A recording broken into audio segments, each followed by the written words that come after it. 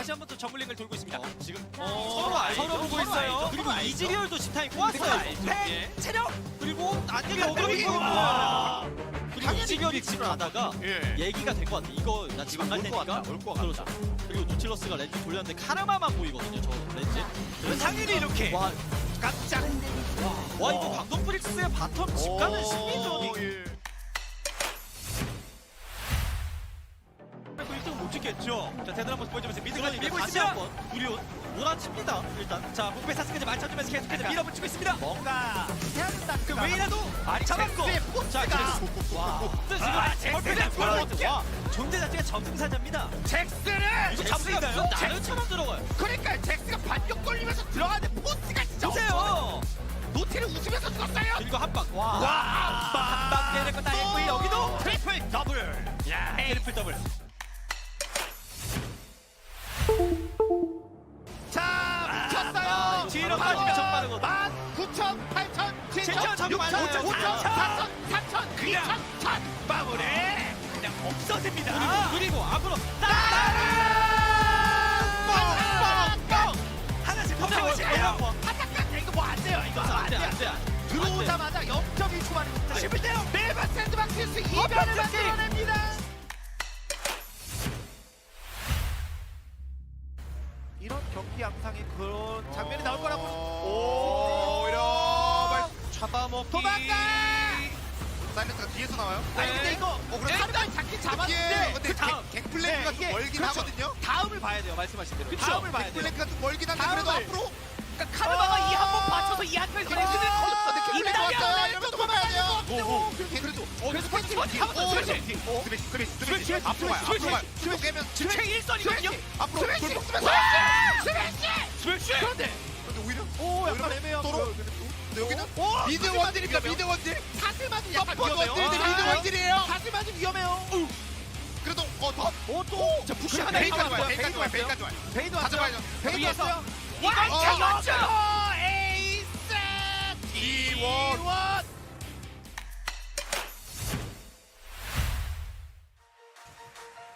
자, 그리고 다시 한번 또 미드 쪽으로 압박 들어가고 있는 퀴즈 선수인데 오!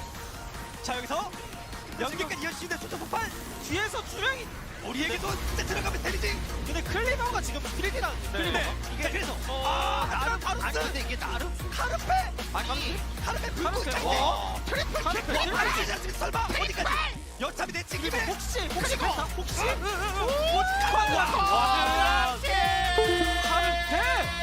본체는 나다. 젠지 글로벌 아카데미.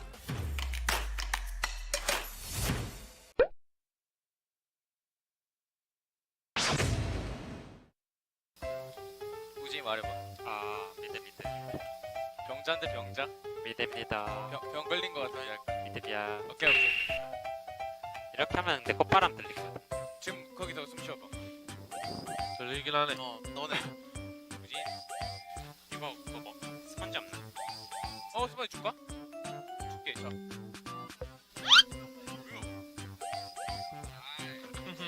새거 없나? 줘도 돼.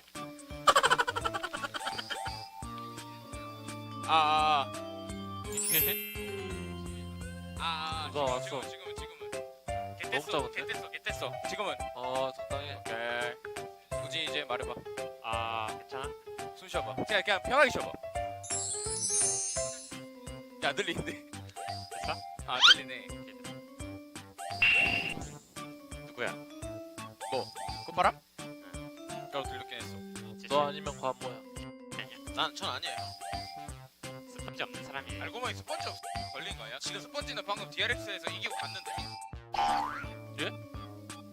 스펀지. 좀 마이크 스펀지 줄수 아쉬워. 있어요. DRX 스펀지 말고요.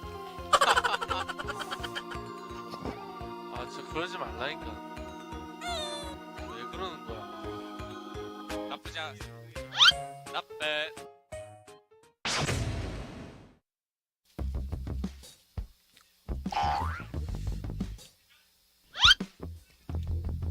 루시드 형이야 눈 마주쳤어. 윙크 해줬어야지. 맞았어? 고개로 인사했어. 너 루시드 형이랑 알아? 따여기 팬 많은데 괜찮냐? 괜찮아. 뭐야 그거? 고독한 싸움만. 고독하구나. 여기서 힘들한가요? 아니면 해야 돼 이거. 어쩔 수 아. 없어. 야 에이슨 가자. 이제 야지르. 아지르. 얘들아, 내 수건을 좀 풀어줘. 드디어 준비가 되었는가? 네. 갔다. 영승 실패 아지르. 아이고. 나르가 마오카이 마크 해봐.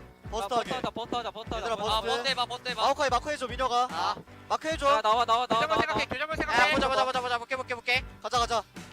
노플. 봐봐. 다 했어. 맞아. 가자. 야 뒤에 아칼리. 있어 괜찮아. 앞으로 가. 앞으로 가죠. 힐해. 무조건 힐해. 아 닥쳐. 좀 해봐. 아. 볼게. 야 죽여. 나이스. 아 끝내. 아. 아. 좋대. 야 우리 영대인데? 뭐가 영됐어요? 우리 다 영대스. 아 그래? 좋대.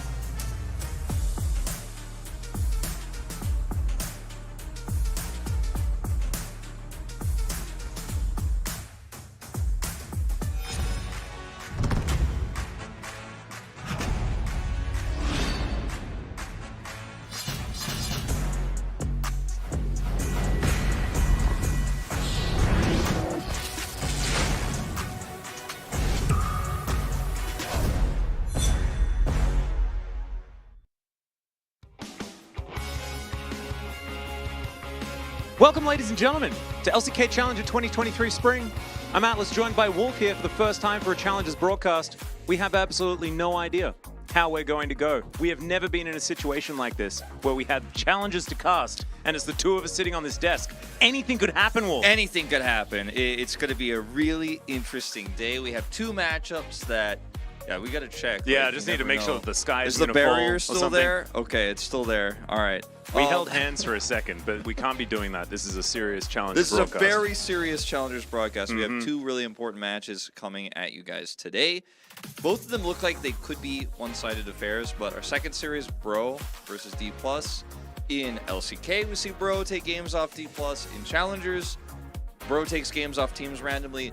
D+ drops games to teams randomly. You never know what's going to happen. And we also get to check in on whether Paul Bay is still flanking. He might still He's indeed. still He might flanking. actually we could do a draft, right? We'll draft and D+ picks all these champions. They probably pick Paul Bay's Swain, because he really likes that. And then they load in, and then he's a level 13 Akali, and he starts in the brush top lane or something like that. He doesn't actually start as level 1 Swain until he dies. Yeah, But he never does. Yeah, And he doesn't kill anyone either. No.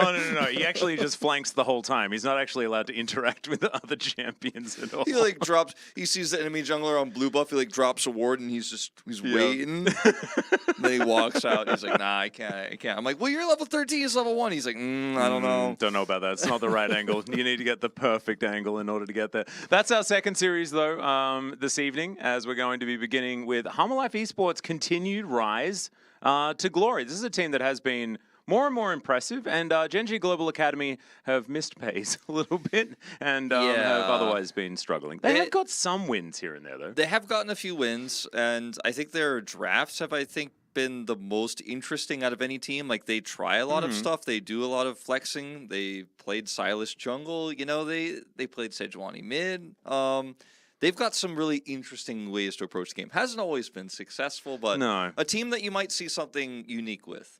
Yeah, exactly. It's sort of like they've taken a leaf out of the G2 book, but they're not that much better than their league that they can just play Sejuani mid and win. They play Sejuani mid and it doesn't do very much. Maybe they'll play Kled if they're take a page out of the G2 yeah, there we books. go. Maybe we'll see some Kled today. Probably not. I was so confused about, like, because I just haven't been able to watch any other leagues, right? I've just been only watching Korean League of Legends. So in my brain, all of the tier lists of, like, champions that you're supposed to pick and stuff like that in my head, they all exist. And I go and sit in on that draft and I'm like, what is happening? Yeah, like, it's wild. Why? And it's back on the patch that we were on forever as well. And so it's like everything's solved. Like, what is happening here, guys? Oh my god, it was very, very confusing. Just anyway, briefly, a note on these standings: if Gen.G lose today to Hanwha Life Esports, both D+ and KT will be qualified for round 1 of the playoffs. Because Gen.G won't be able to prevent them anymore, even if they lost the remainder of their games. So that does happen. They're not going to be qualified for round 2 because we have the same playoff format in the LCK as we do in Challengers. But if Gen.G loses, D+ and KT go into playoffs at least the first round, no matter what. Yep, because it means we will have got through this week, and the maximum that the other side can get to is 4 and 9. So very nicely done. Gen.G going to be taking to the Rift up against Hanwha, and it's going to be a very difficult match, I think. I don't know, like, I don't know whether I feel silly or like a bit of a savant for my lure pick for like player of the split, player of the round, I guess, for round 1. But I've been really impressed with this guy. I've been really impressed with him too. I thought it was a good vote, honestly. I think he's been... I think your feisty arguably vote though has really come through. Yeah. That's the one that's like that you're gaining money on that one. Mine's in the blue. You know, it's not great. I feel like, you know, we haven't seen Rahel popping off that hard for D+, and Hype has been, to me, the only other AD carry that comes close to Lure, as the rest of the teams have been playing more around their mid or jungles that we're finding success. So I do think he's at least a top 2 AD carry, if not the best AD carry in the LCK Challengers. Almost said LCK only. Whoa! We're not there yet, but yeah, I think it's a pretty good vote. And I don't know if you're familiar with the meme with me and Valdez where we just say he's impersonating Samdi, the former HLE AD carry, because he has the same hairstyle and the same hair dye. I'm like, are you sure it's not Samdi? Are we sure that's not Samdi? It may actually just be Samdi. We don't actually know that. We don't have it confirmed. Like, the DNA test hasn't come back yet. But after you mentioned that the first time, I did put in the paperwork to try and get that one. We'll have to find out. Make sure HLE is not using Samdi. Yeah. Rodog, by the way, Gen.G can theoretically make playoffs if they beat Hanwha here, but they need to just win everything. They need to win everything, and then also all of the qualified playoff teams need to lose, or at least one of them needs to lose the remainder of their games so they can pass them. Yep. So very unlikely. It is, yeah, it's not a great news story here for Gen.G Global Academy, but it all starts with this this first match, which is not their first match of the season, but it's the first match of today. Match and 64. And this is the one, it's going to be their first one that they have to definitely win to stay in playoffs. That's that's what we're going to get to here. Casting is actually going to be taking the first spot here for the top side of the map. Zest going to be on the bench for game 1. They switch them up almost every single game. I guess Casting won the coin toss. Winner Quid, Carpe, and Lospa. The Kips, yeah, Quid's playing, mate. He's there. Yeah. You and I were discussing very briefly before the show, like, our thoughts on Casting versus Zest, and I think they're both really similar. I personally think Zest is slightly better, but again, it's hard to say. You know, the two players are swapping out nonstop, and I think this team has bigger issues than individual play in the top lane. As Lure, there he is, your boy. Yeah. Right in the middle there. He does. It's Samdi impersonator. It's sort of the Samdi impersonation, but he doesn't have like the middle part going on. Yeah. You know, like it's still the same like orangey, like dyed hair situation, but it doesn't get there for me. It's not the right color. It's a bit extra orange, and it doesn't have the part. The part's not right, but they both had the same, like, I dyed my hair a long time ago, and I'm not going to get it retouched, nor will I dye it back to black. I'm just going to let the roots grow in. The one good thing about that, well, actually, one of the good things about this team is Rooster's haircut. Yes, always. Oh, it's just glorious. He's just rocking it, man. And he is. He's not going to have to change it until he goes to military service. Like, he can keep that for many, many years to come. What's Kermit saying? He says Hanwha. He's a big Hanwha fan. I didn't know Kermit was a Hanwha fan. That's Yeah, cool. I mean, this iteration of Kermit, because I think Kermit low-key is a bro leaver. I think Yeah. Kermit's actually I Yeah. mean, based on the color, I think Kermit's a bro leaver. Maybe Kermit is like a challenger Hanwha believer and then a bro leaver in regular LCK. Maybe that's what it is. He needs like an underdog story, but I guess Hanwha are actually like well and truly in playoffs contention at the moment. So I don't know. I don't think- understand you, Kermit. You know that gif of Kermit like sipping the tea, you know? Yeah. I feel like he's sipping it out of a bro lever mug. You know, he's got the bro icon on it. He's just a bro enjoyer. That's his bro and brew, all right? All right, that's his bro and bro. I like it. Winner versus Guan is going to be our key position, and I think this makes a lot of sense considering last week. Guan was playing out of his mind, man. That guy was so good. He really was. Also, you know, you look at winners' picks here, and two of his best picks, the Maokai and the Elise, is very unlikely to be able to play in standard drafting. Whereas the picks here for Guan, yeah, his undefeated Maokai is also there, but the Vi, the Wukong, these picks are much more likely to be playable in draft right now.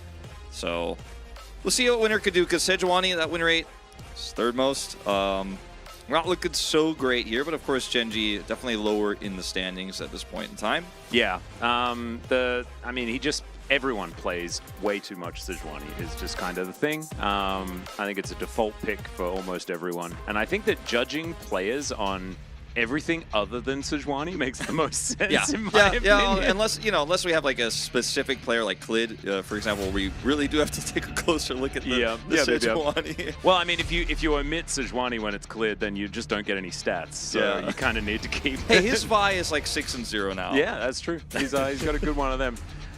Here we are into the draft, though, guys. Gen.G will be on the blue side this time around. They're going to ban Caitlyn and Heimerdinger. The Heimerdinger is an interesting one, but I'm sick of talking about it, so I'm not gonna. And there's the Elise. We'll ban Maokai next, and then an Ashe, or Ashe and then Maokai. Depends on which way you want to go. I think they'll do it the latter, based on the Ashe coming through here first, and we'll see what Gen want to do in this last spot. Does Gen.G do it? Does Quid do it? Does he just play the dragon? I would love for him to, but based on the history of teams not playing it, I don't think he will. Yeah. But I always have to consider is, wow, a targeted ban here on the Wukong. We talked about the champion pool of these two junglers, and Wukong, one of the ones up there towards the top. The Elise already gone. Does Maokai make it through? I doubt it. I doubt it. Yeah, that's not happening. And Gen.G is setting themselves up for Sejuani first pick, so you know where we are. You know what life we're leading here. And then Lure's gonna pick himself a Zeri. Oh, what? Okay, hold on. Hang on. Winner is getting a Maokai. No! Oh, what? And he's 2 and 4. Oh wait, it's his I guess worst. it is 3.4. It is 3.4. So we do have to remember that is true. that Good point, Maokai has been nerfed. That's good. A good point. Good point. He's not the same. That's man, my brain. But still, it's still Maokai's kid. It's still Varus Maokai as well, and they don't even need to pick the Maokai here. They can pick Varus Karma and then last pick the Maokai if they'd like to, or even just pick Annie. Oh god. And then they can just play that as a bottom lane if they want to. They can flex it to mid lane. They can pick the Maokai afterwards, just have all of the easiest CC ever, and then win game. It's pretty nasty what they can do. And I was surprised with the Sejuani pick coming through that they wouldn't just pick up the Zeri. Be like, all right, we're opting into this. Lure's a really good Zeri player. But gonna take the Varus, gonna try to get bottom side control. The Jhin feels like somewhat of a denial pick here, because Jhin, Varus plus Maokai is insane, and Annie could be flexed mid. Don't like it for Carfe if that's not the plan, and they actually just think it's a strong lane. With the Sejuani pick, not as confident that way around, but they'll get the Renekton. Yeah, I like Renekton here. Just pick something strong. And now I guess Hanwha, they either choose to pick the Maokai or they don't, but I think Varus Maokai does put Maokai back on the tier list somewhat, or they just go to what Guan just slaughtered kids on last time. Yeah. And I kind of like the Lee Sin just for that. Like, just because he basically blind picked it in their last series. It's not like it fit the comp or anything like that. It was just Guan. He just wanted to murder everyone. He's got the Annie setup too with Varus as well. Like, there's a lot of CC, so it's really easy to hit your Sonic Waves if you have set up CC, but you can also then set that up as, okay, Yeah, you really do need to. You need to. It's Losper, remember? So It is Lospa. he likes doing that. He does like playing some Blitzcrank or some Alistair, even when it doesn't necessarily make sense for the draft. Just not going to allow it. As long as he doesn't play Pike, I'm happy. Because that one game, that wasn't it. I wasn't a huge fan. I hope they don't also ban the Pike, but on that note, they certainly might if they're trying to just choke him out here with the choices that have been made so far. Usually get your support in the first 3 picks before the second ban phase. Yeah. He opted not to do that. And I wonder what they're thinking here. Karma seems like a pretty obvious ban in what we understand to be strong in the LCK. Still nerfed, it's 13.4, but I wonder whether Hanwha just pick the Karma here. Because they theoretically could They if certainly they can, want to lock Annie into mid lane and then counterpick top. I think that the Spell Thief's Edge nerfs are not that impactful. Like, we'll see. I may end up being wrong about this, but I feel like you could still play a lot of these lanes because, yeah, you get your charges later, but you just back with the with the one lane that you just played, so you don't worry about the mana regen or anything like that. So Yeah. Cassante, I know how you feel about that. I don't Might like be it very much, but I do like picking top here as well, given the fact that you can see Renekton. My brain went a little bit slowly. I didn't notice that I didn't add into my equation that Renekton had already been picked. So Oof. you just get a comfy matchup for Rooster up there. And then Gen.G lock in Jin Rakan. Yeah, not a big fan of this. Feels extremely greedy for this draft. I mean, you have a good front line, but it's going to be really hard to clear vision this game. And you're also going to have problems in the laning phase if it's Annie, and they could also just flex Annie mid and then pick, Leona, who's available. Try to like really hard push that lane and look for engages. The Akali will come through here. Let's see if Loki is willing to play the Annie into this, as Pantheon very popular in solo queue right now, but I don't think, I was gonna say, I don't think that's what you're looking for. Nope. And Silas into the Akali, something that we've seen many, many times, goes either way. I honestly kind of like Akali more in the matchup, but there's a lot of people that just enjoy picking Silas into it. And giving Silas a melee versus melee lane does allow you to get to things a little bit earlier. We'll see what he's going to be able to do there, though. Because I kind of would have liked Annie versus Akali. I think it's kind of fine. Like, you have a lot of stuff that you can just put down on the Shroud, and it basically still hits, Yeah, your early game is also insanely good, too, into the Akali. Like, the first few levels, you are going to be winning super hard, and you have a lot of threat with this Lee Sin. You can set up a stun for. The Akali is going to have a really hard time. But they want to play Silas, and it looks like they mostly just want to play Silas into Akali to steal the Akali ult, and stealing Renekton ult is pretty good. Yeah. Same with the Sejuani. This bottom lane is where I have my biggest concerns, because I think Lure... Yeah, Guwon's had a great performance recently, but I think Lure is the strongest player on HLE. He's a great Varus player. He has an Annie to play alongside here into the Jin Rakan, which doesn't have a lot of synergy here unless you're really kind of turning and all-inning into this Varus, which can be very hard to pull off. Yeah. And I also just like how easy Harmolife's comp is to sort of just make things happen in the mid to late game, right? Like, you drop a bear on someone, you fish for Chains of Corruption, you like just stand around an objective and fire off piercing arrows, all that sort of stuff. They don't have a lot of split pushing outside of Silas, but Silas is kind of fine if you want to play around 4-1 as well. Cassante, we've seen, is still Cassante in a lot of these situations, and you can separate a lot of what Gen.G wants to do. Like, Renekton wants to dive in there and like stick around getting damage with all of that AoE and things like that, wants those big Gore Drinker plays, but Cassante can just say no. Yeah. So Atlas, are we gonna do, because it's about to be the time where we do the and it like shows the players. Are we gonna do the do together? Yeah, we have to. We think we can sync it. I don't know whether we can sync it. We'll have to just see. We'll I'm have to nervous. just see. They did it yesterday. I mean, we have to keep up with them. Well, they were doing it yesterday, but they messed it up for like the first 5 games. So okay, we got 5 games to mess it up before we're in sync. Okay, so we have like a little bit of leeway. All right. Plenty of leeway. Okay, good. Because I just don't want to be like, oh, Atlas is disappointed. Wolf messed it up. Because I notoriously mess it up. Of the 4 of us, I am the worst at the opening. The most rhythmically challenged. Yeah. Well, we'll just have to say. I've sometimes messed it up, but I don't know whether it's like Because Mao and I have been pretty on point every time, unless I've just completely forgot to do it, which has happened like once, I think. Yeah, that's that has kind of been what happens with me and Valdez. It looks like we may have some sort of technical difficulty considering we're still looking at this screen and we haven't gone in game yet. No, this is actually the rest of the show. Oh, okay. The rest of the show is just looking at this screen, and we're just going to try and figure out what's going to happen.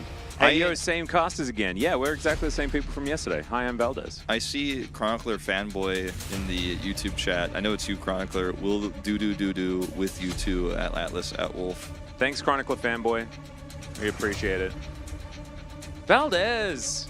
I was being Valdez. You can't be Valdez at the same times that I'm being Valdez. That's not...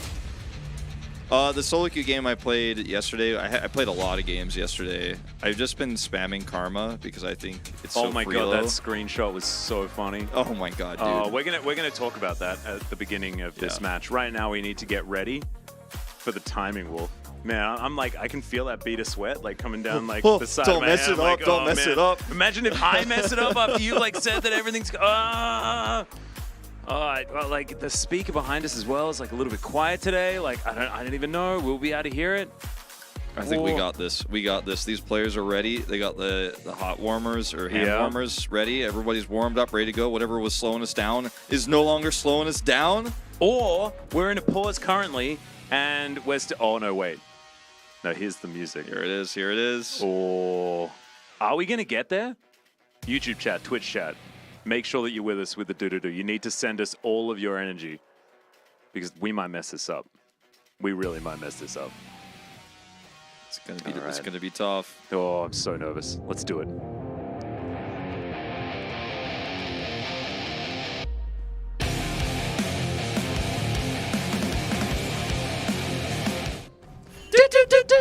Hell yeah! Why were you I even think I only nervous? did You knew 3 it. though. I think you're supposed to do 4, and I did 3. But they were on but we were time. in They sync were on though. They were time. in. They We were were in good. sync.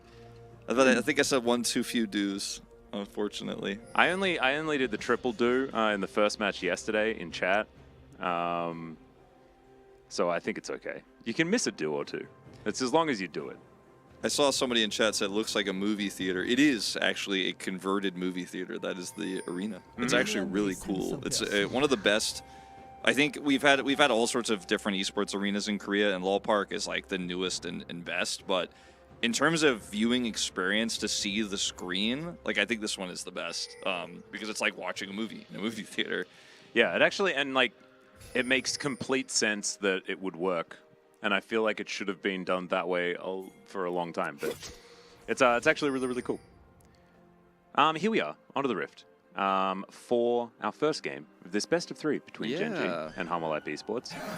So there is no Karma in this game. There was a Karma in your game. Please tell everyone else about the champions that were around your Karma that you picked. Let me open this up so I can actually actively tell you guys what I dealt with today. All right, so on my team is a Nunu jungle. I'm support Karma, mid Yasuo, top Yone, and Quinn is my AD carry. That's right. But the other team, the AD carry was Fiora. And Fiora's support was Vex. And the top was Anasis, their jungle was Yasuo, and their mid was Akali. And then my Quinn, which we should win this lane so easily, right? It's me, Quinn, versus a Vex and Fiora. I'm Karma. My lane partner, Quinn, basically just threw the game at level 2 and just continually ran it down. And then I became the only one who had money in the bottom lane. I almost sold my support item because I was like, I don't know, this is getting awful. But I'm Karma. It's not like you pick an AP, support like Lux, where you're like, I guess I'm AP Lux now. I'm selling the Spell Thief's Edge, and we're going to carry this game. Yeah. Yeah, no. But we did win, actually. Because You did? You got there in the end? Yeah, the Yone was No, also bad. It wasn't 2 Yasuos because there was a Master Yi, wasn't there? It was a Yasuo and a Yone. No, on the other team. Oh, on the other side, yeah. You said Yasuo again. So sorry, Yi. Yeah, Yi, Yasuo in Korea, they're basically the same vibe. As we're going for a bit of a dive here, let's see who's going to be able to tank this one up. Looks like they don't want to go for it. As out goes casting, he's just dead. That's first blood going over to the Cassante. He'll grab a second one as well. Don't dive the Cassante. Yeah, Roosters are vicious animals, guys. As now Gen.G are also fighting 1v3. Dura's going to make it into the brush. Carfe finds the deadly flourish. Can he get the last auto? The answer is absolutely not. As Losper gets under his turret and Guon is going to let him live for now. This game's over, Wolf. Yeah, it certainly is. So yeah, I'm sorry guys, I was trying to focus on the game a little bit while telling you guys, but it was a Master Yi as the enemy jungle. Otherwise, it wouldn't have been possible. Yeah, well, not in a ranked game. In your ranked game. Yeah, it was a ranked game. I just stuck to our Yasuo. Our Yone was not great, but I stuck to the Yasuo and he carried. So that was the end result. This is a double push into knock-up hits here onto winner after casting takes that extra turret shot. This is well played by Rooster, to be honest, but there's a reason why you don't see a lot of dives onto Cassante, especially post-6, but even pre-6 here. Rooster played that extremely well. Yeah, it was. It's just the fact that casting was down to 50% health. Like, if you're going to be the one to actually start that, you can't ever be at risk of taking 2 turret shots. So it was just a flub, just a bit of a flub there. Well, now he's got chainmail at 4.5 minutes. Oh dear. So Renekton's going to do less than no damage to him. Can Quid carry? Maybe. That's what this game's going to be all about from now on, is whether Quid can just, well... don't you cursed him, Atlas! Well, right now, he is baiting Loki. All right, we're going to try and get out of there. Nice little Arctic Assault onto Guon, though. He's going to get permafrosted. Now Quid coming forward. He backflips. Can they get Loki? The Quid carry angle. The Quid, no, he's dead. That's a double kill for Loki, never mind. Kingslayer's kind of busted, guys. It is. Plus safeguard. And like, this fight could have been even cleaner if Duro was able to set up the stun the way he wanted to, but he wasn't quite able to get in there. As Gen.G were biting off more than they could chew again in this fight. But I think that the reason why Gen.G commit to this is because they're like, well, this game is probably over, right? We have to somehow win this miracle skirmish. As, yeah, Quid gets caught by Siren. Look at where Duro is. Like, he wants to come in there and actually catch the Akali. Still hits low spa. And so the fight continues. And then watch Guon here. He's like, oh, permafrosted. Oh, wait, I don't care. I'm going on to this. Very, very low Silas. And look at that tiny shield stage in the game. Man. It just doesn't matter. It's enough. Oh, that's a tilter. And this is the thing. This is like, what, the 3rd tilter that we've had so far in this game? Yeah. For Gen.G. One in every lane. It's a 2,000 gold lead at 6 minutes. Yeah. Wow. This is colossal. This is a large amount. Like, so we could have possibly called the first failed dive a throw, right? Yeah. But we need to discuss terminology here for a little bit, because you could also call the bottom lane play a throw and the mid lane play a throw, but you can't throw that which you do not have. Exactly. And they didn't have the game after that top lane play. Would you call Cassante's Q3, like his final empowered Q, like a throw? Because I guess you could call the top lane play a throw if you like called it and like threw him back.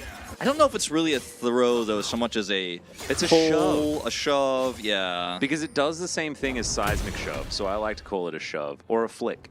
Yeah, it's a flick. I think a flick is basically the best way to put it. Yeah. A flick, a knockback, right? But like that's too many syllables. Yeah, no, it's too hard to say.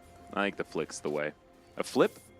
No, but I feel like that. Then you're like, is Cassante a gymnast? Is he the one that's doing it? I is don't think it Renekton really upside down tells in the you. end? I don't think so. Yeah, I don't think so either. Unless they do. Oh, imagine if like a champion comes out and they do like they have like a move that flips all the champions, and they do like really janky kind of slow backflips. Which would be the most awkward champion that would do a slow backflip? Is it just Cho'Gath when he's got max stacks? Yeah, probably. I'm trying to think who would be more awkward. Like, who just can't go upside down? Aurelion Sol? Aurelion Sol looks like he's like a cat. Like, he always flips over to be Yeah, like right side Eeyore up. always kind of flips. Sona and Seraphine would be awkward just because they're like riding things. Corki would just do a barrel roll, and that's all he wants to do anyway. I'm wondering, like, can't really imagine Yorick upside down. Gragas? Gragas, yeah, would be pretty weird. No, I don't. Ooh, Rammus would get stuck with his like spikes in the ground. That would be pretty terrible. Oh, that's true. Hard to flip a Rammus. He's also a turtle. It'd be really sad if he was flipped. Yeah, as well. Rammus is probably the answer, that. actually. Yeah. Gen.G All going to right. fight for this for some Yeah. reason. Not entirely sure about that. The casting's on the flank. Can he find his way in? There's a Dominus. They know that he's going to go. Glacial Prison does connect. They're layering the CC quite nicely. But guys, they don't have any damage. Still, they're going to throw through the curtain call, and Carpe is going to hit the majority of those buttons. Guon wants to get over the wall, but he's not going to be able to. And Gen.G, actually, they managed to do it. I thought when all of their buttons were being pressed and not a whole lot was happening that it was going to be bad, but they split up the fight right. They split it up, and Guon didn't have flash and couldn't get out of the pit, and he held the control of the Herald. He really wanted to get it, but they don't actually even secure it with the smite. So not only do they lose the fight, but they don't get the Herald. This is a really great ult actually coming through into the front line here. Loki is kind of pushed back, and then look at how this is split up by the Jhin ultimate. The rest of HLE kind of retreating here as Guon is left out alone. Gets caught here, doesn't have anyone to get safeguard to. The ward he dropped is in the pit. So big win here. That was kind of, I will say, I think the execution was clean. I still don't think it was the right choice to go in. But, you know, if we want to be results-based, which we rarely do, but in this case we will, it worked out for Gen.G. And also, maybe it's not results-based. It's not talking about what the right play is, but it's about what you expect your opponent to do. And this is Challenger. And so understanding that they'll probably mess up the communication as to whether to turn or whether to stay on the Herald, that might be a good reason to just go in, even if it's like mega telegraphed and Hanwha can go for the turn if they want to. It felt like a solo queue fight where you're like, oh man, we're down 0-5, but we can still win this, and no one's communication is good enough to like make a subtle macro play, so let's just fight for this. You know, it did feel that way, because we could have otherwise seen a big push bottom for plates or something like that for Carfe. He's Jhin, feels kind of bad. But just using the Jhin ult there with Winner having a really nice Sejuani setup works out. It was really good. Also, I feel like Curtain Call gets a lot of value at that moment as well, as Guon is looking for Quid.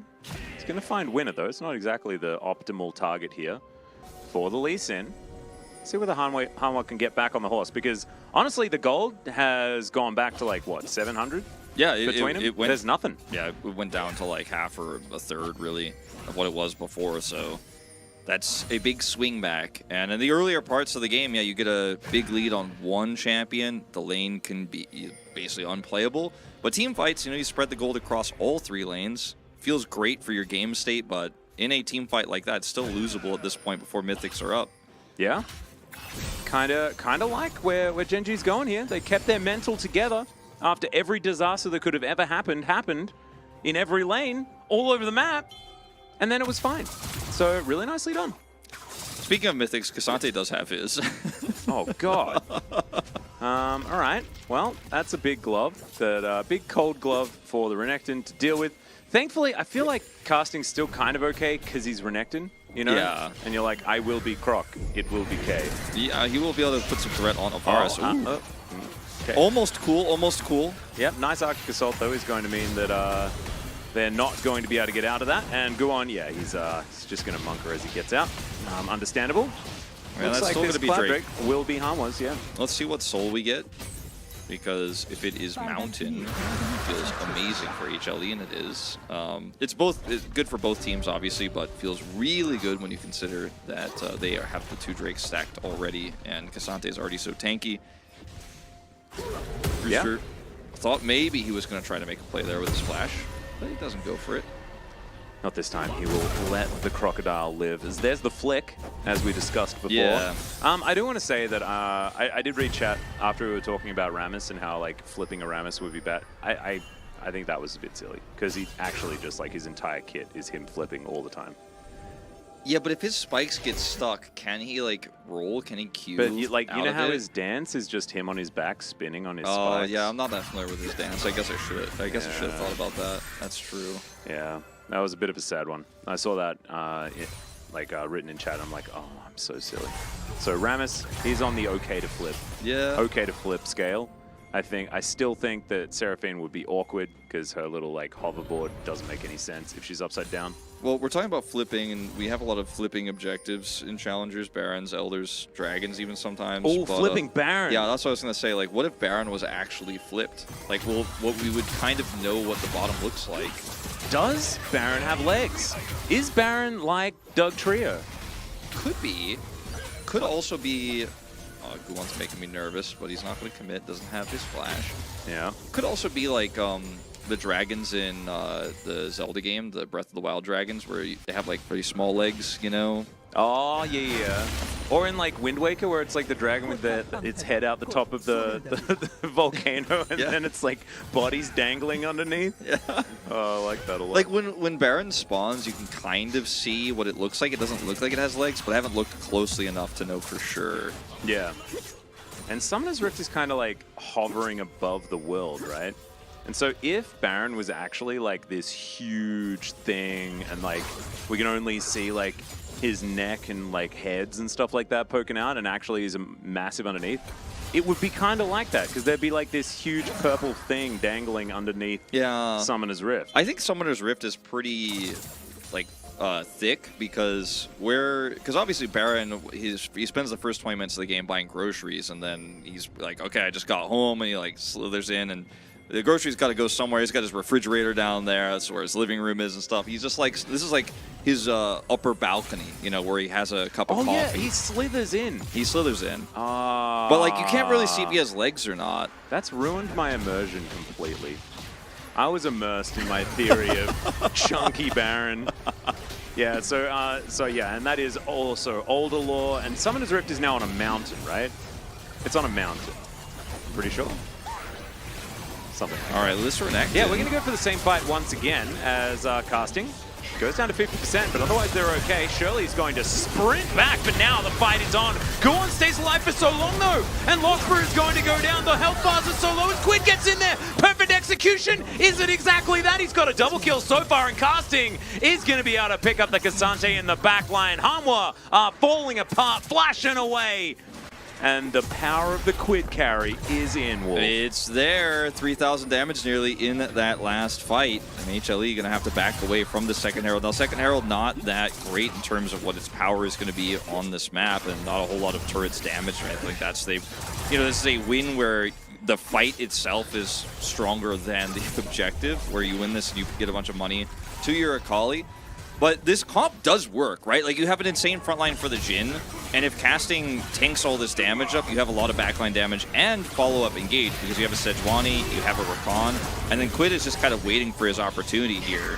Whereas as soon as the winner engage comes through there with Lospa, the fight is essentially won in this moment, and then the follow-up is just so insane. Quid's like, all right, here's my chance, here's my opportunity. Then they just die so quickly. Yeah, it's crazy. I really loved Quid's timing here as well, because he makes sure that he engages after the Lee Sin has pressed all of his buttons. You know, exactly. he allows Lospa to get in there and then picks exactly the right moment. Oh man, Quid. I've seen him do some pretty boneheaded things here in Challenger, but this was not one of them. Yeah, no, it was clean. And the setup that was launched there by casting and winner was really nice. And then once he can get into his shroud and engage, he's going to go for it. Now, HLE, are they even down on gold here? Still in a pretty fantastic spot in this game, especially with the two Drakes they have stacked and the Prio they have mid right now. Let's see what this Herald can get done. Going to try to push mid to get a better setup of Prio. Yeah. I'm starting to feel better and better. I mean, this composition doesn't have like a traditional 80 carry that does like lots of DPS, but this is like the Gale Force version of the Jhin, so he will have a lot of damage as the game goes on, I guess. As Bear comes down, I mean, Lost was just dead.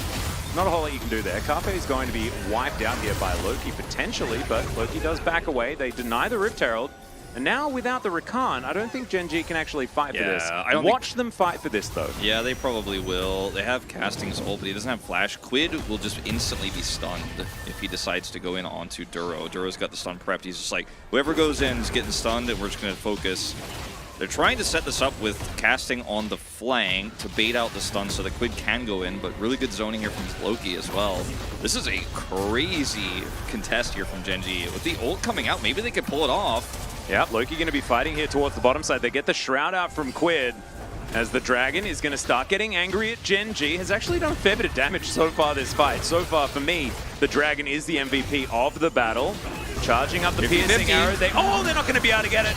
And now Hanwha need to do their very best to try and get out of here. Quid gets himself all the way over the wall with the help of Rooster, and they just destroy Guwon. Humble Life have just fallen apart at the seams. It's like Yeah. they got out of the way all of their good plays. They're like, 3 good plays in a row? We don't need any more of those. And they put them back in the cupboard. We don't need those anymore. And from there, Gen.G have just picked up all those pieces. I mean, arguably, the only wins for HLE in this game have just been capitalizing on mistakes of Gen.G in the early game, but when it's mattered most on objectives, they have fallen flat every time. And the zoning there was actually so well played because you've got a Jin ultimate that you can follow up on, but they're pushing both the Hanwha Life esports squad away while also trying to trap them using that Renekton ult. This is just clean play. Look, casting on one side, Quid on the other, and you've got your 80 carry in the back here. Carfe is able to just completely push them away, and then the smite here super early because they know that if they wait even 1 second longer, they are going to get collapsed on because guess who's back? It's the Rakan. You killed him before the fight, but the fight goes so long and you're so indecisive that he ends up being full health and back there for the ult. Yeah, and Guon like used his kick on Losper to try and deny the re-engage, but Losper's a Rakan with Battle Dance and all sorts of things. Yeah, it was pretty bizarre. And I think this comp gets easier to play for HLE once Silas finishes his Rod of Ages, but you know, he got ahead, bought it early, but it still takes time to finish, so it's not quite ready yet. He isn't going to get that extra level or those additional stats. I think he's gotten some of them. Yeah. But I mean, it's not Lethality Varus, so there's not a lot of poke in this comp. Ah. And yeah. That might explain why they're losing. I don't like on-hit Varus. I don't very like much. on-hit Varus very much, but I especially don't really like it in this composition where there are so many threats where you need to basically be auto-attacking consistently against the Sejuani, Akali, Renekton, Yeah. and the Rakan. I like the idea of trying to poke them out when they have to, like, yeah, they're not going to really be able to stop you from doing Yeah, that. you can beat them at their own game, but now with the Lethality Varus, like, you're always going to lose the poke war here, and with 3 different threats that can move in, that's why they lost control of that Drake in the first place, right? Yeah. This game is still winnable for HLE, but last time we kind of did the check, I was like, okay, HLE's still in a fine spot. They had Prio, but now I'm like, oh, okay, this is definitely Gen.G's game to lose. I don't see HLE coming back here without some really clean team fighting, which we have not seen. Whoa! He caught it on the way through. That was so sick. That was actually insane. Yeah. Losper actually just like diving. He's like, I can catch this. It's like in cricket, man. Like you do like, baseball. You do the big jump to catch the ball. It's precisely what Losper Yeah, did. you catch that in the NFL, man. You're going all the way to the end zone. 100%. I thought perhaps Guon was going to go to the end zone, but not this time. This game, it may also get there as Rooster doesn't find the Q. Casting does the continue walking in the same direction tactic. I like it. It's my personal favorite for avoiding things. You know, we had some of the most one-sided, crazily draft diff games of LCK in the last week. It is wild to cast challengers after that where I'm like, okay, anyone could win. Like, who knows? Because we had so many games that were foregone conclusions in LCK this last week. Yeah. And now I'm like, wait, like, it's anyone's game. Like, it's going to be about who plays it out better from here. Yeah, maybe it's just like comeback mechanics have been introduced. 13.4 has saved League of Legends as we know it. Yeah, maybe. I'm pretty sure that's what it is. 100%. Hanwha Life Esports, they put in all of these good moves, but Gen.G, with the power of friendship and being able to convince their opponents to flub back-to-back teamfights around Heralds, that's how you do it. And we've had that many times, but often teams are just in better positions in order to make the plays after all that money came in Now, what from their initial start. What I want to see from HLE, if we have the same type of fight here, is winner is very aggressive, got to be careful, is just whoever is flanking, you know, whether it's a Renekton, whether it's Quid, just flash stun him with the Annie and kill that flanker. Just stop that instantly, make it a 5v4 like this. Or just kill this guy, yeah. I think killing Carfe is a good idea. If anyone's, like, this comp can blow somebody up so quickly, it has a lot of CC. If anyone's too close to you or if anyone's trying to get cute, just kill them. Now they're going to get Baron, and because Drake hasn't spawned, it's not spawning for 20, there's no objective trade available here. This is really bad for Gen.G. This is why you pick on-hit Varus, because the Baron damage is a little bit better. There you go. I love it. There we go. That's all right. We're going to flash Timbers. That's the way to start the fight, guys. There we go. Hanwha figured it out, and immediately all the engage options are going to be taken down. Now Loki is just being frustrating while the rest of the team deals with the Baron. The cleanest team fighting that we've seen from Hanwha so far today. Took a little while, but we got there in the end. Now Guon chasing them down. Piercing Arrow actually doing a fair bit of work there onto the Crocodile, and there goes Quid. Sorry, buddy. It was heroic, but not enough in the end. Loki just grabbing that bull by the horns. And by bull, I mean Crocodile. And by horns, I mean snout. This was finally a decisive fight for HLE. They get that initial pick, and then they do, as I say, flash Tibbers engage on a turn, being decisive. Now they're going to have Soul Point and a Baron buff to push through some of these turrets, get some deep map vision. And now, once again, HLE back in like control. I said, it's over, you know. Hanwha won this game at like 2 minutes in, Wolf, as we know, as we knew. This is just really aggressively bad positioning, like greedy positioning, and it's bad, but it was like, let's say greedy because he's standing up there trying to push that wave back before it gets to the turret. And then the engage comes through the stolen Rakan ultimate as well here on Loki, where he could try to chase them down. And then they actually stay here, hoping that they can... I don't know what they're hoping they're going to do, to be honest. I'm trying to caster, like, explain them. Like, yeah, like, these guys are elite players, and they are, but this was not the right choice, and there's not much I could do to save it for them. Yeah, and I mean, like, I guess you can understand the thinking, which is, we want to be there to contest so that it can be a 50-50 Baron instead of a just throw Baron. But you can't just mill about with 3 melee champions and hope that something good's going to happen. And you can't, they don't have the damage to try to trade for the Drake either. Like, they couldn't have just been like, all right, fine, you guys got that, we'll go Drake. They wouldn't have been able to do it in time. It would have been in a terrible spot as Quid. All right, he's going to get kicked a little.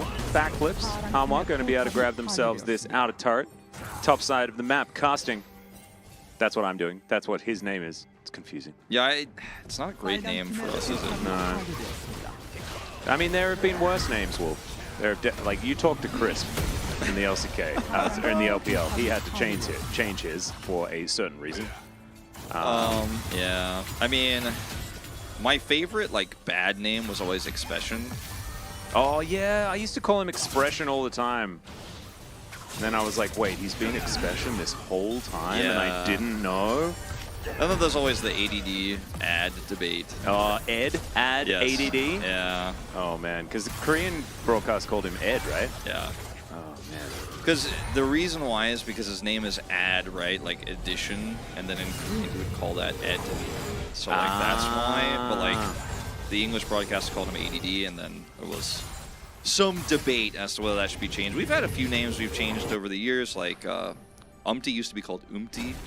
Yeah. And we were like, wait, his last name's let's not do that. He's Umti. Yep. There's a reason for all of these things.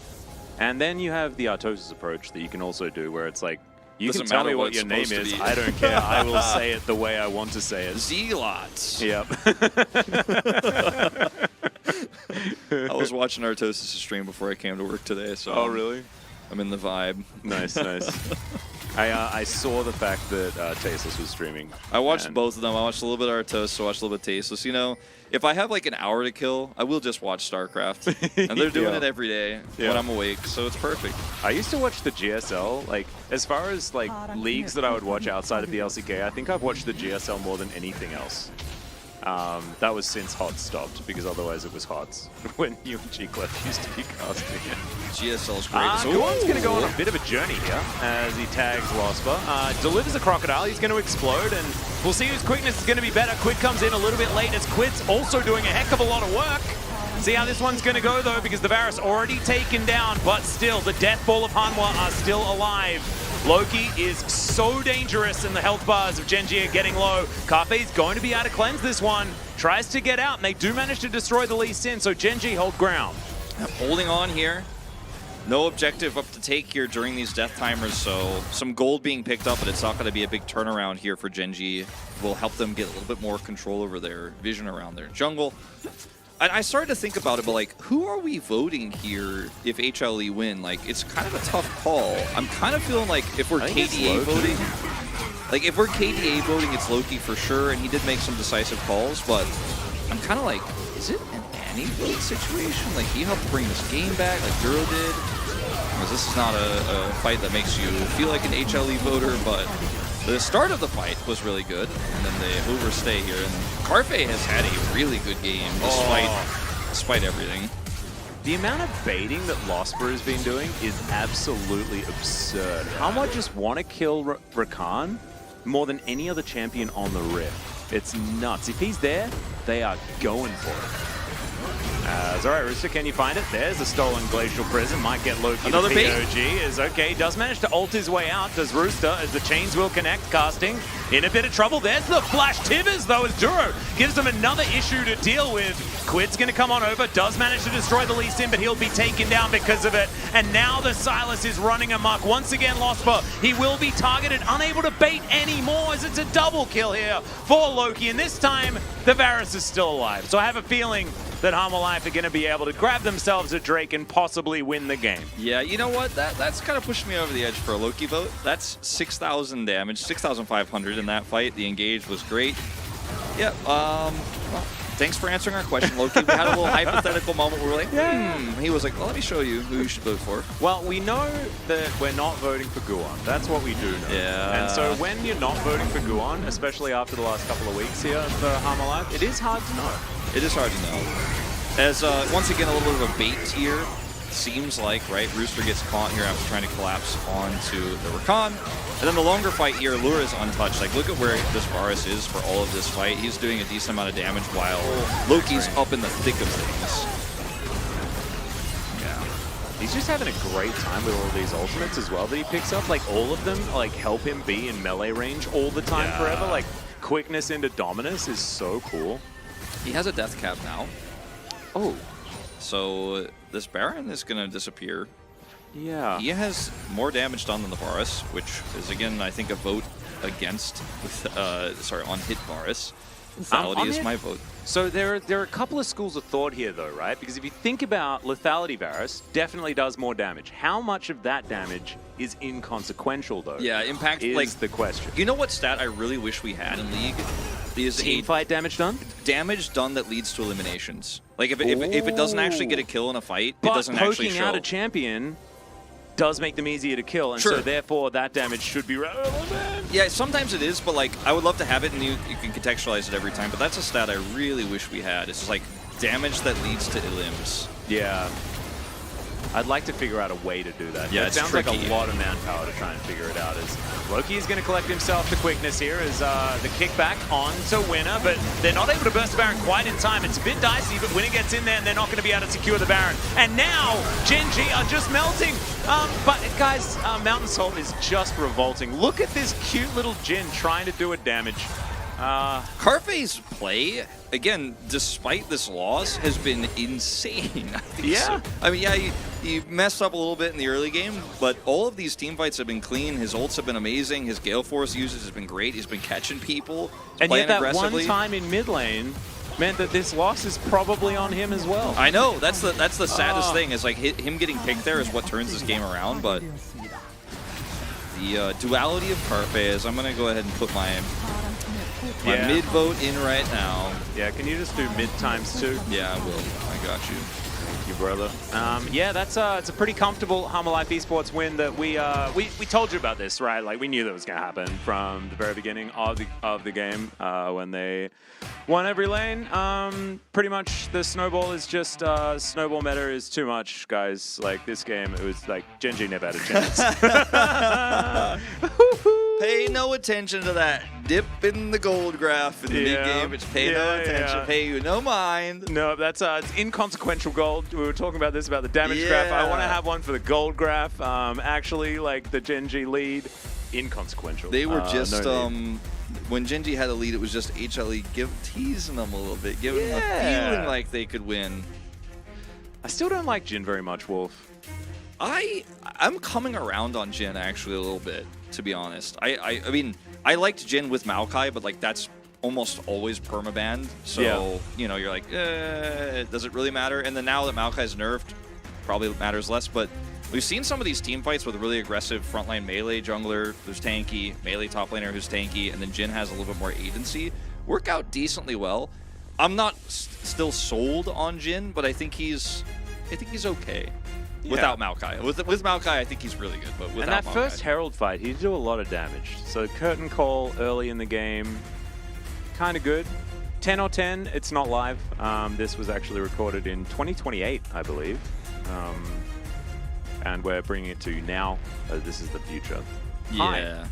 Also now commentated by AI, and that is it. It's the only thing we actually have. Humans don't even exist in 2028. Can you believe that? Yeah, it's only going to like be a hard. few years from now. It's going to be hard for these people to understand how it all happens, but Yeah. we can't spoil it because that might change the We don't want to be future. downers, you know? And also, yeah, we don't want to time paradoxes and I stuff like wouldn't that. want humanity to avoid that and survive. Yeah, ha ha ha. Oh yeah, because we're AI. We're yeah, AI. Yeah, right. I wouldn't exist if humanity lives, as Loki will get it, Yeah. unsurprisingly. This is his first POG too. I was like, I haven't seen this POG screen before, and there's a reason for that. 10-0-7 on the Silas. The guy did extraordinarily well. Got a good start with the help of Guwon, but Guwon did kind of run it in like the majority of the fights, and it was this guy that was able to really get the ship back afloat. Yeah, he certainly did, and he team fought really well into all of the melee engage. Got his death cap early, sealed the deal on this game. I think that we might have a 2-0 still, but that mid game did give me pause. Did make me wonder if maybe Gen.G could bring it to a 3-gamer. I personally really like Pause though, because Tibbers has Pause, and I like Tibbers. Do you have a Tibbers toy at home? No, all I have is a Baron statue and a Blitzcrank statue. Like, I don't know if I call it a statue. It's like not a figure either. It's just a really high quality Blitzcrank thing. That's pretty big. It's not a statue, but it's like, it's not a plushie. I don't know. Maybe I'll bring it to work one day. Nice. I've got an Elder Dragon and I've got a Tibbers. So we're covering You and I both make Exodia. the large animal bases. It's perfect. We're gonna go to a short break, guys. When we get back, game number 2. See you there.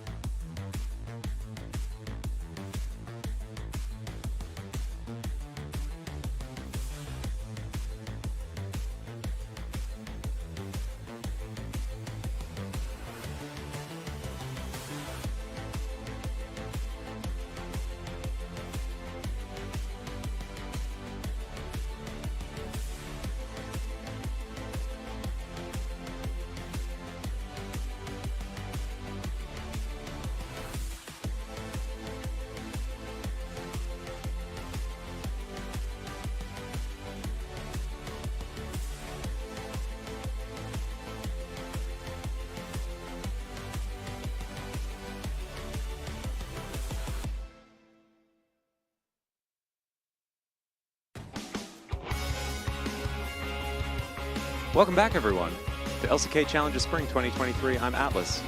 This is Wolf next to me, and we're here with you.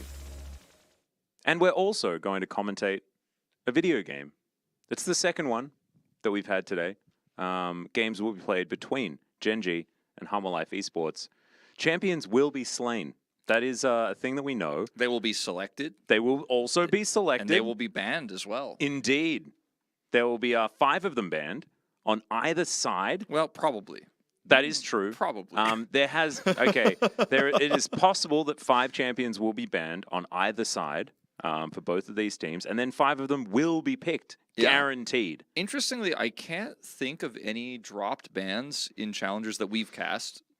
I don't think it's happened, unless I missed a game, which I have sometimes missed a draft because I'm like driving and running errands or whatever, and then I come home and watch. But we've had a lot of dropped bans in LCK this season so far, but in challengers, at least from the ones that have been broadcast in English, like I can't think of any. Maybe chat will correct me if I'm wrong, but it's happened twice in the LCK though. Yeah, I don't know what that means, but one thing I do know is that a coconut is indeed a nut. Really? Yeah, it can technically be classified as a nut or a Interesting. fruit or something else. Not entirely sure. Is there any nut that we consider a nut that's not actually a nut? Like, I don't know. A I donut. can't think of any example. Oh, but I don't know if we really consider that a nut. But it's a donut. How can it not be a nut? Wait, is a cashew not a nut? The chat doesn't like this discussion. Which chat? I was wondering if cashew, because like cashew is the first one that came to my mind. I was like, is it a nut? It is put in the mixed nuts, bag, and you'll have it, with a drink, and you're like, I'm eating cashews because that's what people do, but nobody really likes cashews. Nobody really likes cashews. Is a peanut not a nut? Because that kind of blows my mind. What is even a nut? Whoa. Is a nut a Mic on seed? head, please. Okay.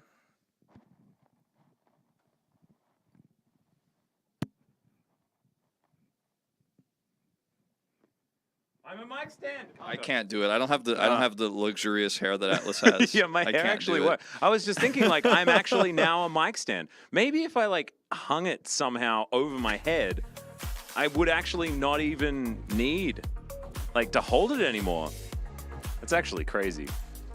Zest is subbed in, as we were alluding to before we began today. That they like to swap them back and forth. So we're not going to be casting anymore. No. What are we doing? No. We're telling the stories of challenges. We're taking you on a journey. Maybe we should just maybe our commentary should be purely in past tense for this one. Like no one's going to do anything. We need to talk about where they've been only. There's no predicting. Well, if you think about it, besides analysis where you expect things to happen in team fights, like casting is always really in the past tense. Like we cast in present tense when team fights are happening, but you've seen something happen. And if you say like, I don't know, Lee Sin goes for the kick, like he's already, kicked, right? Like at that moment. Then yeah, play-by-play is actually in the past tense kind of as well. It's just not very, very past. We do talk about what might happen in the future, but it's not talking about the future necessarily. Yeah. It's more about options. It's about branching paths, right? Yeah.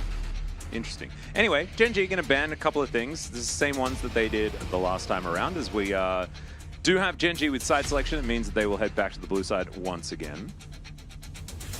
And these bans looking familiar. This time Annie will be banned away from HLE because it's one of the strongest flex picks on red side. It did really hurt Gen.G in that last game. Yeah, I like taking it away. Let's see if they are going to first pick the Sejuani again with the Maokai nerfs. Okay. Yeah. Don't go Jason Waterfalls. No. You can't do that anymore. Don't put that on. Don't put that in your eye, Rooster. You need to heat up his eye, man. It needs a hot eye. I just always worry about what's in those hot packs and people putting them near their eyes and their mouths. I personally don't recommend it. No, I wouldn't do it. I think Master Yi is definitely the choice here. Please play it. That would be fun. I'm not sure about the Lee Sin situation.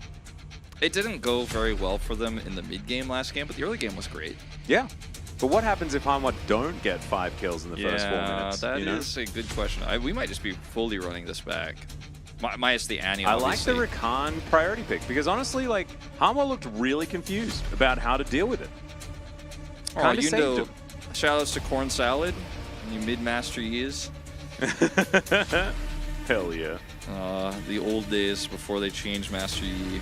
I think Faker is still 100% win rate on Master Yi. I think so. Because of the fact that mid Master Yi was so broken. He's probably got like at least 5 games on it too.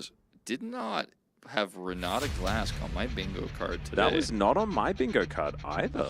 Huh. But it was a classic into Rakan back in the day. Very strong. Also, Lethality like, Varus, also really strong with this lane if you just push really hard. would you say that Renata Glask is the most polite champion? Because she shakes everyone's hand. Nobody else does that. Yeah, nobody And else bails people out Yeah. if they go to jail. True. Like someone goes to glacial prison, she bails them straight out of there. Lux seems pretty polite, just in general. And she's always talking about smiling, But trying to show everyone's light side and stuff like that. But then she evaporates them with a giant laser. Well, only That's not only the very ones who are polite. rude. Only the ones who are rude. I mean, Renata just like kind of spreads rumors, She makes people angry a at each wave other. of rumors. Yeah. And then they get angry at each other. But that's not LeBlanc. her. She's still pretty polite about it, I think. Yeah, LeBlanc ban, by the way, kind of interesting here against Loki. LeBlanc can be very strong into Rakan because it's hard for him to ward, but did not expect to see that ban. Jack's taken away. Yeah, HLE are just banning like all the good stuff, like no Jace, no Safe Gnar, no Blind Jacks, none of that. Is it just the Renekton angle? They're just gunning for it. I think so. I imagine that the Renekton will be banned. That seems like a good idea. Especially and- because the comp of Gen.G is kind of reliant on that type of hard engaged top lane champion. And sort of the So- mid-game power that it provided as well. It was really important for Gen.G to be able to get back in. I think with a scaling type top lane, could be really dangerous. When I don't like as much, I would rather them just take the Renekton away, honestly, because I think everything they've shown right now, Zest will play Renekton into. He's like, yep, I'll play Renekton to that. Yep, that one's cool too. Yeah. I mean, it was going to be. We're just cycling through a bunch of options first. Oh, they were going to try to pull a T1 and play the Yasuo top with Gragas mid. Oh, yeah. No, you just wait. It's going to be Renekton mid, Lee Sin top, and Loki and what is it? Guwan's going to counterpick jungle. I think that Gen.G could play Ornn here. They don't have to do this. You don't have to make this choice, Gen.G. Could power up whatever mid laner you want with the Ornn. You have good mid-game power on those early objectives. But no, just going to look for Cassante, who will have problems with his range in this composition. But if he does get in there, I mean, it works the same way as the Renekton for the Jhin and the Rakan. And also, like, it works similarly the other way around, right? We saw Rooster do this into casting in our first game. And Cassante, very difficult to dive, so it does kind of save you there. I really like the Sylas pick here because it works extremely well with what their comp is trying to do. All right, if we're locking in Kassadin here, I'm like, what are we doing, HLE? Like, what is this draft's concept? Well, I think they need magic damagingness. And Akali is going to do magic damages, which is cool. I like the Akali because it's pretty good into Sylas. Obviously, Sylas is happy to steal the ultimate away, and there's a lot of power with what Gen.G tried to do last game in this very comp. It's a little bit different. It's Cassante instead of the Renekton, and you have a Sylas to further that frontline engage. But the back line is very squishy and exposed. Like, the Jhin and the Rakan is super dangerous to play into the Akali. We'll see if it's lethality Varus, because if it is, it's going to have a lot of frontline to get through, but if it's not, I don't know if you ever really do that much damage in this composition as HLE. We'll see. I think both are viable. I'd rather see lethality myself, especially because you have the Renata lane to try to push really hard and get that bottom prio. Yeah, I really like the lethality angle as well, but Lua does just like going for the on-hit variant. You do Baron faster, which is kind of cool. Which was relevant in the last game. Kind of was. Crit Varus. Great Jeeling. I don't know about that. I know it's there. I know it exists. Kraken Slayer Varus, just kind of, I like it. Kraken Slayer Varus is just really weird. It's fun. I like the idea. I don't think his kit is good for it, though, because you don't have any sort of escape yet. You have the ultimate, but you don't have any way to lock people down. So you're kind of just, like, trying to shoot people with a If your mediocre opponent, range. if your opponent is a target dummy, though, damn, it's good. Yeah, sure, sure. Blighted I'm with you all the Quiver way. and Kraken With you all the Slayer. way Oh, on that baby. one. Super good. Are you ready to rock out? We nailed the ready. doo-doo-doos last time. I'm ready. I reckon we can probably nail it again. And we'll see. We've got a few left. Might only be 3 more. Could be that kind of night. It's a up bit- to you, HLE. Yeah, let's do it. Let's get under the rift.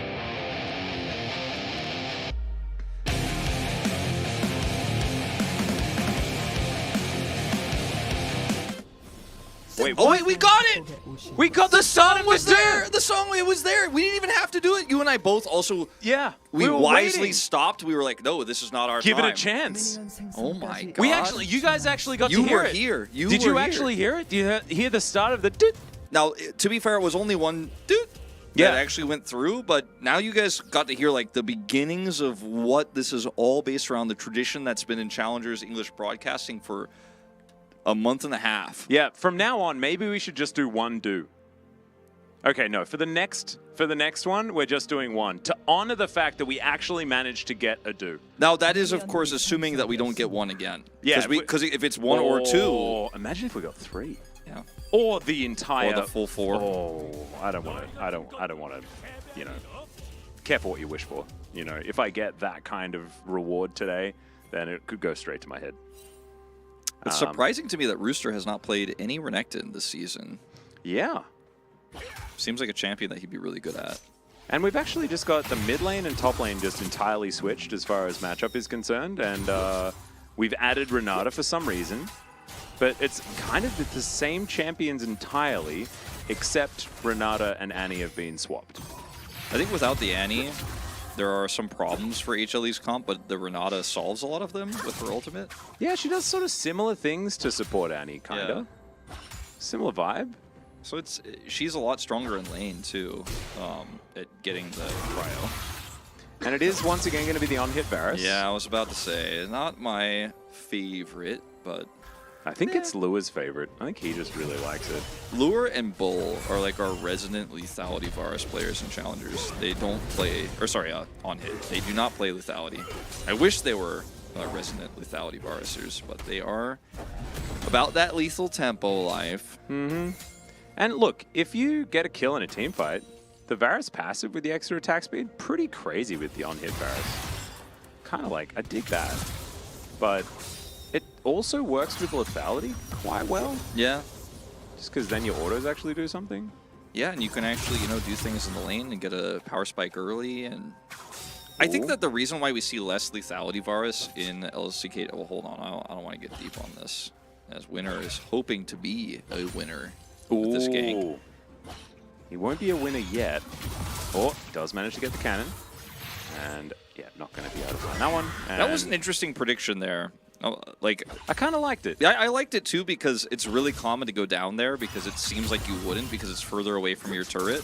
Yep. Ooh, backflip. No. Oh, we're really going for this. Winner wants Loki dead. Is that Malron? Like, Yeah, I don't know. He's just going to stay here forever. He's lost so much time. Well, there is another Shroud now on cooldown, but with the Rift Scutler spawning, means that it's time for Quid to go home. So, This lane going so well for the Akali so early is actually not a great sign, as Guon is going to get this bottom scuttle. He's just in gank mode. yeah, and Rooster is going to need another Q to try and keep himself alive. Does flash. Doesn't want to get permafrosted, but he will. And there it is. Does manage to get a stun out. Slice, dice. No flash, but he sights. Oh, no, he doesn't. Q's pretty large, and that means that Kasante is going to get another first blood, this time for Gen.G. Yeah, well played. Guon trying to take some of the jungle away here of Winner because he's been camping so hard. We'll only get a small amount of it, though, with these Raptors. Yeah. I was going to talk about lethality Varus one more time, but, like, I He's think not it's even just here. not. Yeah, it's just not Yeah. worth anymore. We'll talk about it some other time. Let it go. I like him too. I agree. But Hanwha, I think they don't play around, like, because we like it so much because with coordinated play, That's exactly what I was gonna say. it works well. But if you've got like a whole Oh, so alright, the clean! double dive. That was so sick. That They're was both like, actually all right, really well, cool. if you hit and I hit, we go. They like high five and dash in together. They're like holding hands mid dash. They actually did like one of those anime things where like the different color comes behind them and they're like, let's do this, and they both dive in together. Oh man. Rainbows. I could see the rainbow trail behind them. Definitely. Really cool. Let's have a look at it one more time. You jump, I jump. Yeah. Maybe we could have the Sailor Moon theme come up as well, or something like that. 1, 2, together. Let's go! Oh, this is definitely going to be in the Mad movie next week. Oh, 100%. definitely. We're going straight to Challenger for the Mad movie. In the LCK, we're just going to have this moment. But yeah, the coordination. All I have to do is talk about lethality Varus, and the fight starts every time. Dude. I know, it's crazy. beautiful. Guwon's going to come up towards this top side as Rooster. He's Alcove Cannon. But he's also permafrosted, which is subpar. Wants to get some cooldowns back. That slice, I don't think it hit, but he is going to be able to at least get out of here with his life. Loki, let's see what you can do about this one. Lands the backflip, jumps onto Quid here. Grand Entrance is going to come through, and Quid, that handshake was actually beautiful from Duro. They are going to be able to make it out, though. So close. Just one more auto would have done it. A bowl of soup really loves League of Legends. Did you know that? You mean X, a bowl of soup X, because that's how you stylize. Oh, sorry. If we're going back to 2002, maybe add some. You need more 360s. X's. You need more X's, I think. If it's just an X beforehand, I think it's just like used to make it look interesting. Yeah, sometimes you go lowercase x, uppercase x. Do you remember when it was cool to spell cool with a K? Yeah, and it was about like when I was in like 5th or 6th grade. Yeah. And then it wasn't cool anymore after that. Then it was like 2 years later, everyone was like, well, if you spell cool with a K, you are definitely not cool with a C. it went really not cool with a C to spell it with a K. Blastcone, that's cool with a C. It was Blastcone. And, you know, a bowl of soup with X's in front and at the end. We, too, love League of Legends here at the LCK Global team. We do. We're big fans. Yeah. Atlas is definitely not rolling on Daya. So, sorry, Lunel. It's not happening. Nope. Yeah. And her banner also looks so bad. Sorry about the Genshin talk, Wolf. It's okay. Didn't mean to bring it into... No, it's fine. It's just, like, ugh. She makes me so sad. I was really excited for her character, but she just seems useless. It's going to be a decent handshake onto Cafe. Does cleanse it immediately. Grand Entrance, just to make sure they're not going to be able to get too much follow-up damage. But man, Jin Rakan into this lane is doing so little. Yeah. It's Imagine very if it was sad. lethality Varus, though, and what he could have done. Unfortunate. He got some lethal tempo value in that trade, though. Ooh, that's the smallest little kick I've ever seen, and that's a real dead ball. I only mentioned it because I wanted more action. Well, there is more action. And that is going to be Loki. Perfect execution comes down. That's going to help them line up the killers. Bailout, Duro needs to kill someone! It's not going to work because there's no one left to kill. Oh, it's the perfect counter to Renata. Yeah, if he actually timed it a little bit faster, he probably would have gotten bailed out there. It's hard to say because of the timing of that kill, but Guwon just identifies, okay, we have full control in mid and bottom. I can come over here and take red buff. And he's like, if he's taking red buff, I'll kill him. And they do. And then over here, Chains of Corruption land, and Loki and Guwon are like, let's take that lead all the way to the bottom lane. Man. And yeah, if he ulted him earlier, it wouldn't have triggered, actually, I don't think, the bailout. And this is before we even have hostile takeover from Duro. I mean, these team fights are going to be very, very difficult for Gen.G.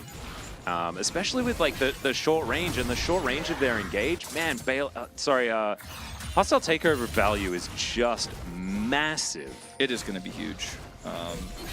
It's kind of like Oblivion the I perfect haven't answer. because I don't love the Jin pick. Yeah. Yeah. Sorry. It's crazy because at the point in the draft where they picked the Renata, we were like, oh, this is not my bingo card. But when you think about what Gen.G did last game and how the draft was basically exactly the same, it makes so much sense that they would play it again. Yeah. Well, we're going all out. as Rooster is going to flash away, but put in prison immediately. Does have the Dominus. Let's see what he can do here. Oh, just comes back in order for Willa to kill him. Just too many dashes, too much confusion. And they do manage to take a plate as well for their trouble. Yeah, well, 2 deaths on the Renekton now.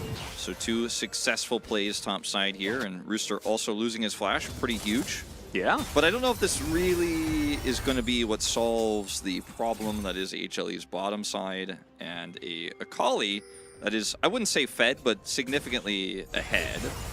As they're going to actually set up a dive here one more time. Yeah, Winner actually coming down to the danger zone. I call the bottom side of the map the danger zone. It is the danger zone. For Gen.G. He's up towards the top side, which is Happy Land. Happy Land of top side of the map. And then danger zone. Danger zone. Here on the bottom side, Guon lurking, and there is so much vision available for the red side as well. When it does come through, but he's going to walk over a ward here.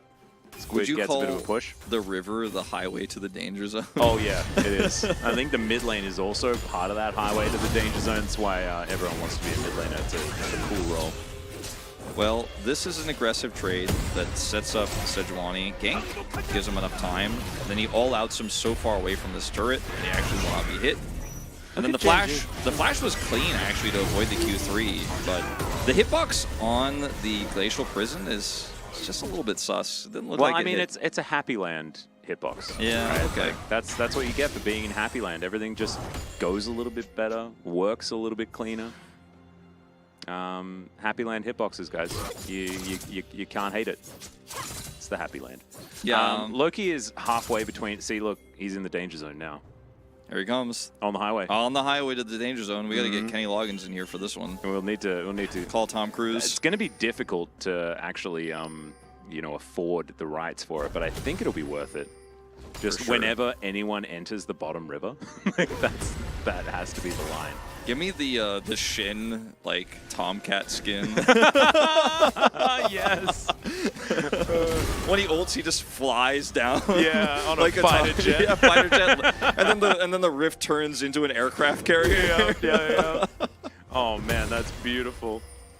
I'm sure that could be done. We need to talk to the Riot Skins team. Winner is in the brush, still in Happy Land. It is Happy Land for everyone other than Rooster, but he does go gold, and we had some frame drops there for a moment. It looked a little bit worrying, but once again, Happy Land working out for Gen.G. Loki going to come up towards Happy Land. That's not as happy for Hum Alive. Definitely not feeling very happy. If he actually had a Gore Drinker here, he probably survives these, but it's been so delayed. He's only at 80 CS here. He's 0-3, so... Yeah, he's handbagging pretty hard. He is handbagging really hard. Yeah. He has greeding for a plate. Not going to get it. Nope. Don't greed for plates. Not in the danger zone, man. Not in the danger zone down there. Yeah. Don't get greedy in the danger zone. Look at all the vision they have there towards the danger zone. He was going to connect. There's the safeguard kick flash, and very interesting play from Loki. Perfect execution comes through, but the Q's going to land. Man, they're just treating Quid like a ragdoll here in mid. I feel like Guon and Loki have, their mind meld their has mind been meld successful. has been great, but like I feel like in the team house, like they hang out only with each other. You know what I mean? Like they don't hang out with the other players as much. They always eat together. They're the Bash Bros from the Mighty Ducks, dude. Oh, everything about this is so sad. Yeah. And Lure had ult, and he still didn't commit. You can't. No handshaking in the danger zone, Lord. No, that's not how it goes. Dong. These sounds. Well, Shirley What was teleports. that? Okay. Look at the emo. Love it. I'm like, you're supposed to pause when that happens, not do the surprised Yumi emote. The monkey Yumi, man. All right. Yeah, these two. Like, this is when Lure is like, hey, Guon, do you want to get lunch? And he's like, I already ate with Lure. Sorry, Loki, excuse me. This is straight up Goose and Maverick, man. Oh, definitely. And Loki doesn't even die in the end. Spoilers. Oh, and Lure's dabbing in the mid lane because he's moving towards Happy Land. He's like, I came out of the danger zone. Look at me, I'm 1-0-1. He was forged in the danger zone. Beautifully done. Loki now down there. We're going to move the mid lane to bottom. As Guon should be able to collect his red buff pretty comfortably. So we have like kind of a Klid situation here where all of the kills are on Guon basically, where, yeah, he has a lot of money, but the fact that it's all on a Lee Sin isn't going to scale very well. It's basically a CC bot. You know, he can do a decent amount of damage. He has a Gore Drinker, so he can live longer. But his kicks were going to work, whether he had that Gore Drinker or not, or they had these 4 kills or not. Those feel like HLE could slip out of control of this game if they lose just 1 or 2 of these Drakes in the mid game. And he's only ahead by like 400 gold. Pretty crazy. As Hanwha, they are going to be able to get some work done on this outer turret in mid lane. They've got a couple of Drakes as well, and it's Earth, Wind, and Fire. As far as like old music references, like we're doing pretty well. Yeah. Back-to-back Mountain Souls here too. Yeah. September or Groove tonight, as far as your Earth, Wind, and Fire preferences? Honestly, Groove tonight. Yeah, I'm a huge Groove tonight fan, I think after all the movies I've watched with Groove tonight in it, just really sold me. Yeah, real good. Okay, we got a teleport coming forward from both sides. And there is the Rift Herald, secured by Gen.G somehow, as Winner is going to get tagged. Let's see whether Loki goes back in. Of course he does. As now Rooster's trying to get out. The hostile takeover is massive. The knock-up from the kick, just so beautiful. And Silas is going to be taken out. In goes Guan. He manages to quickness himself. It's not exactly the play that you want, but sometimes the Rakan is so charming, you just want a second dose. Carpe, oh, there it is. Gives him the thumbs up before he murders him. Oh man, that was the moment where they kind of looked each other in the eyes. That's on the confirmed Rift. that Guan is Maverick. He is. Goose wouldn't do that. No. Loki's Goose, it's fine. Yeah, I think it's fine. Poor Carfe, like he spent this entire series being like, everyone else died and I'm Jin. If I was a different AD carry, maybe I would do something here, but they haven't had the great setups that they had last game. This teleport is so incredibly late from Quid. And then Rooster just lives for so long. He's Renekton. He's got the heal. Oh, Gore Drinker as well. Yeah, he finally built it, and this kick. The hostile takeover on the whole team as well. This comp just doesn't work against Renata. It's like actually hard countered by one champion. Yeah. Just really cool that they had the tech to bring back out though, because we just haven't seen very much Renata, and it just shows that 13.4 might bring her back just a little bit, as well as, yeah, Carpe knew that there was no way that he could handle. It was just really good drafting from HLE. Like the coaching staff after game 1 was probably like, you know what would be amazing into their pylon composition, and not pylon from StarCraft, but like pile on top of them, like just dog pile, is a Renata. Yeah. Just hold that and the fight is won. I feel like Renata is an amazing challenges champion for that reason. Just works. This Lee is cracked, yeah, most of the time. Most of the time. Who is Iceman in this metaphor? I was actually just thinking about that. I think Iceman has to be on the other team. Maybe Iceman in this game is Zest. Because Zest is the only one that can, and also like doesn't Zest come into like the story like later as well, like a little bit? Sorry, did Iceman come into the story a little bit later? No, I could see that. I could see that for sure. Zest is gonna also come back in the sequel in 20 years. Yeah. He's going to be struggling. He's like not going to be able to speak as well as he used to and stuff like that, but he's still just going to be great. God, I love Val Kilmer. Man, he's been in some really good films. So you did see the sequel then to Yeah. Okay. To Top Gun. I did too. It was actually like surprisingly pretty good. Probably one of the better sequels like I've ever watched. Like you compare that to the Independence Day sequel and it's like, whoa! There are some differences here. It's funny too, there's a Rooster in the sequel, but there's an HLE Rooster as well. True. Whoa. I wonder if he was a Top Gun movie fan. I doubt it. Pretty sure he made that. I know he made that AD before the movie came out for a fact. But it was super popular here in Korea. Yeah, everybody watched it. But he was definitely already a player, wasn't he? He's been playing. Yeah, he was. Ooh, they managed to nail Lua, but look at this. You just can't engage onto Duro. He just presses R, and they all struggle. Glacial Prison comes forward, but now Guon's in the backline searching for something. As Loki, he's found Carpe yet again, and Guon's still alive. Come on, just kill at least the Lee Sin, but he has a safeguard. He's fine, and another just beautiful hostile takeover. Call it. Oh man, the good guys won real fast in this one. If they really do represent, you know, the same sort of characters from our Top Gun references that we've been going for. It's true that Top Gun doesn't really have a lot of moral gray areas for its villains, does it? It's just like, they are the bad. We will defeat them. Yeah. Like in the second one as well, like there's just like nothing. There's like no faces to them. They are like just.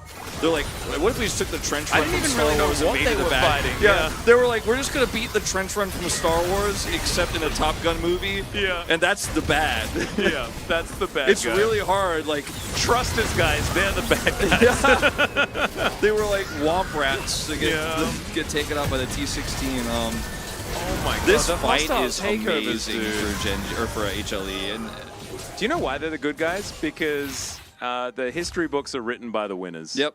And so we're only seeing it from the Humble Life Esports perspective. I'm still thinking I'm gonna have to vote for Guwon right now, but I want to vote for Duro. This is kind of like last game. I'm like, I want to vote for Duro, but it's just not right. Can we somehow put in a vote for Guwoki?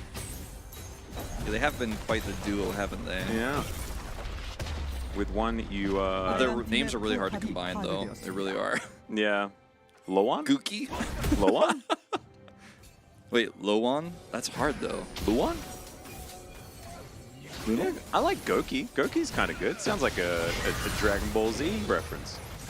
Yeah, it could be all right.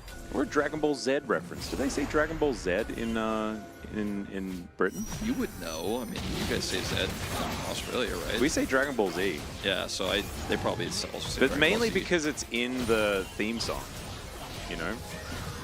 As Loki looking for a flank. This is such a hard fight for Gen.G. Hostile takeover is ready.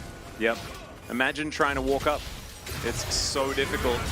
Loki's still sitting on that flank. There's the kick flash to come through there. Hostile takeover was stolen and then used, but here's the real one, and it's not going to find the value that it's been finding all game. It doesn't really matter, though, because look at the size of their wallets. It's absurd. The curtain call is going to be picked up, but now it's point blank, and Carfe is just going to have his hand shanked and shanked? Hand shaken and then almost taken off. Yeah, Shanked. I think that's hand shanked, though. I actually kind of love that. I like that it. was a bit Freudian, Yeah. bit of a mistake, but I think it's kind of a representation of what happened. Thank you very much, is what he Yeah. said as he did it. That was a really nice follow-up there on what was a weaker ultimate from Duro this time, but they wanted to wait, it looks like, for the hijacked ultimate from Quid first, so Quid's hostile takeover comes through, and HLE have this Baron at half health when this happens, so they're kind of like, all right, just hold this Baron here. And then they force this engage with the kick, so Quid has to hostile takeover. His angle is good, but it doesn't actually hit Guwon or Loki, who are the main characters of this story, as we've already said. Yep. Then the follow-up hostile takeover doesn't matter, but they got him in a choke, and this is when Carpe's like, choke point value, I'm Jin! Nah, Jin tricked y'all. He's an 80 carry. Yeah. Oh. He's just a wannabe who looks like one. I think I'm gonna vote for Guwon, but it's like really, I don't know, it's hard. I want to vote for both of them. Yeah, me too. Maybe I'll vote for one, you vote for the other. Yeah, that's what Valdez and I did last time. Yeah, we had easy. this conundrum. Okay, Yeah. I like it. That's super easy. There's a kickback. Guwon's going in. Don't know about that, but the rest of his team is going to be here. Look at them lining up for the Akali. He gets into his shroud. He's bounced around, goes golden in the end, and now it's the Crocodile's turn. Duro, can you offer any support here? Do you need to? Is kind of the question, as Loki's looking for even more. Flashing forward now. That's the double kill for the Akali. Rooster's going to chase down Sejuani. And this is going to be the end of the game. Akali died. I'm not sure about that, It's but okay. that's fine. We Still already- giving him a vote. We already figured out he was Goose, so he had to have one death this game, or no. it's not canon. Spoilers from an 80s movie. He had to have one death. You know, Yeah, that's true. Tom Cruise makes it to the well, movie actually, 20 no, years later. this is just the confirmation that he was indeed Goose. We already kind of knew, we had an idea, Yeah, but this yeah. confirms that he's actually Goose. Well, I'm voting for Guwon. You got the Loki vote. Yep. I'm With still the one there. death, I'm keeping the perfect KDA on the vote. Yeah. I was always a fan of Goose anyway, you know. It's all right. Let's see how this all went wrong. Because I was just looking at this the whole time thinking perfect execution value, perfect execution value. They were But just never setting quite a trap. found the line. The problem with setting a trap like this is you get wrapped around on it and there's no escape against this comp that has such insane chases. Zest actually pulls yeah, Loki. the ult out was sick. He has to stopwatch, but this is still just great follow-up. And Brewster's 0-3-0 at the start of the game. yeah, by no, the it's way. crazy. Like how much he's been able to do. This is Renekton in a team comp that's ahead. Doesn't matter how far behind he is if he can do his job. Is unfortunate. Oh, close. Still, doesn't really matter that Loki fell down there. As the inhibitor, it's going to go in the mid lane. And can Hanwha actually go for any sort of siege? The answer is no, because they don't want to. Going to just look for this top lane. Got another 10 seconds left on this Baron buff. A 4,000 gold Baron power play is not too bad at all. No. Little known fact, this Top Gun fan stream sometimes comments on the stats of LCK CL games as well. No, Sometimes. don't believe them. Casters, I love you. Sorry for calling you Caster. Haha. Haha! I love the haha emote. You're okay, Slim. It's fine. We'll forgive you for now. As long as you tell everyone of your friends to follow the stream Yep. on Twitch. That's what we gotta do. Gotta keep growing. Yep. Be nice, smiley face, says Valdez. All right, we are going to get a kick handshake onto Zest, which means he goes basically nowhere at all. Hostile takeover also means winner is running away because that's where the rest of his team are. They're like, oh, we have to kill the turret, or just go where one's already dead in mid. And they also have minions that are prepped already. Quit standing in front of this one as Rooster is just feeling so comfy. He's been through the fire and flames this game. That early game was not an easy one for him, and Zest just going to get pulled back. Man, this Renata value is absurd. Maybe I'm just voting for Duro, dude. I don't know. Maybe that's what Loki's just... What? Goose! Goose, no! Not again! That was, that's not really where he wanted to go. As Rooster's going to dive forward one more time. Grand entrance going to be there. The flash out from Guan. I don't think he did connect to Q. He does safeguard his way out. Yeah, the Nexus can be shot, but sometimes we want to have a good time first. As Lua, he's flashing! He's getting kills! Maverick dies as well! Oh, God! Spoilers to when Tom Cruise is 80. Yeah, right. In the third movie, one? Top Gun 3. All right. That's all right. We're just going to dance around a little bit. We did it in the end, HLE. The 2-0! And this will secure KT Rolster and D+ a spot in playoffs for round 1. You're eating soup. How do you eat soup? Yeah, I usually drink it. Yeah. I made sweet and sour chicken with pineapple. It was great, says Kron Onencler. Why doesn't Kron Onencler have a smiley face at the end of that sentence? I feel like there needs to be a smiley face. I don't like pineapple, so it makes me a little bit sadder as Nagne is on stage with his boys. Yeah, there they are. And look, it wasn't a great time for Gen.G, but honestly, I think that Hanwha have gone from strength to strength this season. They've really been have. A bit of a surprise with how well they've been playing, and I like the consistency that even in games that they haven't necessarily won, they have kept them competitive the majority of the time. And it's really good to see. I think that Renata pick, man, oh my God. If it wasn't for the Bash Bros being so good, Goose and Maverick really stealing the show, like, Danger Zone Renata really would have gotten my vote. There's 3 really good votes this game. I agree. I thought this was a pretty fun series because it evolved. Like, we got to see 2 similar drafts, but the opposite matchups, obviously in mid and top, and then we got to see the Renata come in as this really cool tech, expecting Gen.G was just going to walk into it. They did. So I was happy with it overall, even though it was kind of a one-sided affair.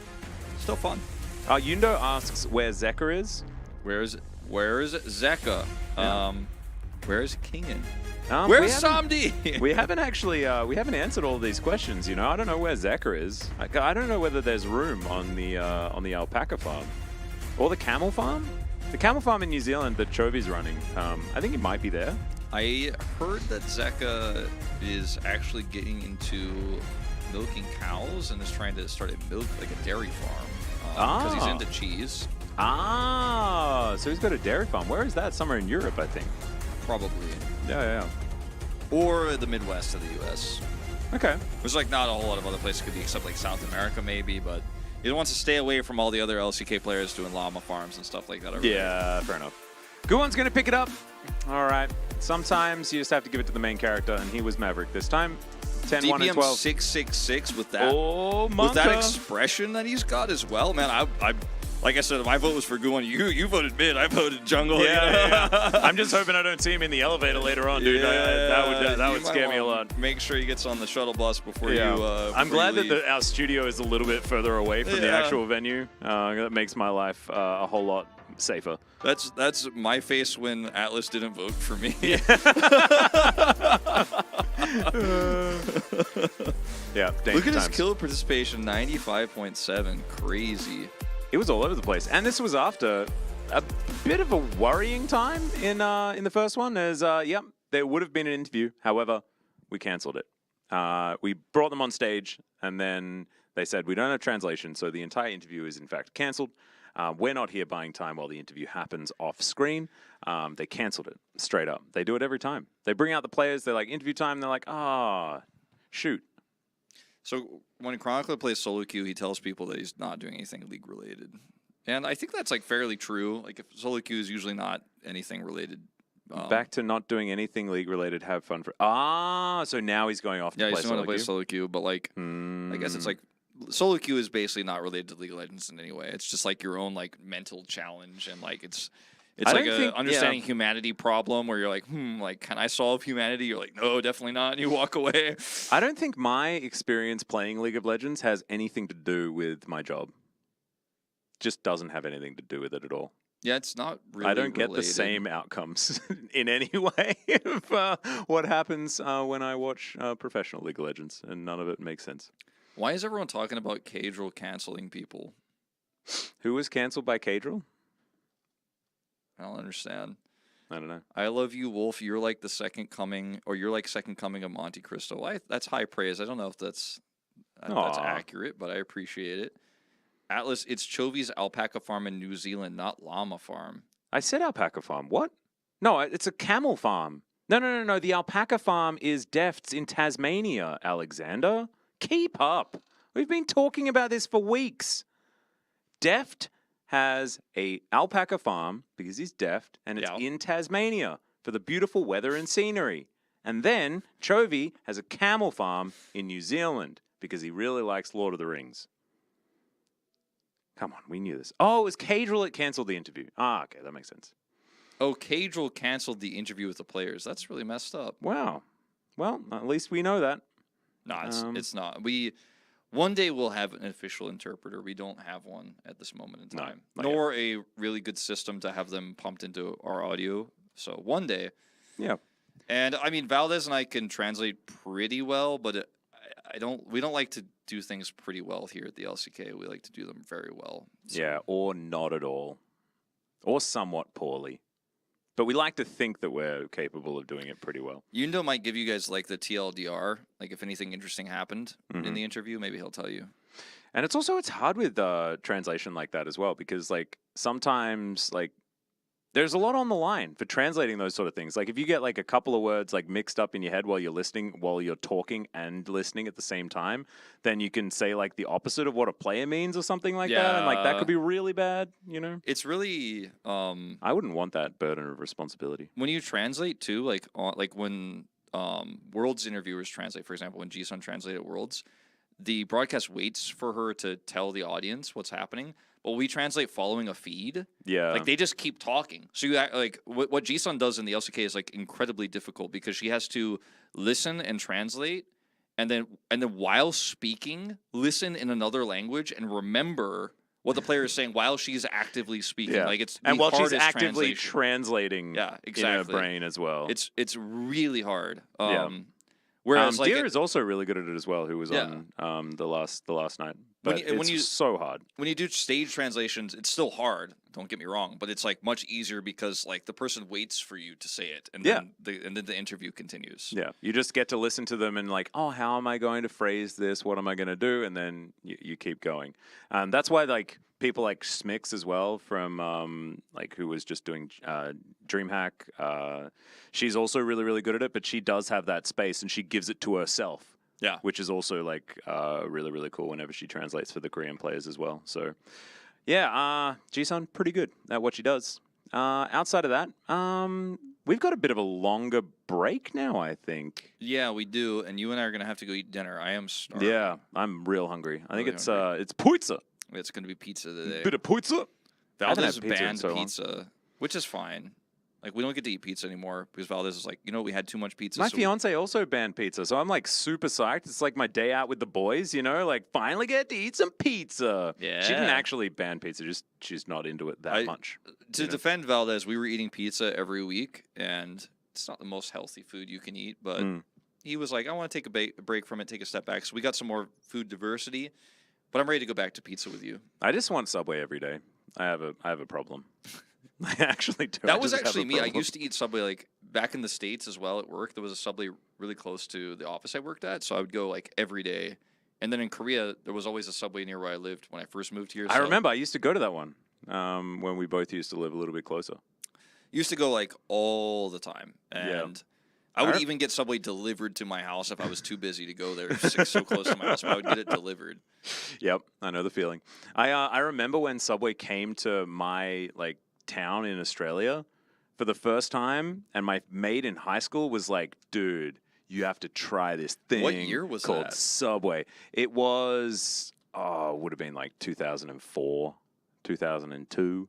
There was already Subway in Australia, but it wasn't, as far out as my place that early. And we got our first one, and it was like mind blowing. Where I grew up, there was no sort of like deli food. Like there was no like Subway system where you go in and you choose what you want to have on your sandwich. 'Cause Like I know ride a this train. Yeah, this existed before Subway, of course, and there were other sandwich shops, but I never had that before I went to Subway as a kid. So I was like, well, this is really cool. Then when I got to the end, they were like, you can have a cookie and potato chips. And as a very young kid, I was like, oh yes, because I'm a very picky eater, and WDG knows this too. Because whenever we get Subway, I'm like, make sure it's exactly right. Yeah. But like, I was like, no one could put stuff on my sandwich that I don't like, and I can get a cookie and Doritos at the end. Yes, yes, today rules, man. Perfect. Yeah, I wasn't really the cookie guy because I'm a Subway that just has everything. I'm just give everything, all of the things into the sandwich. So you and I'm like the happy. Korean method where they just ask you what you don't want, and Yeah. they're like, is there anything you don't want? You just say no. Yeah. So easy. The Yeah, it's easiest Subway super ever. easy. It's super easy. I love it. Valdez had the superior eating. I didn't eat a lot of Subway as a kid because there were a billion. Yeah, and I've been to a New York deli now, and I know that I it's have also basically very Subway, good. but good, Yeah. gooder. Dude, just a New bit York gooder. pizza, New York delis. so I had much the variety of experience food. finally, because it's been hard, right? Being in Korea with Valdez, and him just whenever he says like, yeah, but like you haven't tried the thing in New York, and I'm like, well, I haven't because I'm an Australian now in Korea. Like, what do you expect? I've been everywhere, but now I have been to New York. Yeah. I have tried some things, and they were great, and now I sort of understand. I love how in New York you can get like all sorts of types of food. Like for example, Chinese food you can get in New York. You can get like American Chinese food. That which is not Korean food's authentic. actually Yeah. pretty good. So you can get like fake, like American Chinese food, but you can get like authentic Chinese food. You can get really good Korean food. You can get like You can get Korean style fried chicken. You can get the American styled Korean styled fried chicken. You know what I'm talking about? You can get like everything. Whoa, that's nutty. New York's great. Yeah. Very expensive, and I don't get to go very often, but If you have infinite money, it's the best city in the world. If you don't have infinite money, don't go there. It's hard. Well, hard. no, and we don't have infinite money, but you definitely need to budget. Does anyone Does anyone in the chat know what the going price for a hot dog in New York is right now? Oh god. Because when I was a kid, when I went there for the first time, it was like $6 or $7, and this is like a million years ago. So that was like outrageously high. It's still, if you think about it, just a hot dog at a stand, like outrageously high. Somebody's about to tell me it's like $20 or something in the current economy. I'll be like, ah! Oh, I don't know. God. Somebody know how much hot dogs are going for. Please, someone tell us. I didn't actually get one. I didn't get a hot dog when I was in New York. I didn't trust it. I was too scared. Why are the hot dogs so expensive? I don't know, because it's New York. Yeah, you may as well. $12? $12? Okay. So it's doubled in that time, which is not that. That's actually 3 years ago. $10 3 years ago, and last Peru checked, it was more than double. I was gonna joke it's $37, and now I'm worried it is. Well, if you want to think about it in Australian dollars, it's probably about that. Oh, they're $2.50 at Bunnings. I remember when they were $1. What? It's $2.50. Yeah, it's hard. You get you bring $2 to get a sausage and bread, right? With sometimes some onions, tomato sauce, right? Which is like the god tier. That's the best sausage and bread you can get at Bunnings. But it was normally that was $1, and then you get home brand cola as well from the Esky on the side. God, Bunnings. So is Bunnings like sausages so good? Is Bunnings like the Wawa of Australia? It's like home. It's a hardware store pretty much. It's a hardware store, okay, but they have like a cafeteria or like Nope. a cafe attached? They just sometimes have people out the front that make you sausages. Okay. That's about it. So it's like there are people at the front of this hardware store selling food. Yeah. Because you got to go early in the morning to get your materials to do hardware things, do construction or whatever, and then... Cancel culture almost got onions cancelled at Bunnings? How does that even work, Joshy? Wait, what? I'm so confused. How do you cancel onions? They're in every food. Oh, God. Speaking of food, it might be time for us to go eat. Oh, now I'm never going to know. Okay, so we'll find out about why onions were cancelled after this short break. We'll see you back for our next series and the conclusion of the onion saga. Goodbye.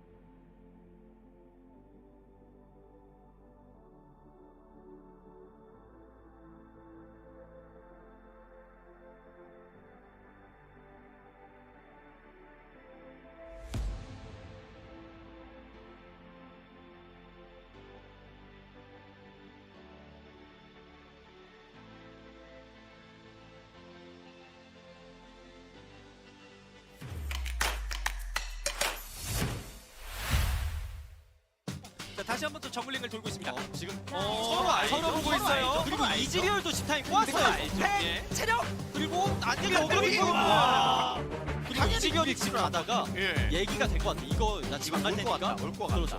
그리고 노틸러스가 렌즈 돌렸는데 카르마만 보이거든요. 저 렌즈. 당연히 이렇게 와, 깜짝. 와 이거 광동 프릭스의 바텀 집 가는 심리전이.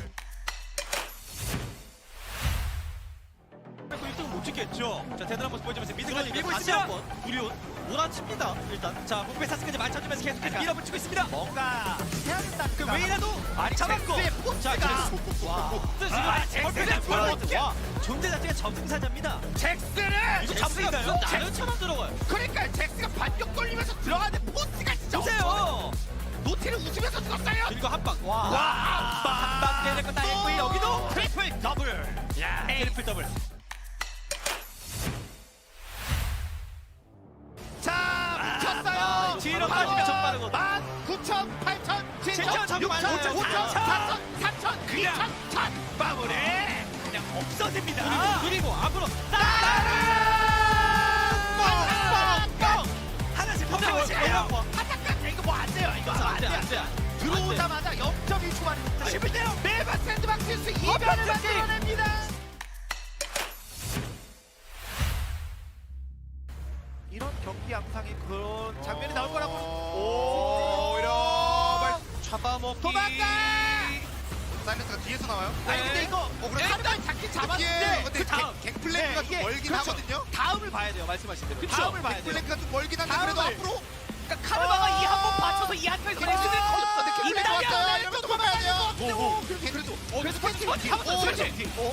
스매시 앞으로 가요. 앞으로 가요. 수도 깨면 최 1선이거든요. 앞으로 돌격 스매시. 그런데 오히려 오 약간 애매해요. 근데 여기는 미드 원딜입니다. 미드 원딜. 사슬 맞으면 약간 위험해요. 미드 원딜이에요. 사슬 맞으면 위험해요.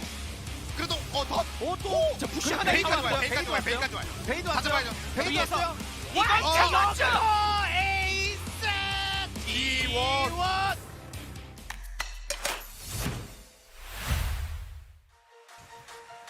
자, 그리고 다시 한번 또 미드 쪽으로 압박 들어가고 있는 퀴즈 선수인데, 오! 자 여기서 연기까지 이어지는데 투톱 폭발. 뒤에서 주명이 우리에게도 진짜 들어가면 되지. 근데 클리버가 지금 프리디랑 이게 그래서 나름 아니 근데 이게 나름 카르페 아니 카르페 불고 있는데 트리플 트리플 설마 어디까지 여차비 내친 김에 혹시 혹시 카르페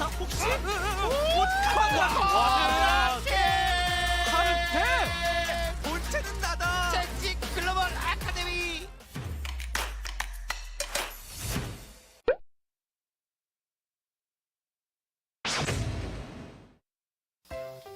우진이 말해봐. 아 미드 병자인데 병자? 미드입니다. 병 걸린 거 같아. 약간. 미드비야. 오케이. 이렇게 하면 내 꽃바람 들리거든. 지금 거기서 숨 쉬어봐.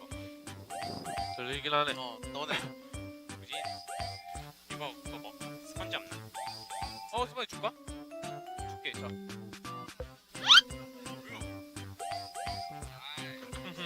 새거 없나? 네, 줘도 돼.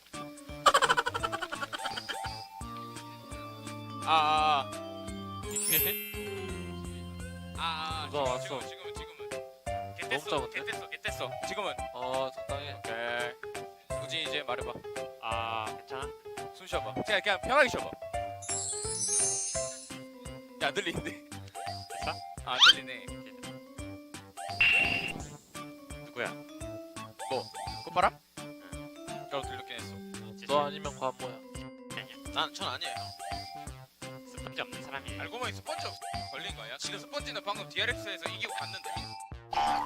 예? 스펀지. 좀 마이크 스펀지 아쉬워. 있어요. DRX 스펀지 말고요. 아 진짜 그러지 말라니까. 왜 그러는 거야? 나쁘지 않았어. 나빼.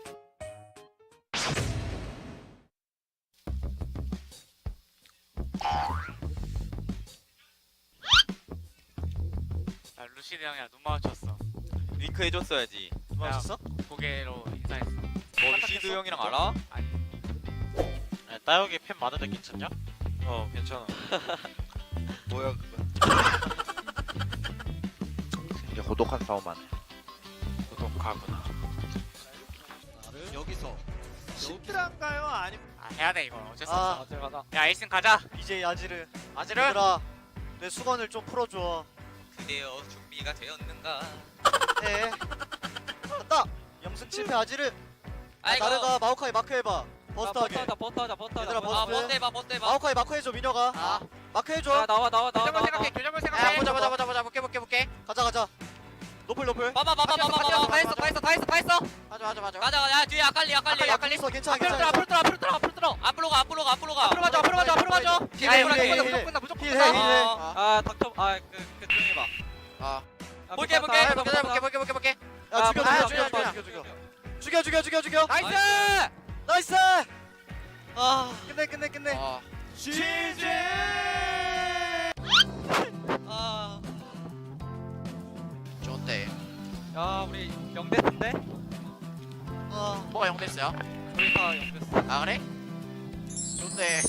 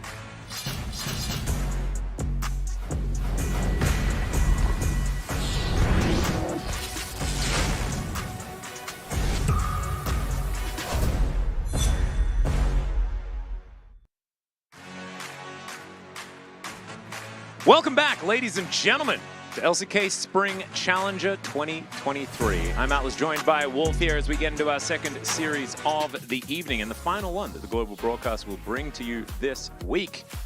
Very excited to see whether D+ Kia can keep themselves on the straight and narrow as they look to take down the blue shell themselves in Breon. Breon taking their first win of the season just recently, and have taken some games off of some pretty good teams here in LCK Challengers. Here are our standings. If you weren't here earlier, D+ Kia and KT. This is going to be a close confirmed. one, Wolf. It's going to be really close between these two teams. As you can see, very close in the standings to one another. If we had over the hill, you know, if you remember playing card games, like you can go like ace, king, queen, king, ace, 2, 3, 4, then they would be exceptionally close in the standings. Yeah. Back to you. Ace to 2. Well, yeah, as mentioned, a playoff team now up against Breon. Confirmed. Yeah. And Hanwha Life Esports also with that win, moving up to 9 wins. Just a little bit of a slip here from D+ or KT, and Hanwha could actually end the season in first place. Like, we're that close at the top here, where if Breon take their second win tonight, you know, maybe HLE move up a spot. Yeah, the differential is actually really, really good. As you can see, Nongshim are actually ahead in differential against DRX because they've been getting 2-0s and DRX just haven't. Yeah, that's actually wild ever. with a 2-win difference between the two. It's actually nuts. That's great. That's like almost unprecedented. I didn't even notice that. Yeah, well, given the fact that they're, what, like 3 match wins behind them? Yeah. That's it's actually just kind of ridiculous. But we'll see whether Breon can push D+ Kia into dropping at least one of these games, allow things to shake up a little bit.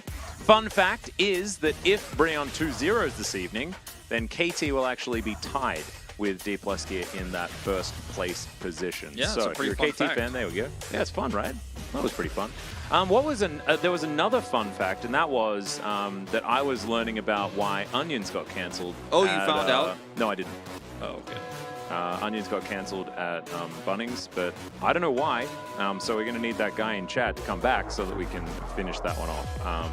But maybe during the game, maybe not now, as we get all hyped. Yeah, Poolbay having a bit of a rough one. We just had the comms actually for Guti in that win last week for Live Sandbox. Poolbay being pulled out a few times for Saint. I think this team just trying to experiment a little bit as he's just channeling his energy right now. We'll see how he performs today, as it has been a bit of a shakier time for him. Yep. Hey, casters, can you also read chat during LCK matches? Theoretically, but no. Yeah, it's a bit of a different vibe over there. Yeah. And even if we do read chat, we wouldn't interact with chat. I don't think. I sometimes check it here or there, but I don't think it's the same as something like this, because we want to make this a more interactive broadcast. Yeah, this is kind of like our way of keeping everything chill here, because otherwise we'd end up casting super serious mode, and we would not be as nice or positive, I think, as we do when we talk with you guys. Is these numbers, you know, if it were the LCK, we probably wouldn't show these, actually. Yeah, they're a bit sad. But hey, there's only up to go from here. And look, a 31-minute and 18-second game time means even in losses, they drag it out, right? This is very Breon-esque of them. What's HERPG? Herald percentage, I think. Ah. Or no, sorry, excuse me, it's heralds per game. Yeah. We figured this out. Valdez and I figured this out. Doesn't look very. It's not a pretty acronym, but yeah, but it's not great. Not gonna lie. There was actually, we did get to the bottom of it. A Queensland farmer who slipped on a stray onion at Bunnings has welcomed the hardware giant's controversial suggestion that the vegetable should be placed beneath the sausage at its charity barbecues.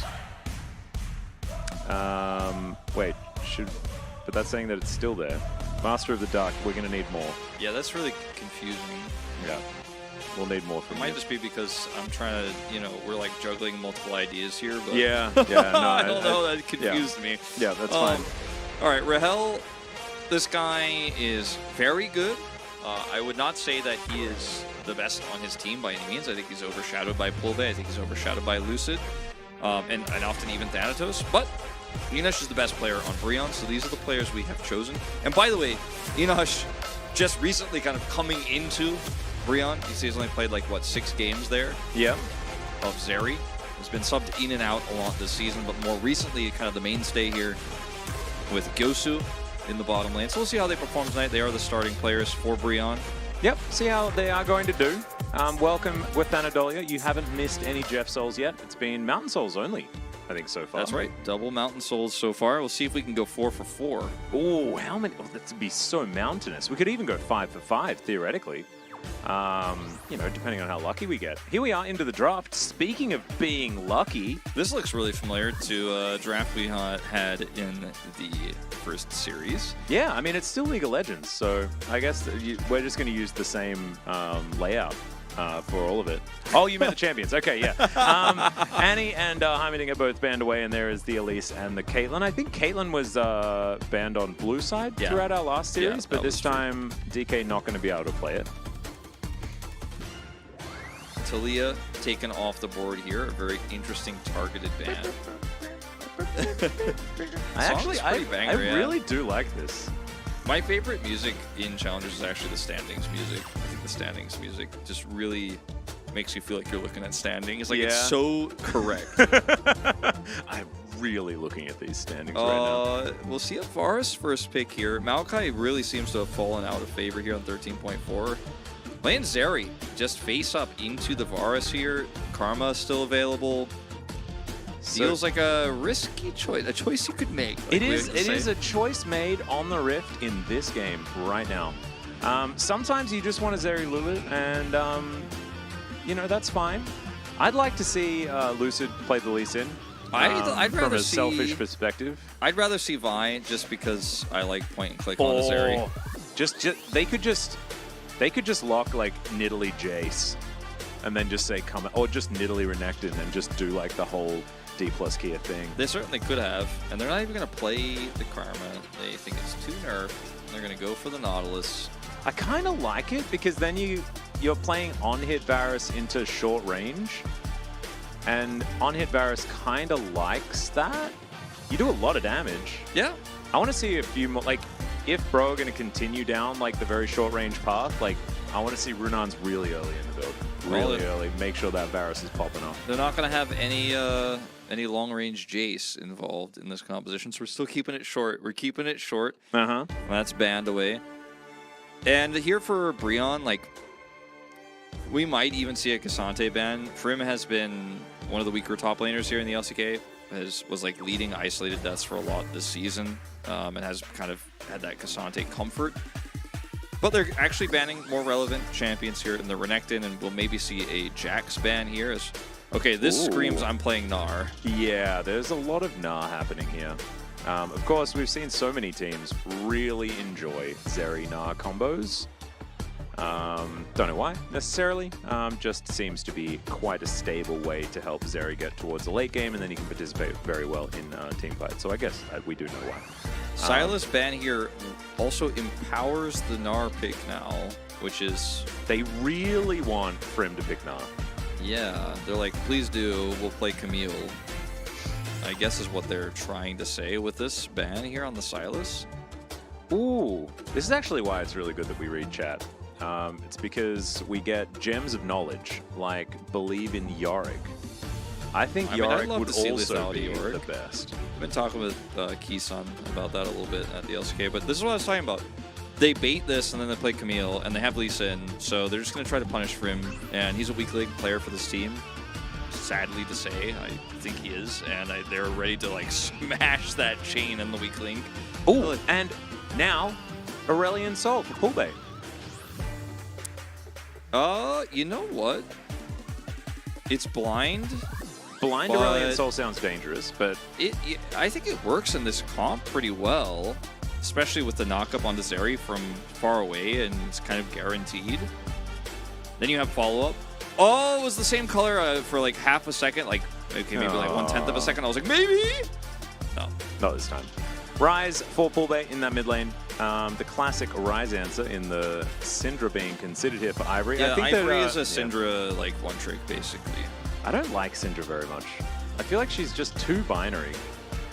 She either wins the whole game long, but it's never her. That is the reason why, or you just lose and don't do anything. Is what I've seen. I don't know. I do like that they settle on the Azir here because I think it's way better for what they're trying to do in this draft. Like Syndra versus Ryze, you don't get a ton of prio. Like you can get it. It's one of those matchups where if you play it really perfectly, you might get prio, but then you're vulnerable against Lee Sin, who's way more relevant early than the Wukong is. So. I mean, the problems you listed aside, like there's also that problem. Yeah. And so I like the Azir more, and I think D+ are just going to try to play a slow bottom lane. They're not going to try to like get perma prio or push like a lethality Varus and Karma would. They'll just play it out like you would normally play in the old days before this new meta came through with Varus Nautilus. And then they're going to play topside. And Thanatos is going to get a lot of resources from Lucid, and they're going to try to kill Frim repeatedly and try to get a huge advantage and get a side lane winning condition. That's what I think is going to happen in this game. With the Ryze here, you feel pretty comfortable. You can even then realm warp topside and get that orange buff going. I think you're right, and I also think that DK, like, they have such a clear path to a win at around 30 minutes, right? And by that stage, if things go to plan, Bros Comp doesn't actually do anything yet. That's the thing that's really difficult. A lot of the Azir changes are about gearing him more towards being that late game carry. And so that lane priority that you used to just get for free isn't there as much as it was in the past. Yeah, that's true. That's true with these changes. That's something I had kind of like slipped my mind on a little bit going into this one. But it's still powerful, right? It's still like a few seconds here or there off some cooldowns, and you know, base mana's not so good, but then gets more late. Like all this sort of stuff. I think that if you're still a really, really good Azir player, you can play into the Ryze matchup comfortably, and we'll see whether he can get to that 6 and start scooping up some Ryze. And I'm also waiting to see whether we get more than one dude. Yeah, let's find out, Atlas. Because if we don't get it, you and I are going to have to time it. But now we're like nervous about it. Yeah, now we don't even know whether we should say it, you know? Like, oh, it's difficult. Are you guys ready for some dudes? You got to be ready for some dudes, all right? YouTube chat, looking at you. Here we go.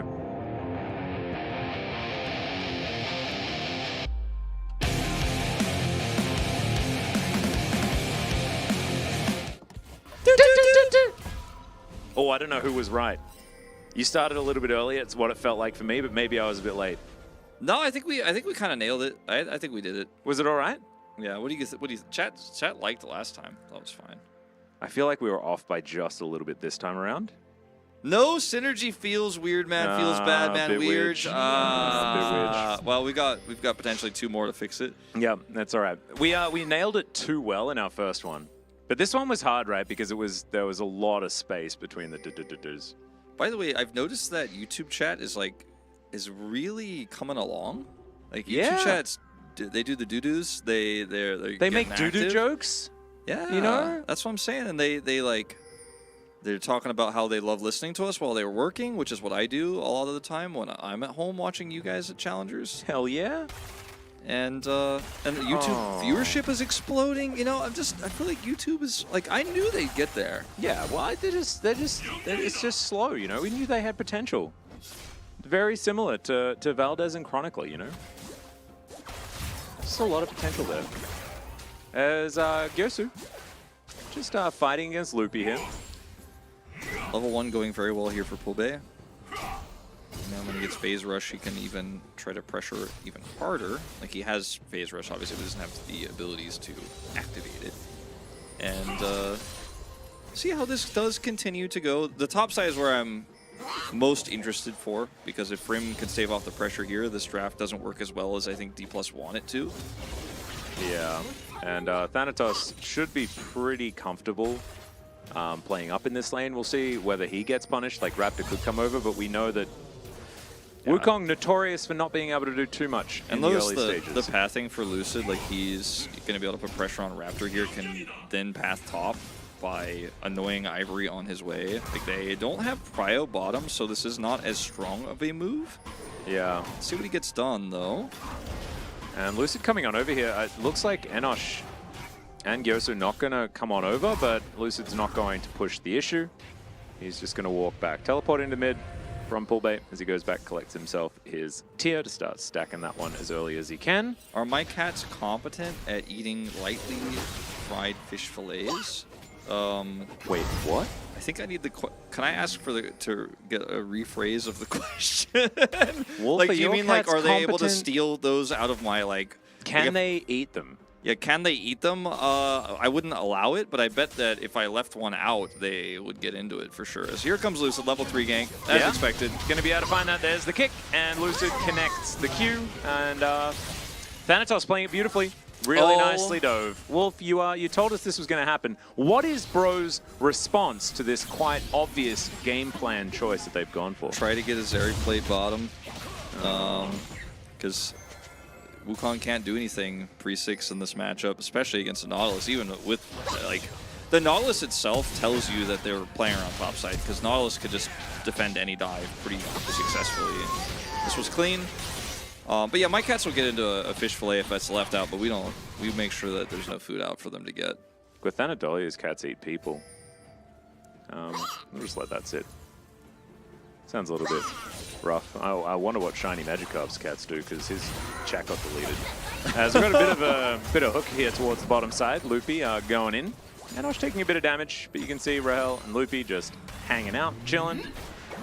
And with this lane going even, for a Zeri, you'd normally be like, this is great, but I'm actually not feeling that, because this is also a Nautilus lane. Yeah, it's a Nautilus lane, and this is a completely different type of Varus lane into Zeri. Like I was saying in the draft, like, you just go lethal tempo here, you're also scaling, and you're going to play around topside, right? Where if Raptor was pathing bottom to top, which I think he should have done, then they are able to come up here and maybe stave off this gank. Remember, also, Lucid was able to scout and identify that Raptor pathed bottom. That's what he did before going top. And then they knew he was going top, and still they couldn't defend it because it's just really strong. Camille, Lee Sin in the early game, which is why you picked this, which is why they baited the Gnar pick with that Silas ban. This is all just layers upon layers here from DK.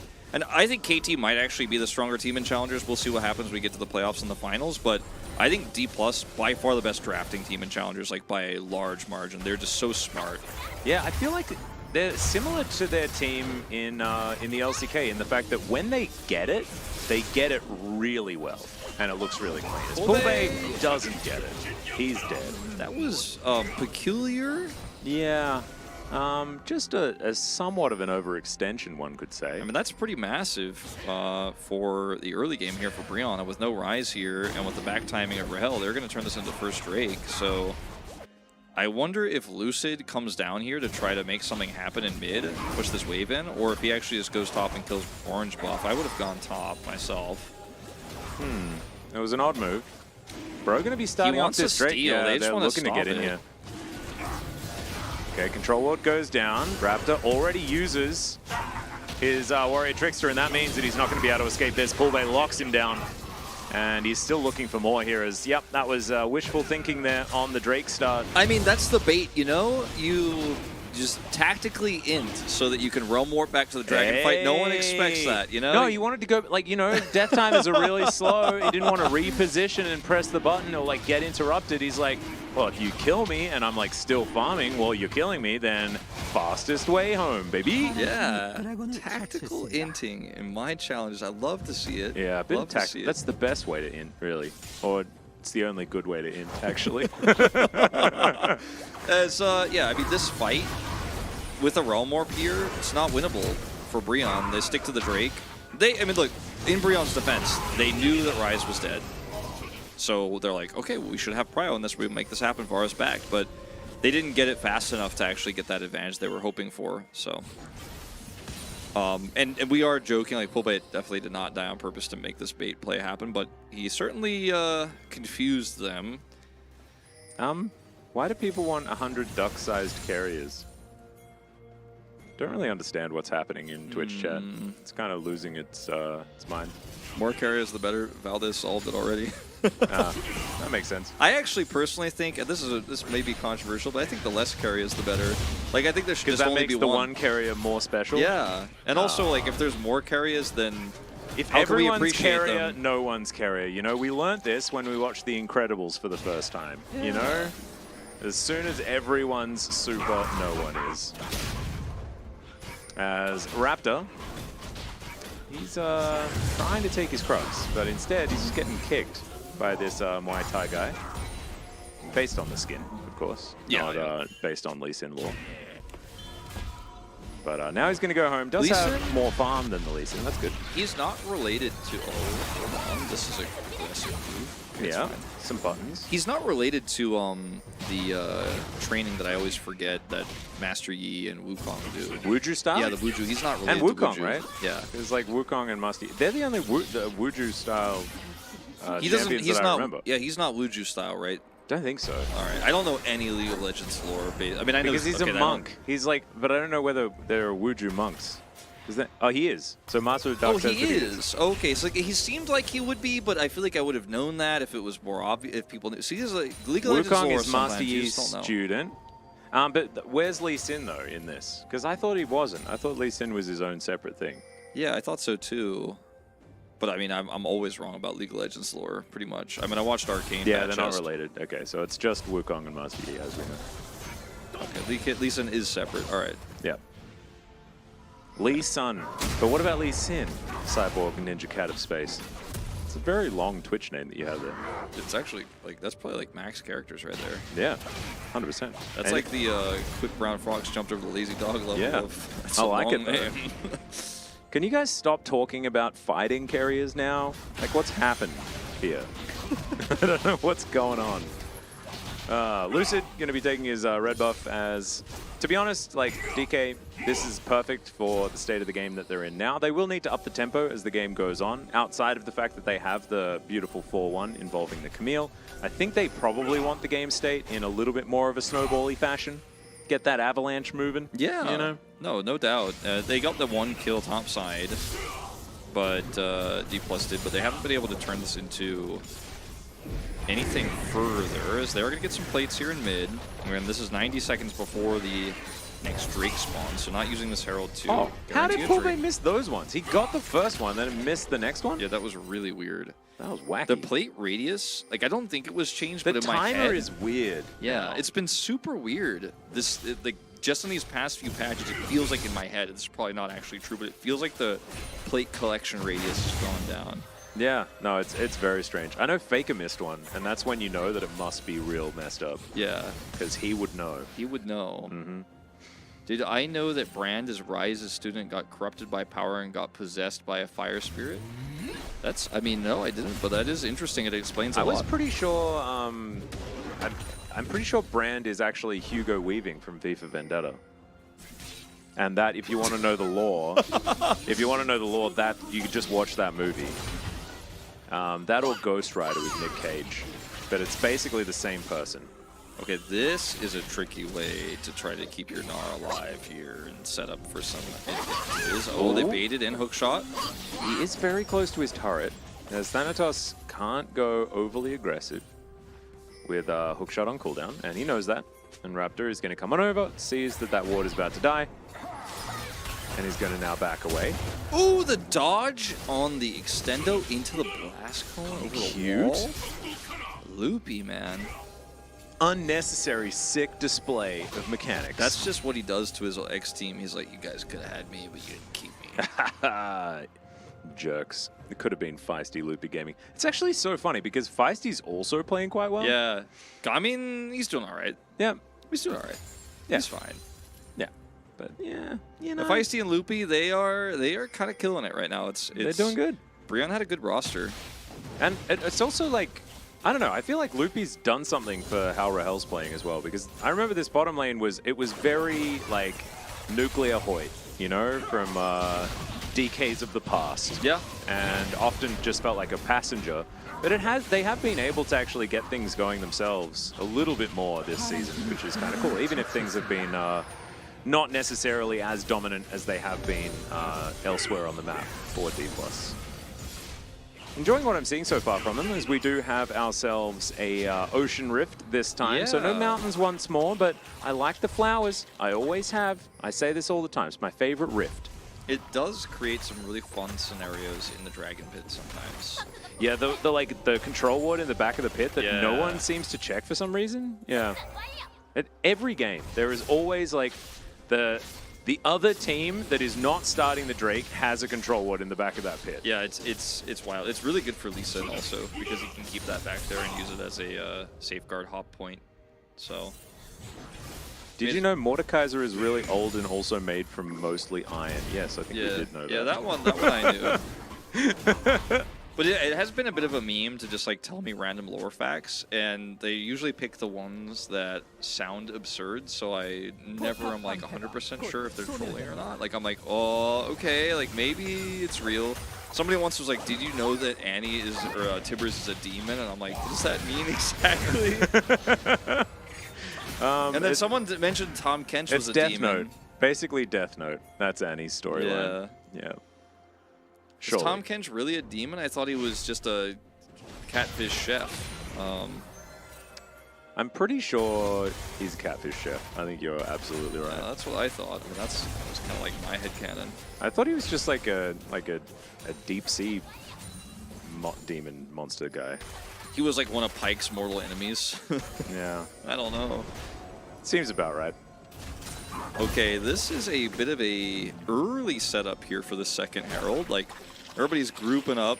Oh, second Herald, definitely. This is where we need to have a game-deciding fight. Yeah, like bro, if I was bro, like this is where I would like just for all the marbles, because there is no better representation of all the marbles than second Herald, because it only means the message that you send by winning the team fight.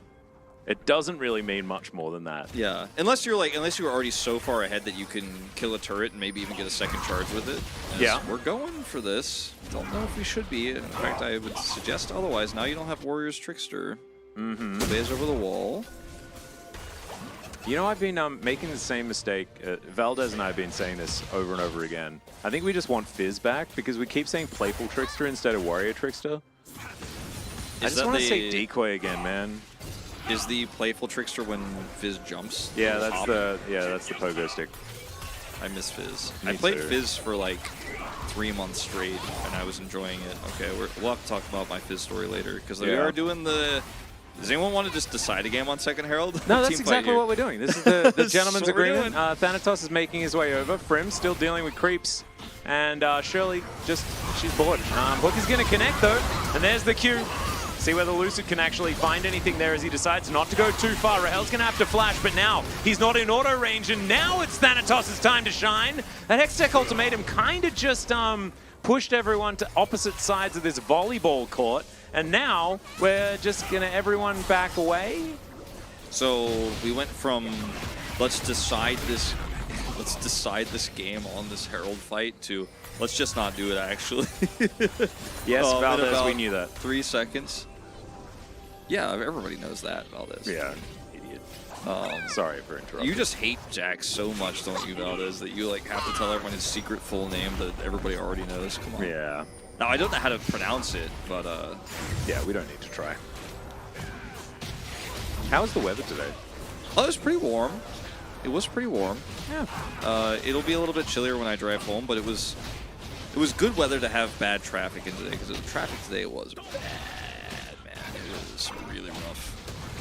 I wouldn't have known I was in a train.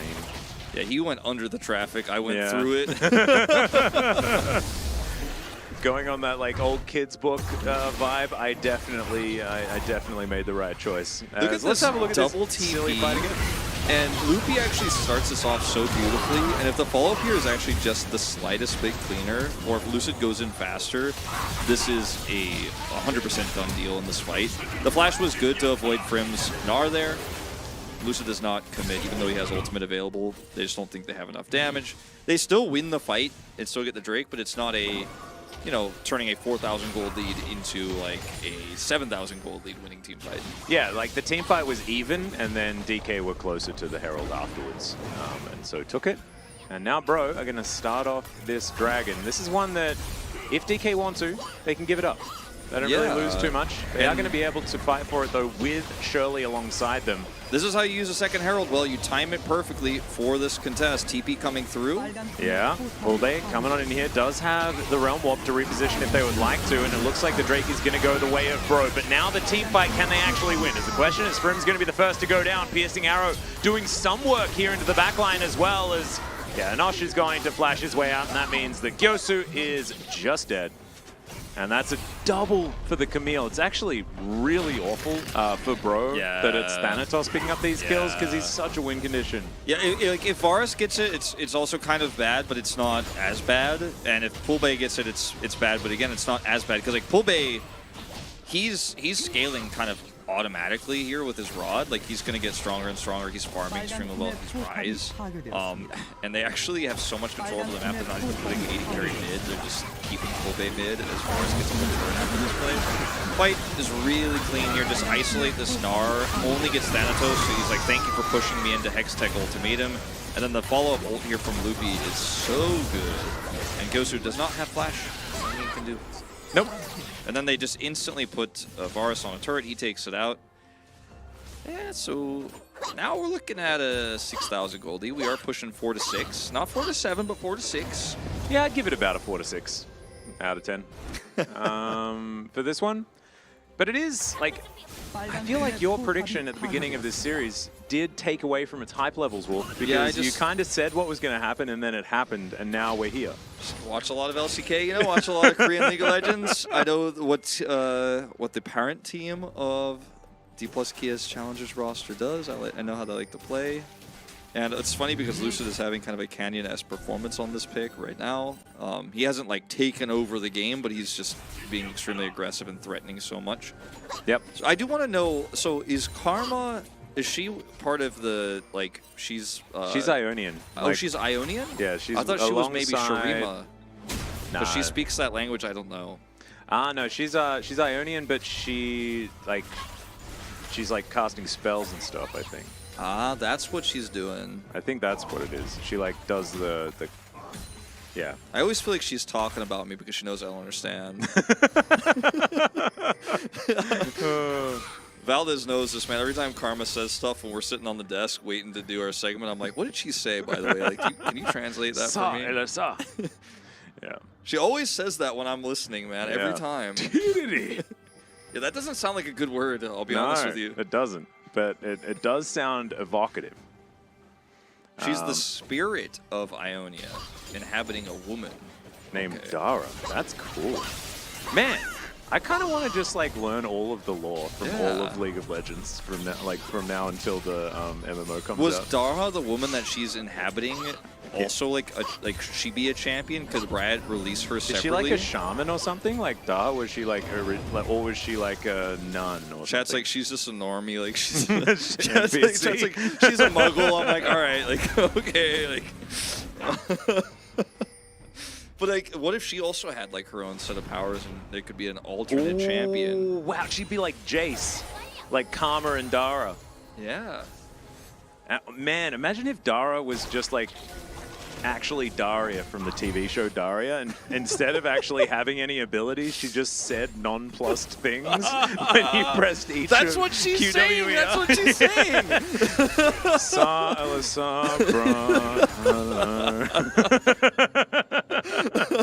And then just does nothing. Like that's actually no outcome. Oh man, I want that to happen.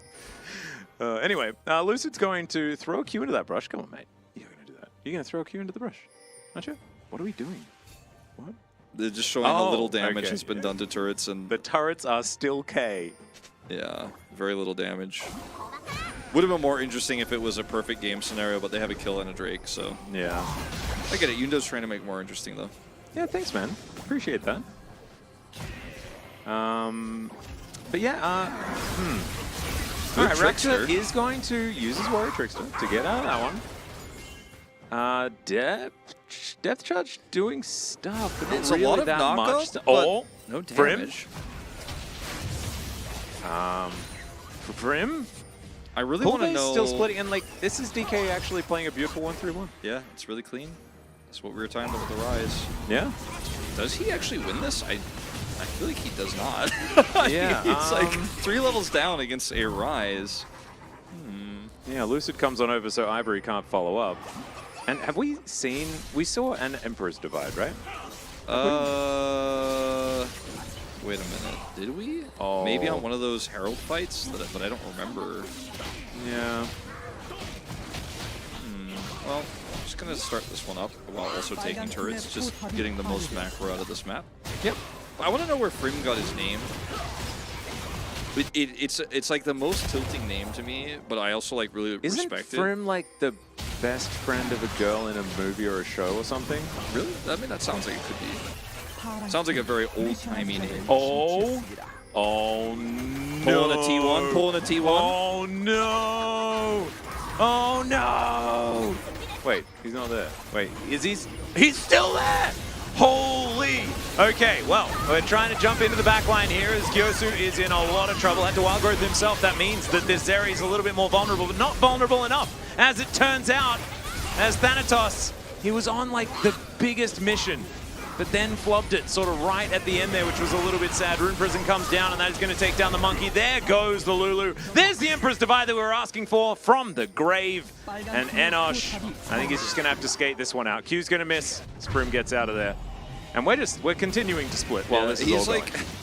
He's like, I guess I will Baron Empowered Recall instead of getting an inhibitor turret, because I don't know if they're going to come over here and punish me. They might. They were not going to, by the way. He absolutely would have gotten that. Yeah. Yeah, this fight, we talked about the Cloud Rift, or rather the Ocean Rift, and how important it is. And it does get a flash off of Enish instantly, as Gyosu barely survives with his self-cast here. And the rest of this fight is just all about pull bait. Yeah, and it was a bit weird that we didn't see Thanatos go in a little bit earlier, but he was trying to wait for the rotation of his team, and so couldn't initiate with a hook shot out of fog. Yeah. That would have been really difficult for the Zeri to get out of. It was a bit of showboating, it felt like there. Definitely It ended in some steamboating, Wolf, is kind of what happened. Yeah, lots of boats. It's the a ship has naval affair. sailed, so to speak, of this game, I would say at this point. Would you say that the fish is in the boat? Yeah, the fish is in the boat. The fish is in the boat. We have not consumed our dinner, however, the fish is in the boat. Fish is in the boat, ladies and gentlemen. The fish is in the boat. Ivory That's just the gonna... new eagle has landed. Yeah. Oh, man. Frim's going to come on over. It does manage to at least remove Thanatos from the lane. But they're actually, like, D+, this is the thing, like, sometimes even their, like, mid to late game macro really does impress you, and I think it comes from games that they have control over the entirety of the time. Like, if they are on a roll with their decision making, they just continue to make good decisions. Yeah. If they have, like, these hiccups, these flubs in the mid game, that's when, like, I think maybe tilt comes into it or something like that. They lose the ability to communicate as effectively, and then it falls apart. Yeah. But in games like this, they look so good. Yeah, they're just really good at macro. We don't really see macro like this, even from KT rolls to red. The only team that's close to them in the standings. KT just kind of move around the map and team fight constantly, whereas D+ are 1-3-1-ing, like a LCK team, you know? And yeah, it's just really fun to watch. As Loopy is looking for the flank, he has flash and ult. Good flash hook into ult. Gotta respect it. Feels like a really comfortable game to be a Nautilus in. You know, you just kind of like walk there and say like, I could hook you. Yeah, like And you're that's never it. afraid. You're never trying to clear vision. There's just so much vision set up for you. So you're just like, nah, I kill you or you leave. There is no like, I'm worried about the situation. Look at his items as well. Locket and plated steel caps into Bramble. Yeah, we got Wits End complete here from Rahel as well. That's the 3 items. 3 items for a Rise, who has not been stunted whatsoever. Pool Bay is just massive. Kind of Except reminding that one me, time he stunted himself, but that's okay. He did. But that was just to get a quicker back. Tactical inting. Yeah, tactical inting. It's fun, totally fun. They're like 50% of the kills this game that DK have suffered were not even detrimental kills. That's the beauty of the whole situation here. Is Wolf's bilge water mean that I seem like I would be from there, or does that... No, in the MMO, which region are you going to start in? Oh. Is their question. And maybe we could take a moment to talk about like what we expect from each region and why we would pick them.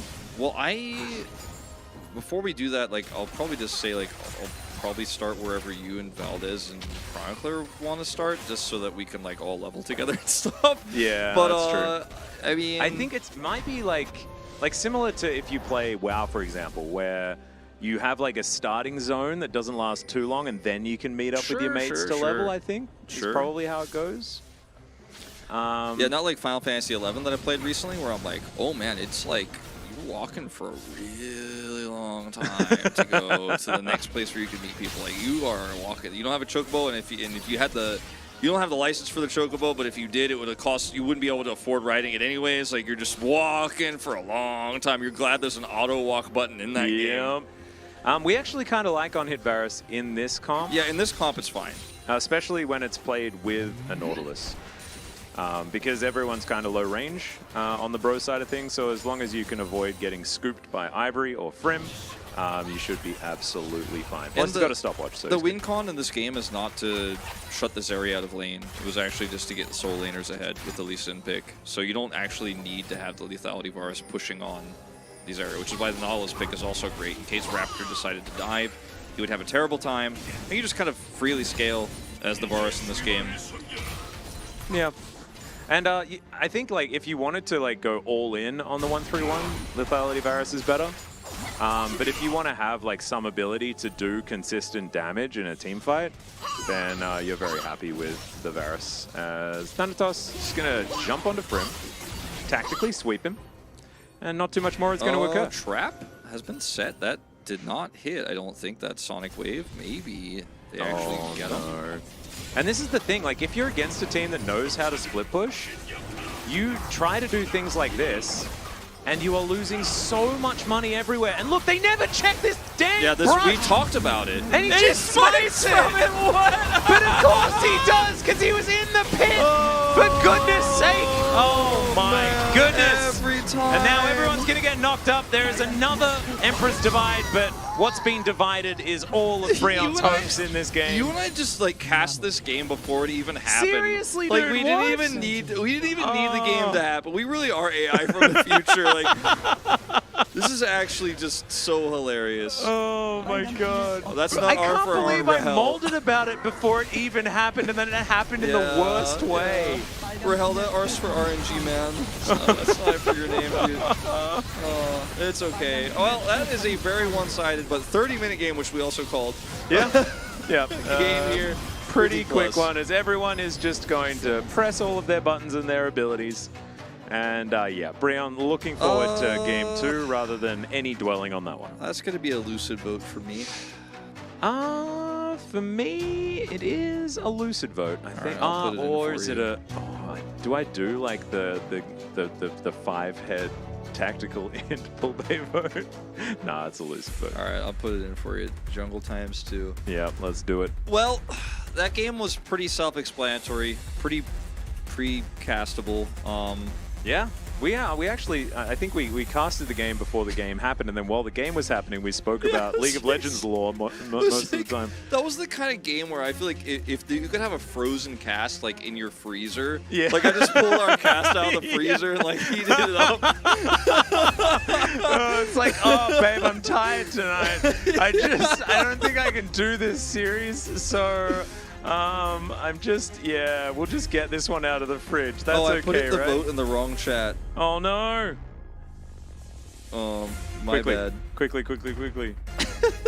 Jungle. ×2. I put it in the wrong chat. Oops. All right, wait. That was the frozen cast. Yeah.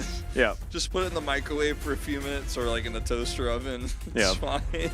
And then if you you just get it to fit your game. So no matter how long it goes, you just like speed us up or slow us down and just fit it in there. I mean, it's That's basically why our voices were a bit weird. when we get the T1 versus Gen.G finals again in spring season in LCK for the 3rd time in a row. Like maybe we'll have to pull a slightly more hype frozen cast out for the narratives. Yeah. V12 Faker versus Chovy. Yeah. And also We've seen this one before. But like that's what you do with like frozen food as well, because sometimes you get home, you're too tired to cook, but you still want something a little bit fancy, so you get the little bit more expensive frozen food from out of the that's freezer. clean There we go. one. The LCK meal kit.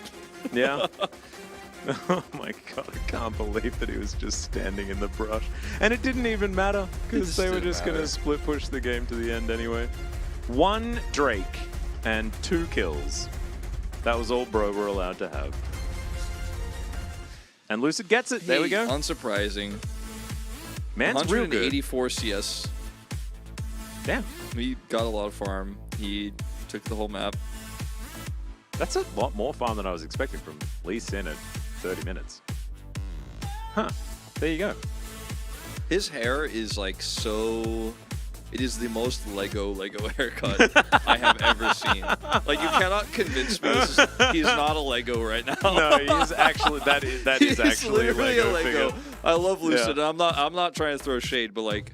Just looking at this picture, and I'm like, I don't know, guys. You can't He throw is a Lego. you can't throw shade, because actually the hair just goes It's so perfectly perfect. to his forehead. Yeah, it's no insane. shade possible. It just blends. Like Whoa. the sideburns are actually just drawn onto his head, like on the Lego. They're not a part of the hair. No, it's actually a plastic helmet that he's wearing. It's not in fact hair at all. Perfect game in challengers, never. Perfect hair in challengers, right here. Right here on your screen. We don't have the perfect games, but we have perfect KDAs and perfect hair. The L in Lucid stands for Lego. Legocid? Legaucid? Legaucid? I'm okay with it. so. Legoosid? Legoosid? We do sound a little bit drunk sometimes. We're not. I promise you that. Drunk on pizza we ate earlier. Hey, absolutely. It was actually pretty good, surprisingly. But we're going to go to a short break, and we'll come back for game number 2.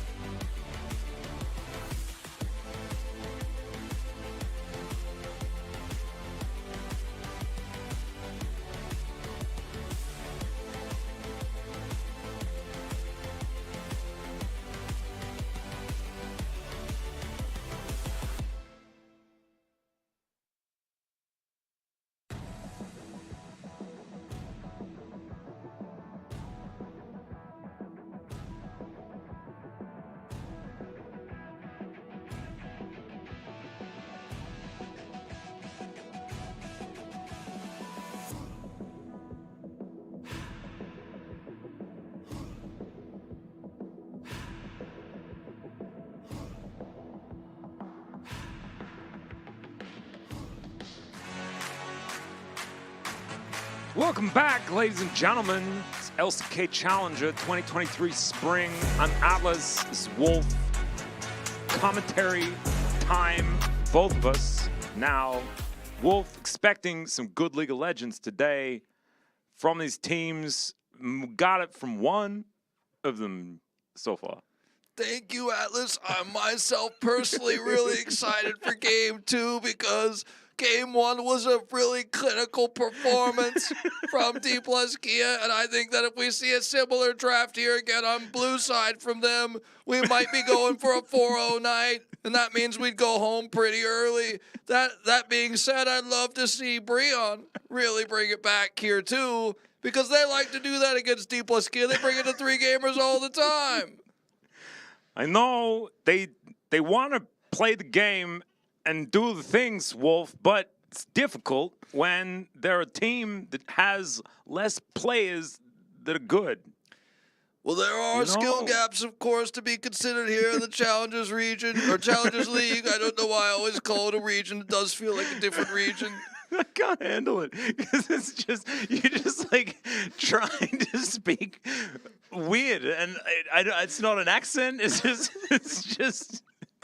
weird. It's just who I am sometimes, Atlas. It's just who I am sometimes. Bro selected the blue side guys after their loss in the previous game. I don't even know what I sound like through the microphone or like what my voice would have been like. I liked I'm it sorry though, whatever it was. Sorry for what you guys all had to experience. I sort of lost it there, but doing a perfect Christopher Walken. I feel like I used to be better at it. I practiced a lot. I watched Pool Hole Junkies like at least 11 times. 11 times? Mm-hmm. At least 11. Which is probably the amount of times anyone's ever watched that movie ever, because no one even knows that movie exists. But I personally absolutely love it. I did do once an entire cast as Christopher Walken back in Australia in 2013. Well, sounds like my uncle got his throat cut on barbed wire. I'm really sorry about your uncle. Sorry about your uncle, man. That's a monka right there.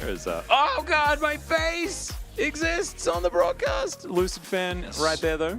As soon as the OT at her college finished, she came here right away. See, Deep Key win. Ooh, that's there's so many different acronyms for D plus Kia. Deep key. It's like Deep high key key. is It's like a one. high key victory. It's like not low key when it's ostentatiously winning. We will have Paulu subbing in for Gosu. What would you say Polu's advantages are here for Bro?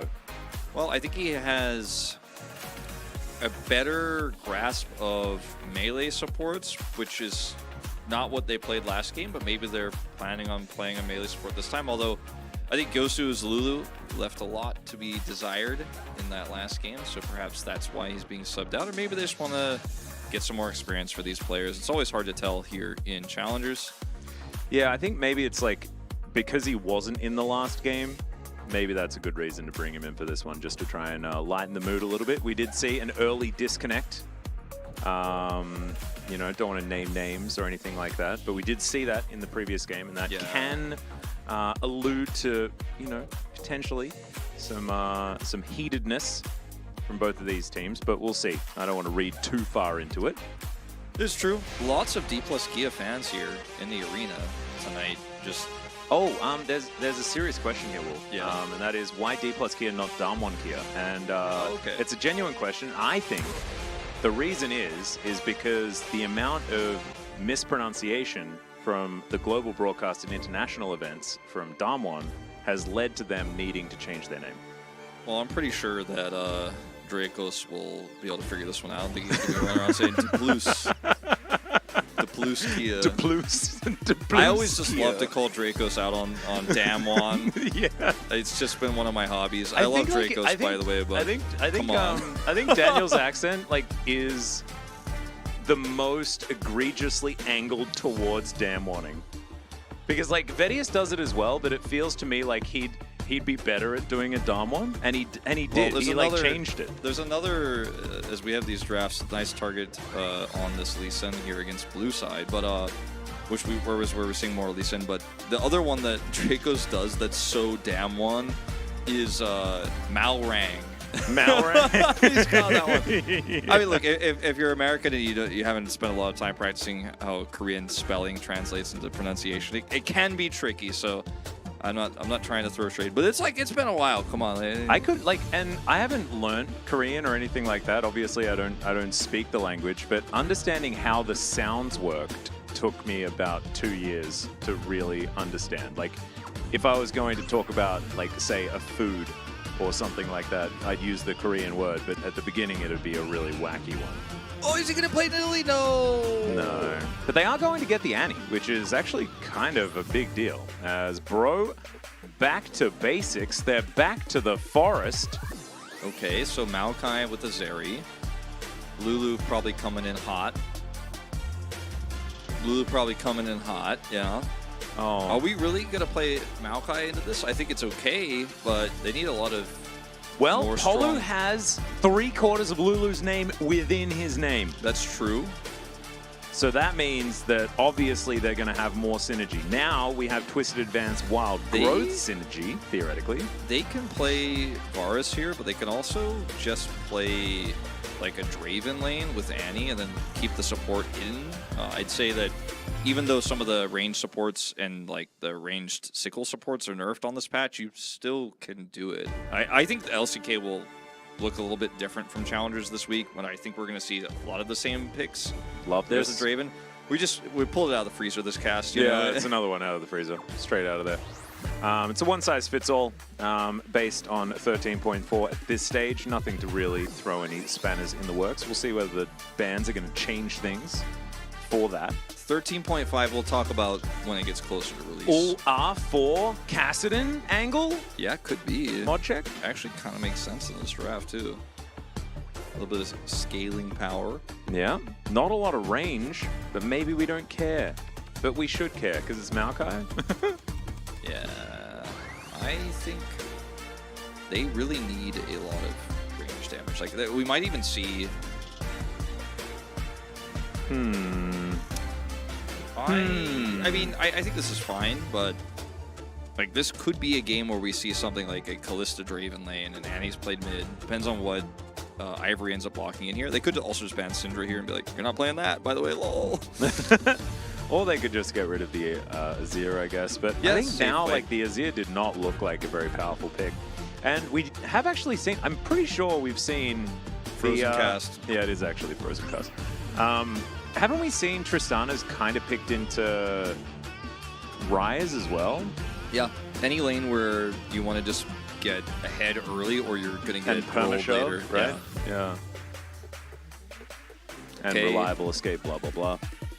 Let's see if they ban... Alright, well, I was going to say, let's see if they ban a range support here, or if they're, like, focused on mid lane. They're just taking away the Gnar. Yeah, I think that's fine. Renekton should be just picked up here. Insta-call. Can you read Steep Clock's name? Where is that? It's just there. Hello, Steep Clock. I noticed you. There we go. Look at that. I didn't notice you at first, but I noticed you now. Yeah, took us a while, but then we got there. I love that cat emote. Boys, y'all sound tired? Chimek tonight to reward yourselves? I mean, I already ate dinner, but I might get some mech when I go home. Yeah. It's Last of Us night for me, so, you know. Some mech may happen. Chimek maybe not so much. Sion into this is actually pretty good. I like Sion into Renekton. Oh, he's just going to lock the Syndra because that's what Ivory plays, even though it's not great for the draft here. I hope we do not do this. Does Fulve just... Oh, is Jace still... no, Jace is banned. It's kind of a Swain angle. You know what? Actually, it kind of is. It actually really is. This would be the one time where I'd be like, yeah, I actually really like Swain in this comp, but this is just comfort. He's going to lock away. I want it to be the Swain angle. I think Fulve's going to do it. Because Annie Draven's so good as well. Into Syndra especially, like, yeah, you can have some problems in the early laning phase, but you're going to be winning all the time. They just want to play Kassadin, though. That's why they banned the Tristana. Yeah. They want to make sure it was a matchup where you don't get really... But when are you ever going to blind Tristana? You know, like, I don't understand, like, why you It's a would pretty ban it. weird ban. It is a weird ban. but maybe they weren't too worried. Poolbay just going to be happy to play the Kassadin into the Syndra. Difficult in the early stages, absolutely. Oh no, it's going to be Syndra support. No, never mind. Remember that one time when like there was a niche Syndra bot meta?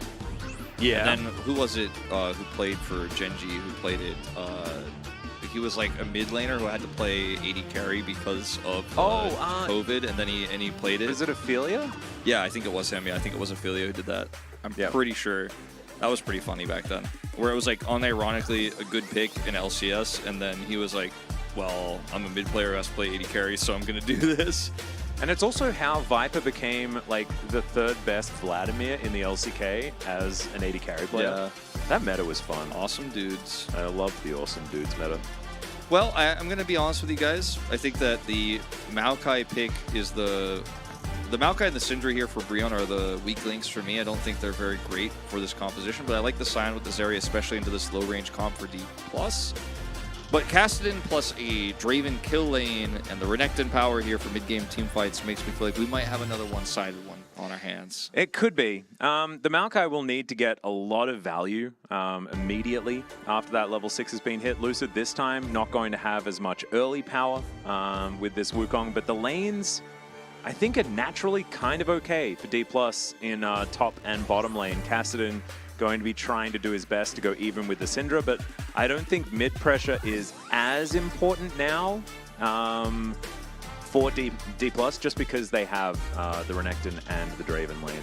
Also, Wukong versus a Syndra who's trying to put on some extra pressure, you can win out in this lane. Like, Poolbay could get an extra early kill if Ivory is trying to push this lane too hard. And Maokai isn't really going to be very helpful in those exchanges. Like, he can root, but you're already like trying to push forward as Syndra anyways and trying to set up stuns. You might not have a follow-up. So vision and what Raptor does in the jungle here are going to be really important. Otherwise, Poolbay might actually not only be comfortable in this lane, but ahead, depending on where the pressure goes. Could also see Wukong try to gank early in the bottom side, but I don't think that's really going to happen because Rahel and Loopy should have some pretty solid push there. Yeah, I assume they're just going to hover, you know, do the classic babysit type situation. Looking back on it, I'm less against the Kassadin pick, just because double AP and the Lulu also being magic damage means the Merc Tread's value is just insanely high. It is. Somebody Uki is saying in the chat, Syndra just never seems like a strong pick. It's Ivory's comfort pick. He's basically a Syndra one trick, so he picks it in every type of draft. Luckily for him, at least he now has a lane where he's trying to get hard prio and trying to push really hard, so it kind of makes sense in that microcosm. The problem is the rest of the draft makes it not so great.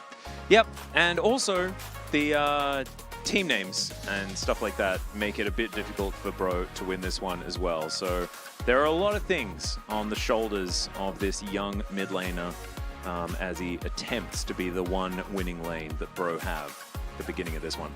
I think as the game goes on though, like as far as like just take the nameplates off and see what a team fight does, like Bro have got some answers there. Oh sure. But I just don't think that it'll ever really matter.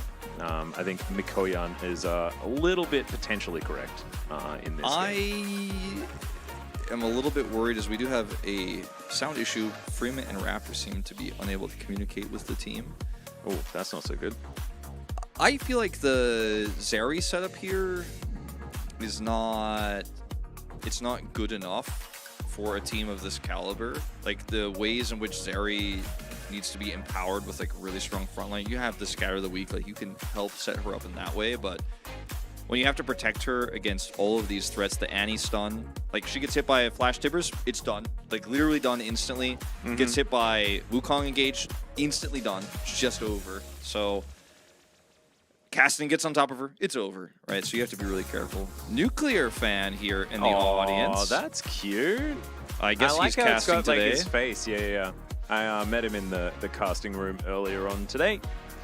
Hasn't been doing his nuclear family as much recently. Has made me a little bit sad. I remember asking him about it when we got here for our first cast. So many pros, or ex-pros I should say, coming in and doing some guest casting and challengers, and it's so funny to watch Nuclear just like teach them a little bit. I'm like, wow, he's really coming to his own. He's like explaining to the casters what they should work on and what they should focus on in the broadcast. He's a leader of the casters now. It's very cute. Do you know what's also cute? Do-do-dos. Oh yeah.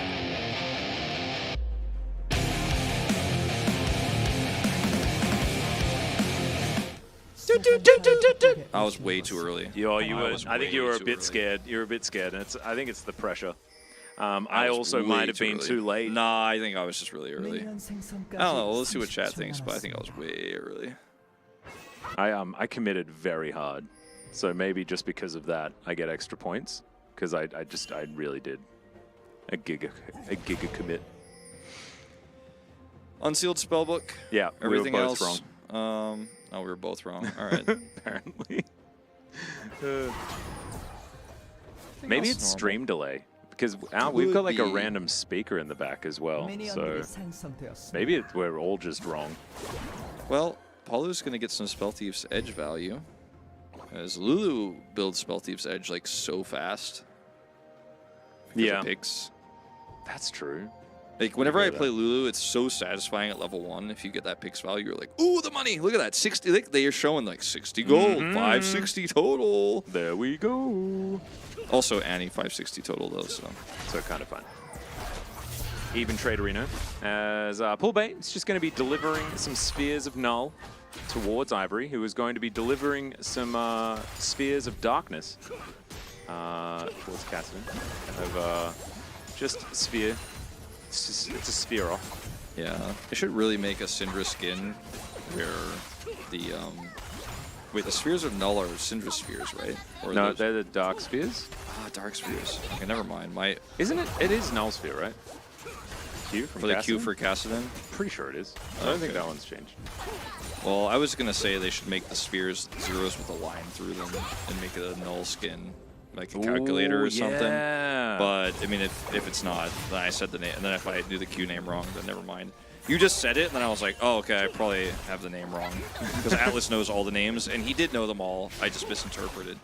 Well, I don't know all the names. I don't have all of the Heimerdinger names. I know all the names. I feel like you know all the names. I know most of the names. The Heimerdinger names are hard, though, because they're basically reading a barcode. That makes it difficult. Yeah, they are. Yeah, those are a little bit weird. And it's easy to say rockets, grenade, turret. You know? Big turret. Big rockets. Big grenade. The Heimerdinger ability names are like something you get from like the Weasley Twins store or something. A little bit silly named. Joke shop names. Brim? Soul Furnace. It's going to help him stay alive. Does get the explosion as well. Feels good. Yeah, that actually turned on its head pretty quickly there, didn't it? Yeah. Thanatos still very happy with the exchange, but he might be flashing for a kill if that did not go that way. Absolutely. As Pulbe is pretty happy in this lane. Ivory's still waiting to get a few extra buttons so that he can put on some pressure. Thanatos, he has Kaldamik, so he should be all right. Just to heal back up. Has that wave for him to deal with now. So far, things kind of okay for Bro, though. You know? All things considered. Definitely solid so far. And this lane on the bottom side, the trap is being set. That ward, though, is going to give it away. That is a bunch of value. Raptor is going to be seen, and Loopy is going to try and keep him somewhat interested. I actually really like that, the walk forward to be in somewhat dangerous range, but they do have full information, and Raptor knows. Here comes that advantage I was talking about with Pulbe, getting a gank for him. Yep, and Ivory's going to have to back away. It gives Pulbe a lot of time to get into this wave, right? Scatter the Weak comes through. Lucid is just going to make sure that Ivory has to go as far as possible to go home. And this is just, look at this lane state, man. Yeah, this is like, oh God. This is horrible for Ivory. And Lucid can make an impact here pretty massively, pretty early on, but it won't be able to do a whole lot for bottom. The second that Raptor shows, he makes this play mid and forces Ivory out, gets a teleport, and gets full bait in this really nice lane state. And also look at where the bottom duo is now. As soon as Raptor shows and then leaves, they come back and they're like, oh, I'm pushing hard. And, you know, it just goes to show how they were trying to set up that bottom lane to make this mid play. Full bait still has teleport, so he's just trying to use his health and mana as a resource. Yep, go home. Come back. Man, feels good having Catalyst back. That's all I'm saying. Still, it's every time I think about Kassadin going home, I'm like, oh man, it's so hard to play as Kassadin. And now, I'm like, you just get a little bit closer to your Catalyst, and you're feeling absolutely okay. I did have a question in chat, Wolf. Yeah. And that was, Atlas, what is your favorite Void champion? And I think it's an interesting question, because I really like Cosmo. I've always really liked Cosmo. I really like Cho'Gath as well. I like Kassadin also. I think that he's also a cool champion. There's a lot of Void champions that are really cool. Rek'Sai is also really interesting. Vel'Koz is a Void champion too. Yeah, right? Vel'Koz. Vel'Koz is one of my favorites for sure. Bel'Veth is cool. Yeah. Man, Void is the coolest. That's why I'm starting in the Void in the MMO. I think it's pretty dope. Everyone I also says- really like Yogg Saron from Ulduar in Wrath of the Lich King. And Ulduar was my Somewhat favorite related. raid. Yeah. Somewhat related, tangentially. Yeah. I think Old Gods are definitely from the Void. I feel like I have to start in Bilgewater because that's what everyone in chat is telling me to do. I don't know what it means, but I think you're a I pirate. think it's a compliment. I think you're a pirate. I think that's okay. I think it's okay to be a pirate. Fulbay is really putting the pressure on here now. This lane, he has a pretty massive advantage. They're going to turn this into a Drake. It is not the game state you were looking for here as Brion at this point in time. And you know how we were talking about, like, oh, Ivory's going to have that lane control. He does. Loopy has stun too, so he could turn with this. They don't have 6. If any of these players have 6, this is the easiest turn. All right, Still well, using the plant. Not going to be able to drop any bears on them, and Loopy's going to have to flash away. Not sure about that. If he had Tibbers, then maybe. As the train is going to come through a little bit late for any dragons, but that's okay. Look at Loopy's face too, though, on the player cam. I actually think that's one of those moments where you're like, oh, hold on, team. Blast cone into stun, like, hear me out. And they're like, I don't know about that, Loopy. And he's just like, oh, I'm already over the wall. And then, like, Enos just like, glad I took cleanse. And then he has to flash back. So, I mean, it was a cool idea. Like, it was flashy. It was interesting. Yeah. Ultimately, not the right call. And they will give the Drake up and a flash up. But Renekton, 2 plates. Yeah, and the +2 plates is, I think, more of a worry considering the Drake that we have upcoming, right? Like, it's 420 until we get the Infernal Drake, and just a singular one of those, you're feeling real happy about. As, yeah, Thanatos is just going to continue having a good time here until Brim can kind of deal with it with the amount of armor that he can build up. But I still just think that Renekton holds onto his value for so long in this game. It's pretty crazy. Especially with your ability to cut shields now, like, I don't know, feels less good as a Zion. Yeah, he's just not ever going to be under threat in the side. Like, Syndra's not going to really be a problem for him until way later, if ever, because if the game state, you know, starts to turn towards D+ at the timing that we expect, where you start getting those items online, here's the Kassadin, that's when the Syndra's like, oh, but I won't be up against a Renekton, I'll be up against a Kassadin, and yeah, and I think if you're anyone on Bro and you're thinking about having to be up against a Kassadin, you're just unhappy. Nope. It's just not a good thing. There is an avenue, you know, Enosh could theoretically be the guy to carry this one through. It's like, it's always the way with the Zeri, if Zeri potential win condition. But if Rahel gets any cash-ins or anything like that as this game comes along, it's going to be real tough. And he's building towards his essence, where even now it does have the casual serrated Dirk there as well. So we might see the Eclipse build coming through from Rahel. Looks that kind way. of okay with. Yeah, we'll see what he decides to do. With a Dirk this early and the potential for an early cash-in, Brion are kind of timid on taking early fights, as they should be. Because if he gets a cash-in, that's kind of guaranteed a safe sail towards Fulbay's late-game win condition. Yeah. And that's what comps like this do. This is the typical 2022 DRX, like, oh, okay, Kalista deft, and the Azir, Rizeka in the mid lane. And they're like, yeah, just scaling. Yeah, or the Corki. Yeah, or as Corki. we'd like to see in the past. Just like, yeah, we've got a win condition for the early game. Oh my god, a better win condition for the late game. Mm-hmm. And then maybe you've got a Gangplank top as well, which is another win condition for the late game. This time we don't have anything like that, as Raptor is going to punch Lucid a little with his brambles. Sorry, smash him. That's what it is. It's bramble smash. Yeah, he's smashing the... Do you guys remember when Maokai was Arcane? I do, because... And, like, I would have forgotten about it by now if you hadn't brought it up all the time, but I remember. Yeah. Because you bring it up a lot. I do. I like That's talking okay. about Arcane Smash, don't I? Because maybe I just get upset about having that in the forefront of my brain and then having to remember Bramble Smash. But I also remember Vengeful Maelstrom, which is even less relevant. Arcane question mark. Yeah, exactly. Assault and Battery is the old Vi ult, right? Yep. And now it's Cease and Desist, which is really silly. I always just say Assault and Battery now because you've put it in my brain. Oh, nice. But, like, I'm down for it, you know? No, I think it's fine. I think it's the same as, like, the rat-a-tat-tat spray and pray situation. Yeah. If we say it enough, maybe it'll come back. Do you want to... You like speaking German, right? No. Uh-oh. I'm just not good at it. Yeah, but you spoke a bit of it in the past. Because you could bring back Lux's old ultimate as well. What was that one called? I do remember this. I think it was Final Spark, but in German. Finales Fulken? Somebody in chat let us know. Kein Deutsch. No German. Is it Bible Funkel? thump. Anyway, that's what it used to be called. right. And they changed it to Final Spark, and that's a little bit sad. Was she German before? Don't think so. Where's By the way, Demacia? Frim is like... This is a solo queue game now. Yeah, he's like the boss, or something like that. I don't know. What's I like how we like literally haven't even addressed the fact that Frim is between Inhibitor and Inner. and like, so is over here. Thanatos. Like, we're just like, we ain't laning anymore.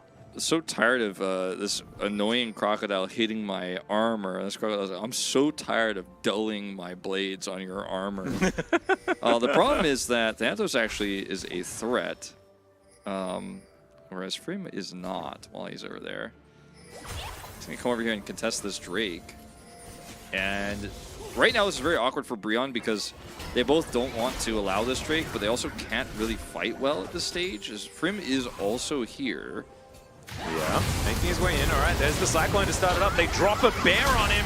As now Raptor is staying alive for so long, the tree tanked basically everything. And now Poolbay's trying to get away, but he's going to be able to do so finally. Enosh gets into the fight, and this is when it should just be over for D+ here. The flash out from Enosh, and he's not done just yet. Thanatos looking for him, slices, dices, gets himself away, does still have flash, and doesn't use it, and so he's dead. Okay, well, this was not exactly how D+ My wanted bingo to. card, where are these options? Yeah, this was not in the ingredients list on my Frozen cast. Poolbay, yeah, that's silent, so it's gonna be fine. But the start of this fight, everything is thrown into Raptor, and then he does a massive amount of damage with a smash. He's got that Ivory follow-up. It's kind of crazy how D+ really just didn't give themselves any wiggle room in this fight. Like, we kill him easy, and then they couldn't kill him, and they're like, all cooldowns are happening, so we're just gonna kind of not be able to do anything after this. This is a level 7 Maokai. Lucid goes in, Cyclone follow-up, Flash, Tipper's stun. Poolbay is here, and then the Wild Growth is massive, the Smash is massive, the follow-up here from Ivory is big. Poolbay is essentially dead. He does survive here, but the fight is done. Then they can continue to chase. Enosh ults, there's a flash, and now thank you for the drink. Yeah, and then Thanatos decides that he wants to try and catch up to Enosh, but he then just gets stunned and killed. I think maybe he just mistimed. I think he was planning on flashing, but the scatter happened outside of the timing that he was expecting, and he just blew up.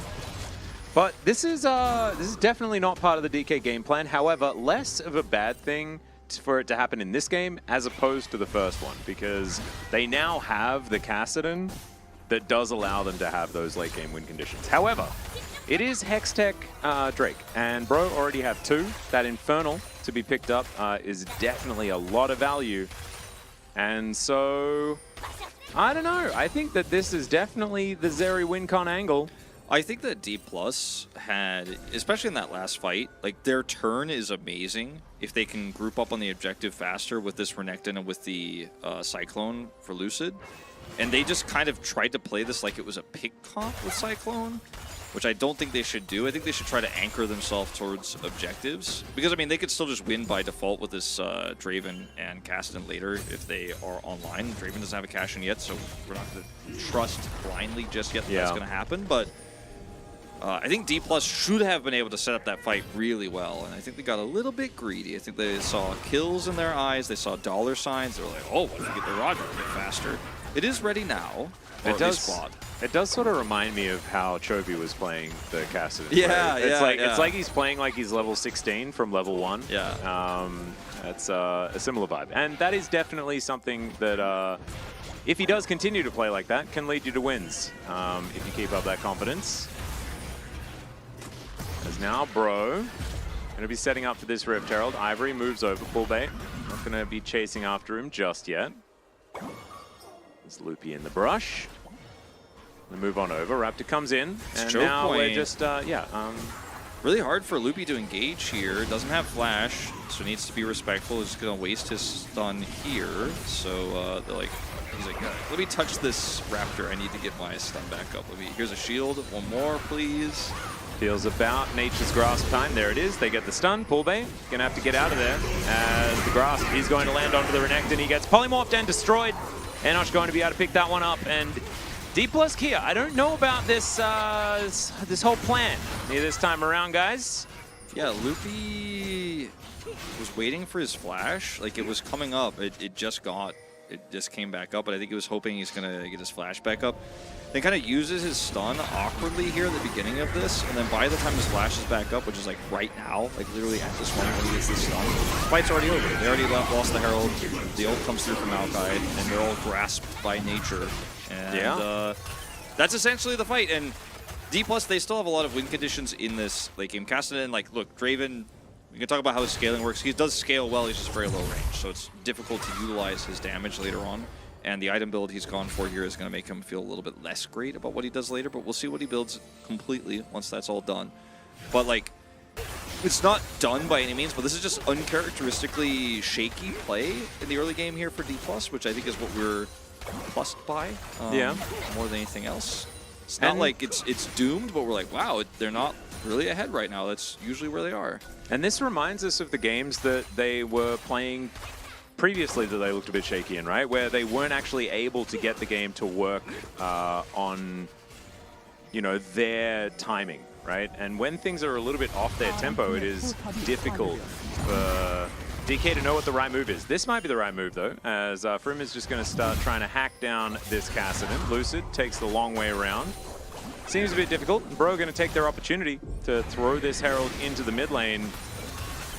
Follow going to get stunned up momentarily, but it looks like Shirley should be able to get the work done here on this turret, and the team should at least be able to take down the rest of it. So really nicely done.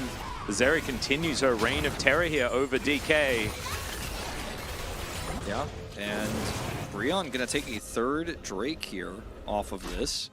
This is Soul Point. It's Hextech Soul, which at the beginning we were like, all right, well, you know, we have the Infernal Drake in here. We're not sure how impactful this Soul is going to be, but you know, it felt like chances are pretty good, but we weren't 100% sure. No, it's massive. It is the Drake that you want, and especially for a Zeri comp, yeah. Exactly. Where Zeri is already kind of outspeeding everybody, and then she's going to have an amazing catch-up onto people, too, with this slow. And it's, interestingly, like, I almost never liked the Andres on Syndra, but given the game state and kind of how much they've slowed this down, I kind of like it in this case here for Ivory, where he can just constantly put that pressure on in the fight and just one big scatter, especially if we go to the late game where he gets his abilities upgraded with all those stacks. Like, it's going to be pretty good, actually, in this game.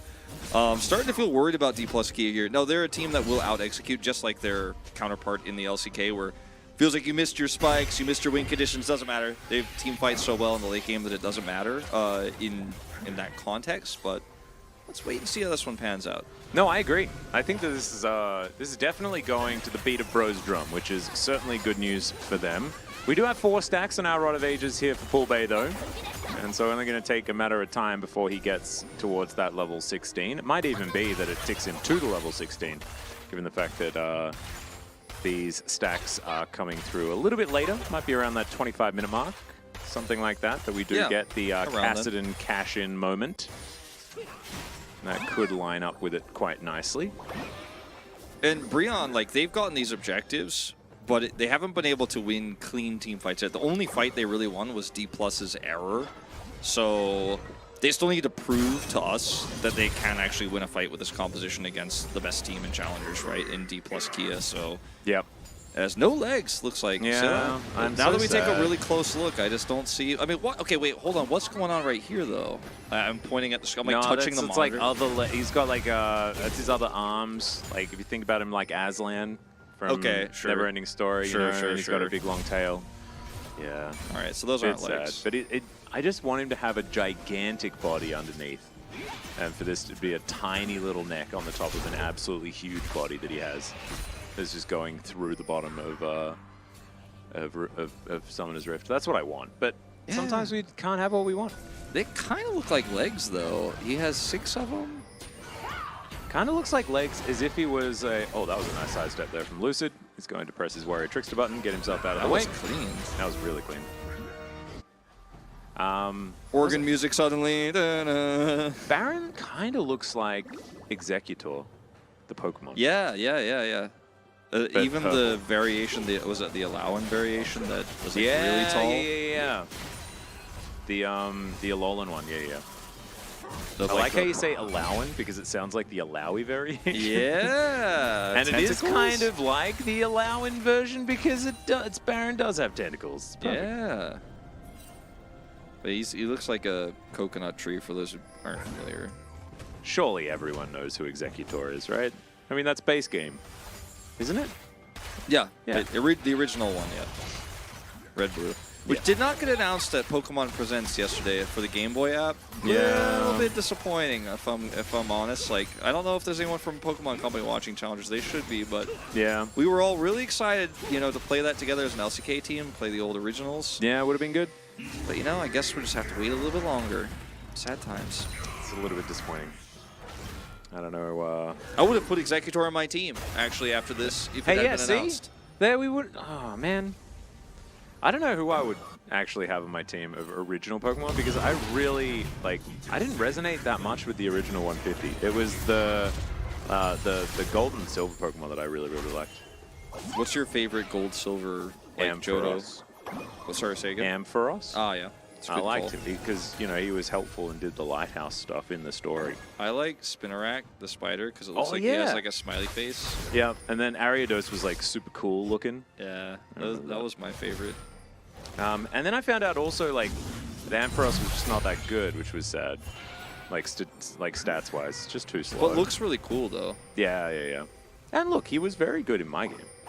So I still think he was great. Well, I wouldn't min-max if we played the originals together again. Like, even if it was gold and silver. You Just barely can, I don't think. Yeah, I just play the Pokemon I like and try to get a Yeah. few different types, and I'd battle you guys between games. Hell yeah, that would be really fun. Give me a Golem, trade my Graveler, Alakazam, and all that.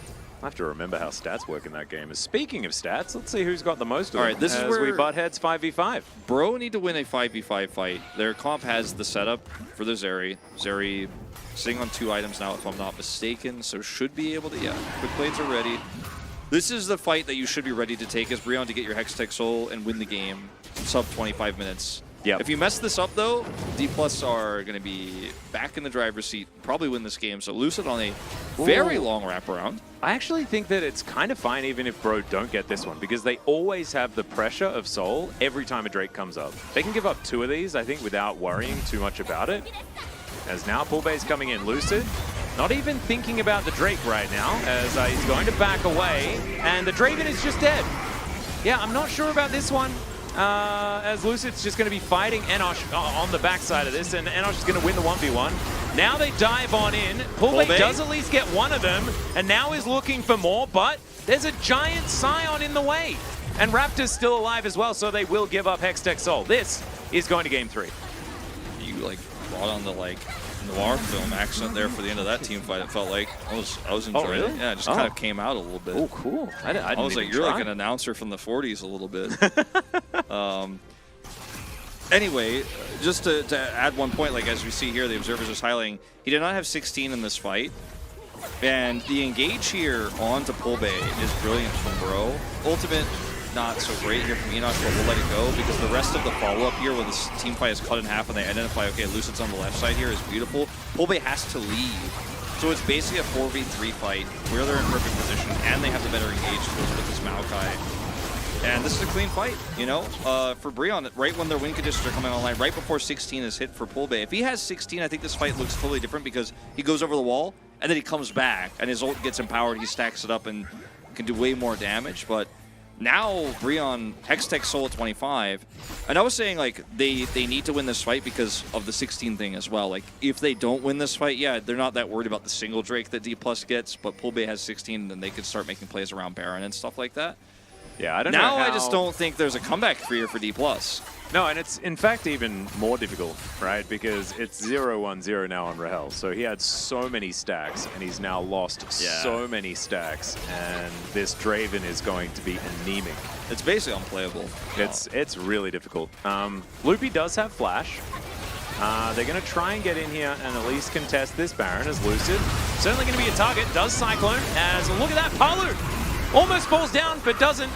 It is going to be Pulbe that ends up finishing him off, but now he can't go back in. As Thanatos is slice and dicing, running around Rahel, finally gets in here. Can he get a kill, is the question. The answer is no. Baron's going to start hitting him as Pulbe. What? Okay, never mind. Level 16, it doesn't matter. The Zeri problem is going to come through, and there goes the Draven.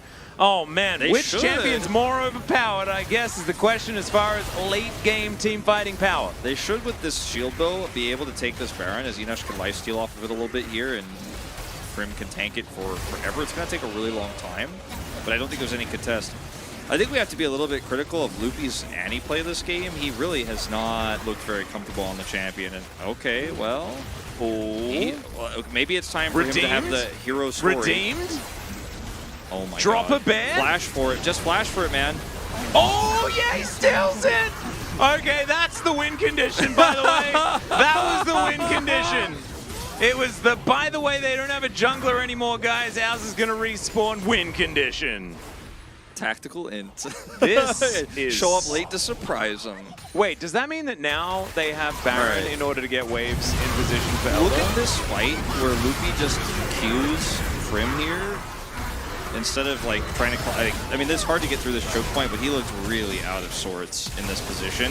And then Thanatos does enough damage actually with the Baron helping out to where Pulbe is like, all right, maybe I actually kill the Zeri, and this fight is 100% ours. And he cannot quite get on top of Enoch, or he gets on top, but if he has that E a little bit faster, that was nerfed, by the way, great against Zeri, press Q a lot, you know, maybe he actually gets the kill there.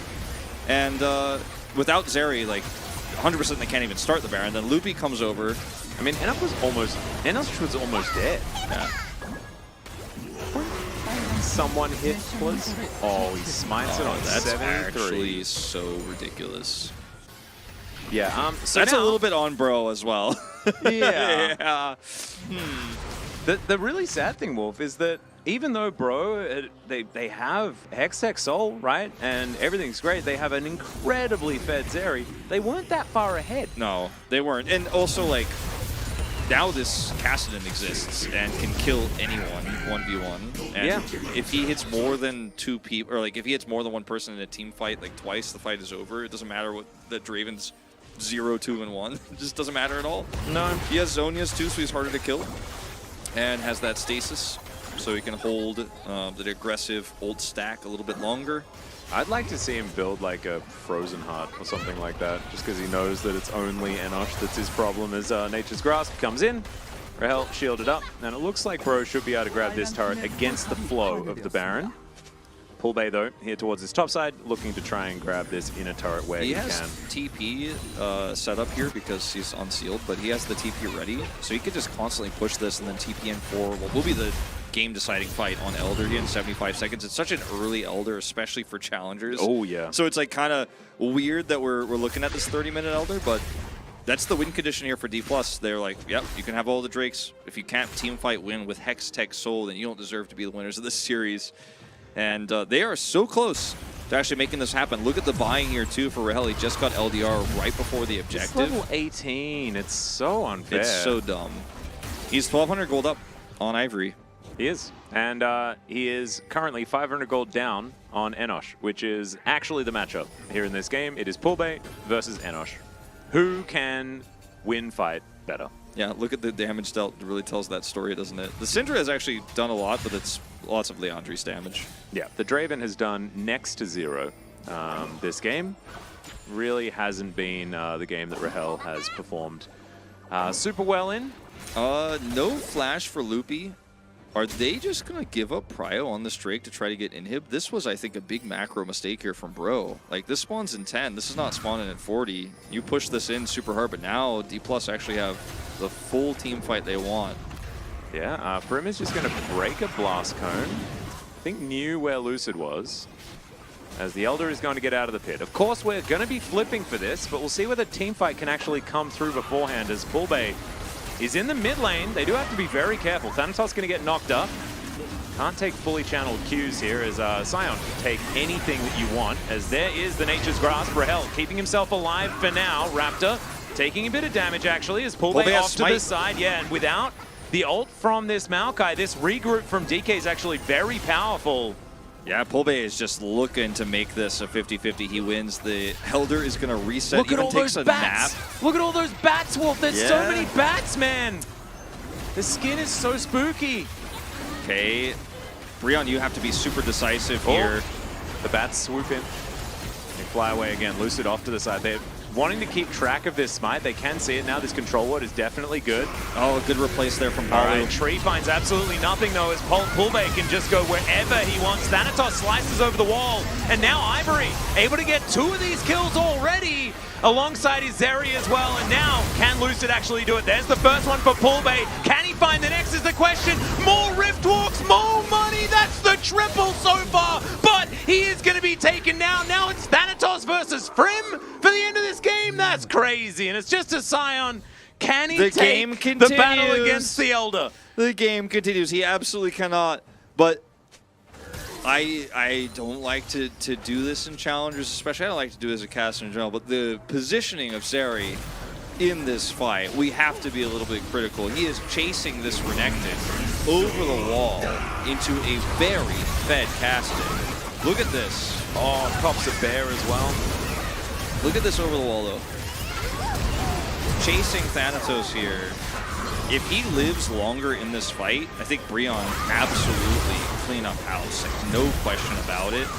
And I mean, yeah, this is Pulbe playing well, and this is a fed Kassadin, but it shouldn't have even gotten to this point. Just a very aggressive chase. And Breon just barely will win this a level up. And that means that here we go again. Round 2. We just get to do it one more time. They're going to start this one up. Pulbe has got Smite. No flash, though. As he has an unsealed spellbook, but that means he's not able to actually teleport over here. But I mean, he can do mini teleports wherever he would like.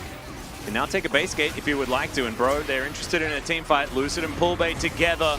Hextech bros, and now pushing. Here's the engage attempt. They do have the Shirelias, as yeah, once again the Draven is dead. I don't know how much that matters here.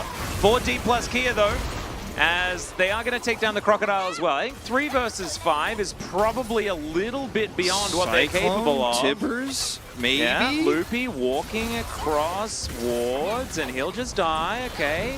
Does have a shield, he's still dead, never mind. Is Pulbe enough to actually 1v5 or 2v5 if Lucid does survive? But he might be dead too. Yeah, they just really need to focus this Elder. If Pulbe wants to stack his way in here and look for a smite fight, he's going to be under risk. Like this play, just hold the Elder here. Yeah, Lucid's still fighting against a couple of people. Ivory going to have to flash away from the Wukong. Now Pulbe looking for more. Enosh is going to do a lot of damage here to Pulbe, who just smites. And the Wukong's dead. This is a disaster. Yeah, what just happened? Yeah, I mean, that's the game. Doesn't actually get in there for the smite or anything. Is setting his teleport back up because he bought enough time for these respawns to come through so they can, quote-unquote, defend. But they're going to be defending against Hextech, Baron, Elder. Like, yeah. This is just like the Nongshim Live Sandbox series. Except that was at like 50 minutes into the game where this was all happening. This is at 35. Early. But you can't lose this game as Breon now. Like, if you lose this game, I mean, 19-8. Look at how much health Frim has. He is not going to Is care that about over anything. 6,000 health? Yeah, and he also has anathemas. Yeah. He has Oh my God. 59, 40, 59, 56 with some of those extra minions going down. He's going to be at 6,000 very soon.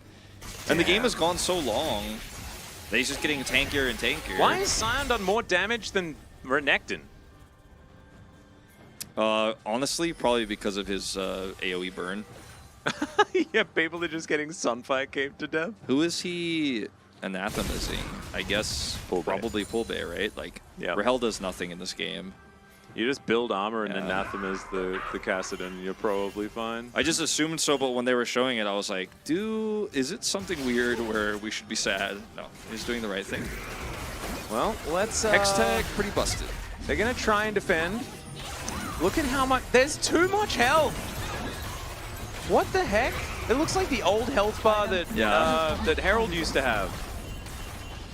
Oh man, it's really silly. It's too much health. He just walks at them and doesn't care. Yeah, Rahel is just going to burn down to these Drakes. Yeah, that is a very comfortable 2 kills. Luffy's going to die next. Lucid going to dive into a backline and then melt.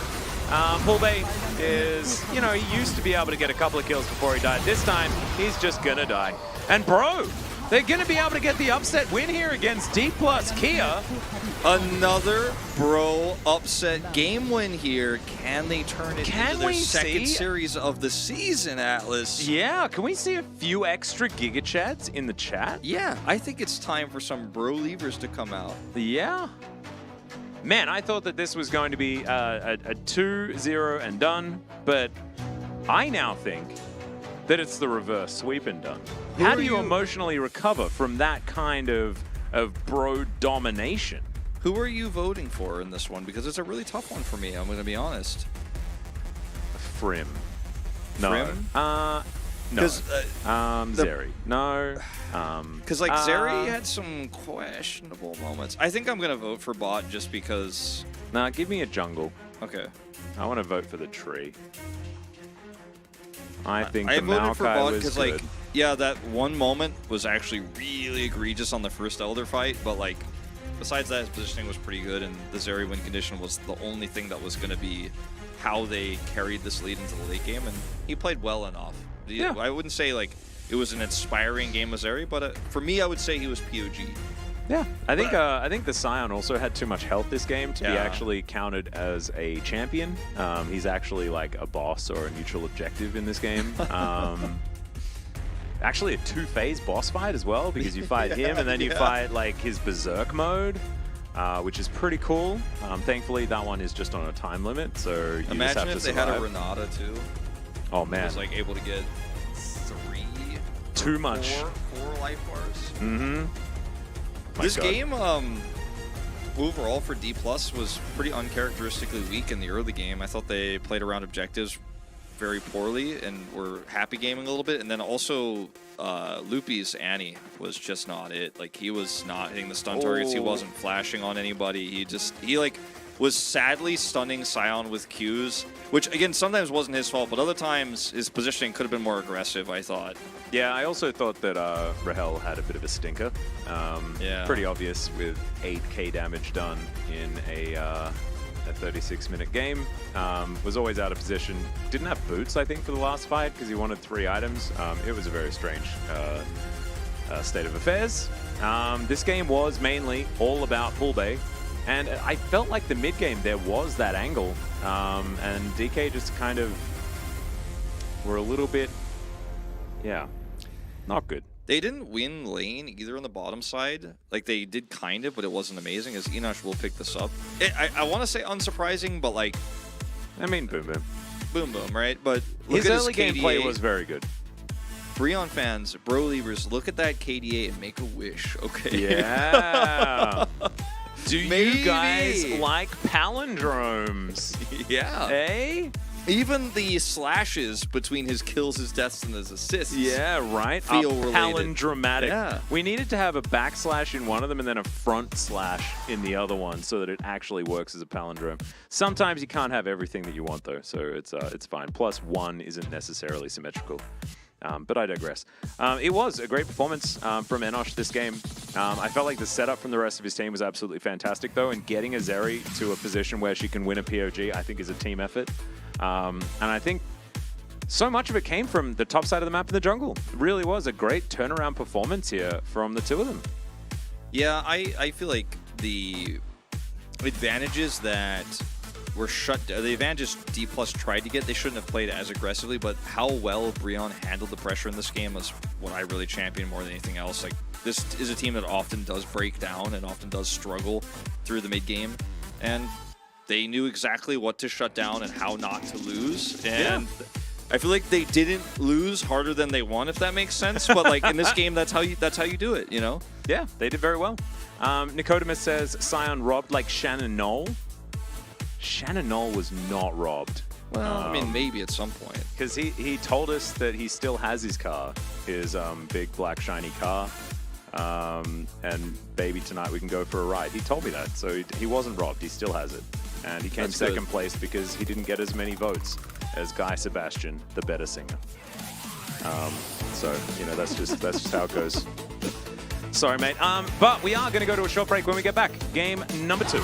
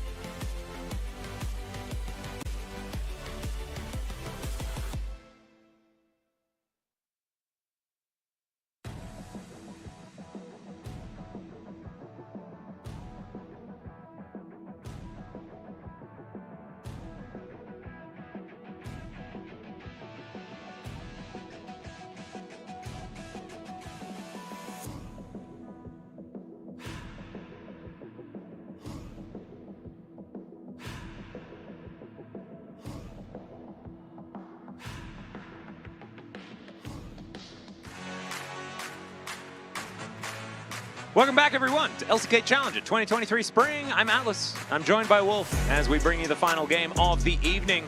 Gonna see whether Bro can keep the memento. Know what I'm saying? Yeah.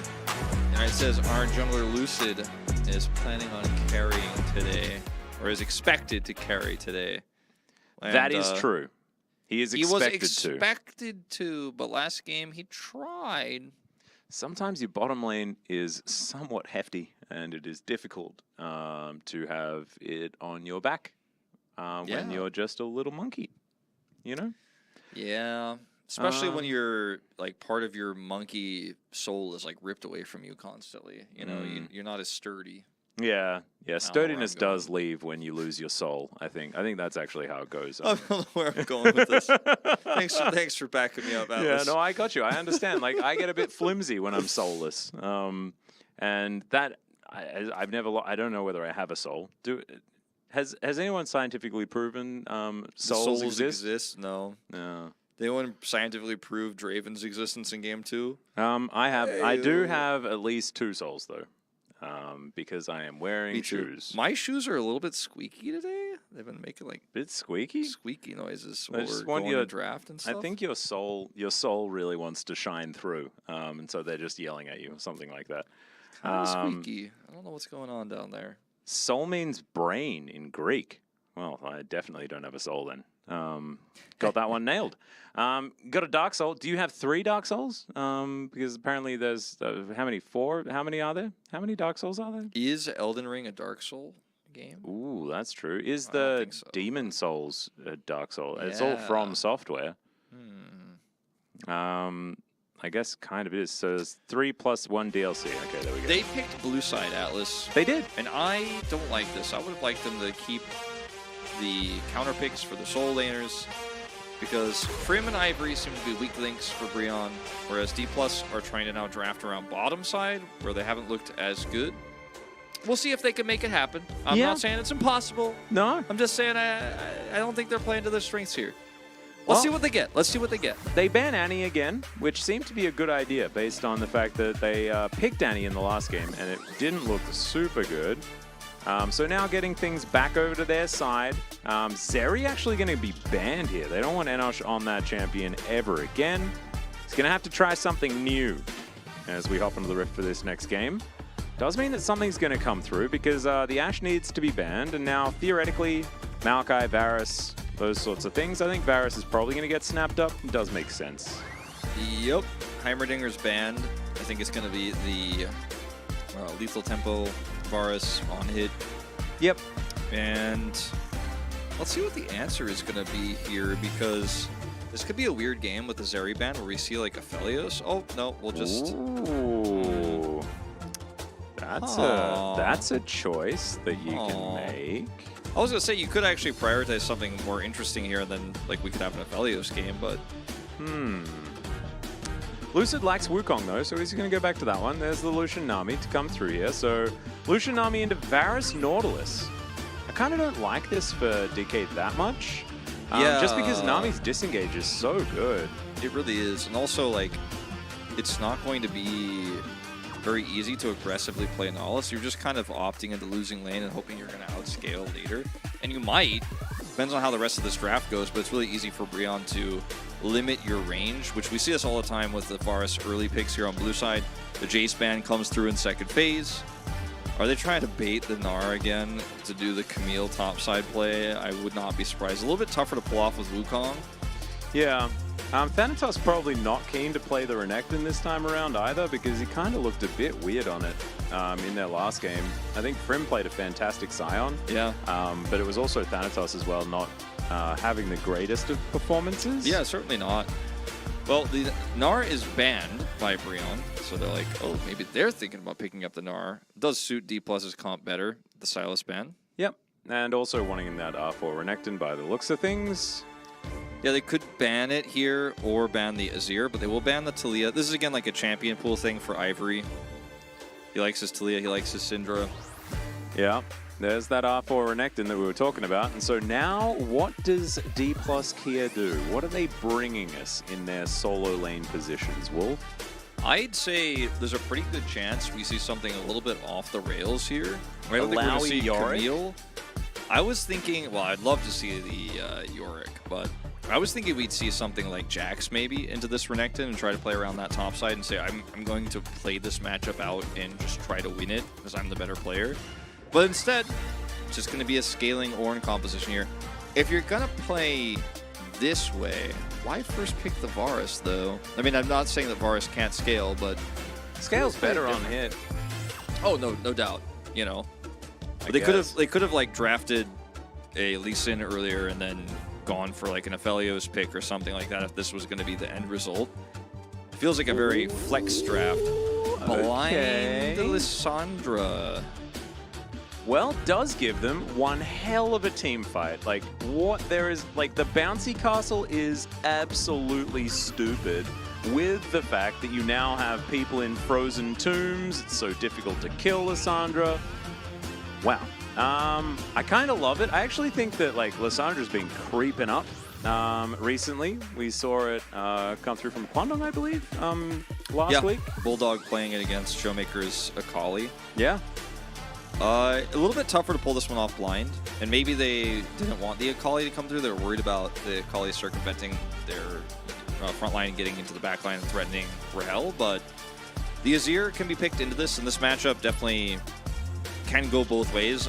With Azir's nerfs to his early game, I think Lissandra should be fine here. The team fight that D+ has is amazing, but isn't really going to come online until we get to like the second Herald or so, where you're really looking to fight. Ornn early can be quite strong. Lissandra early can be strong if you can catch the right people. It's the Lucian, the Renekton, and the Lee Sin that I'm worried about more than anything else for Brion.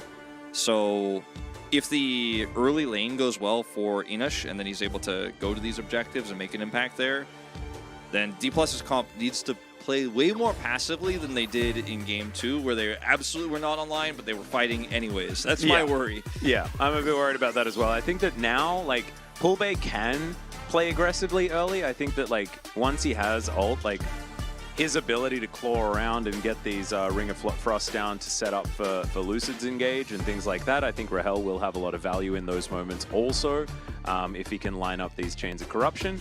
And I think that DK... I like this composition more if they want to fight around, you know, mid-game rather than just aiming for the late portion. They're level 6. Like, all of their 6s here are really good if played well together. And I think it's their comp is harder to team fight with than Bros is, where they can just kind of Lee Sin kick, press R on Renekton and run at people. I have Emperor's Divide. But when we go to, like, first Herald fight, if D plus Kia play it right and they're coordinated, they can actually smash that fight and win it super hard, even without Varus. You know, if Varus just stays bottom and pushes place, that's okay.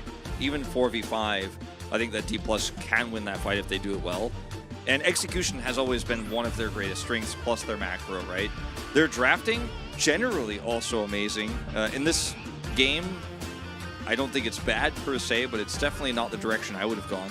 Let's see how it turns out. Yeah, I like the Lissandra last pick for the comp, right? It does mean that Ivory is pretty happy to pick up the Azir, and Lissandra does have some more difficult matchups, but I don't think it is the Azir. I think you're actually kind of fine there. You can avoid scoops with your ultimate, things like that. And your ability to set up is just insane. So Poolbay can just play as the engage, right? He can be the button pusher, and I think that suits his playstyle a lot. Like, this come in and clean up isn't necessarily him when he does seem to be the one pulling the trigger the majority of the time. Yeah, that's actually a really astute point, because I think he has looked his best when it's like his game, and he's like, this is my fight, and I decide this.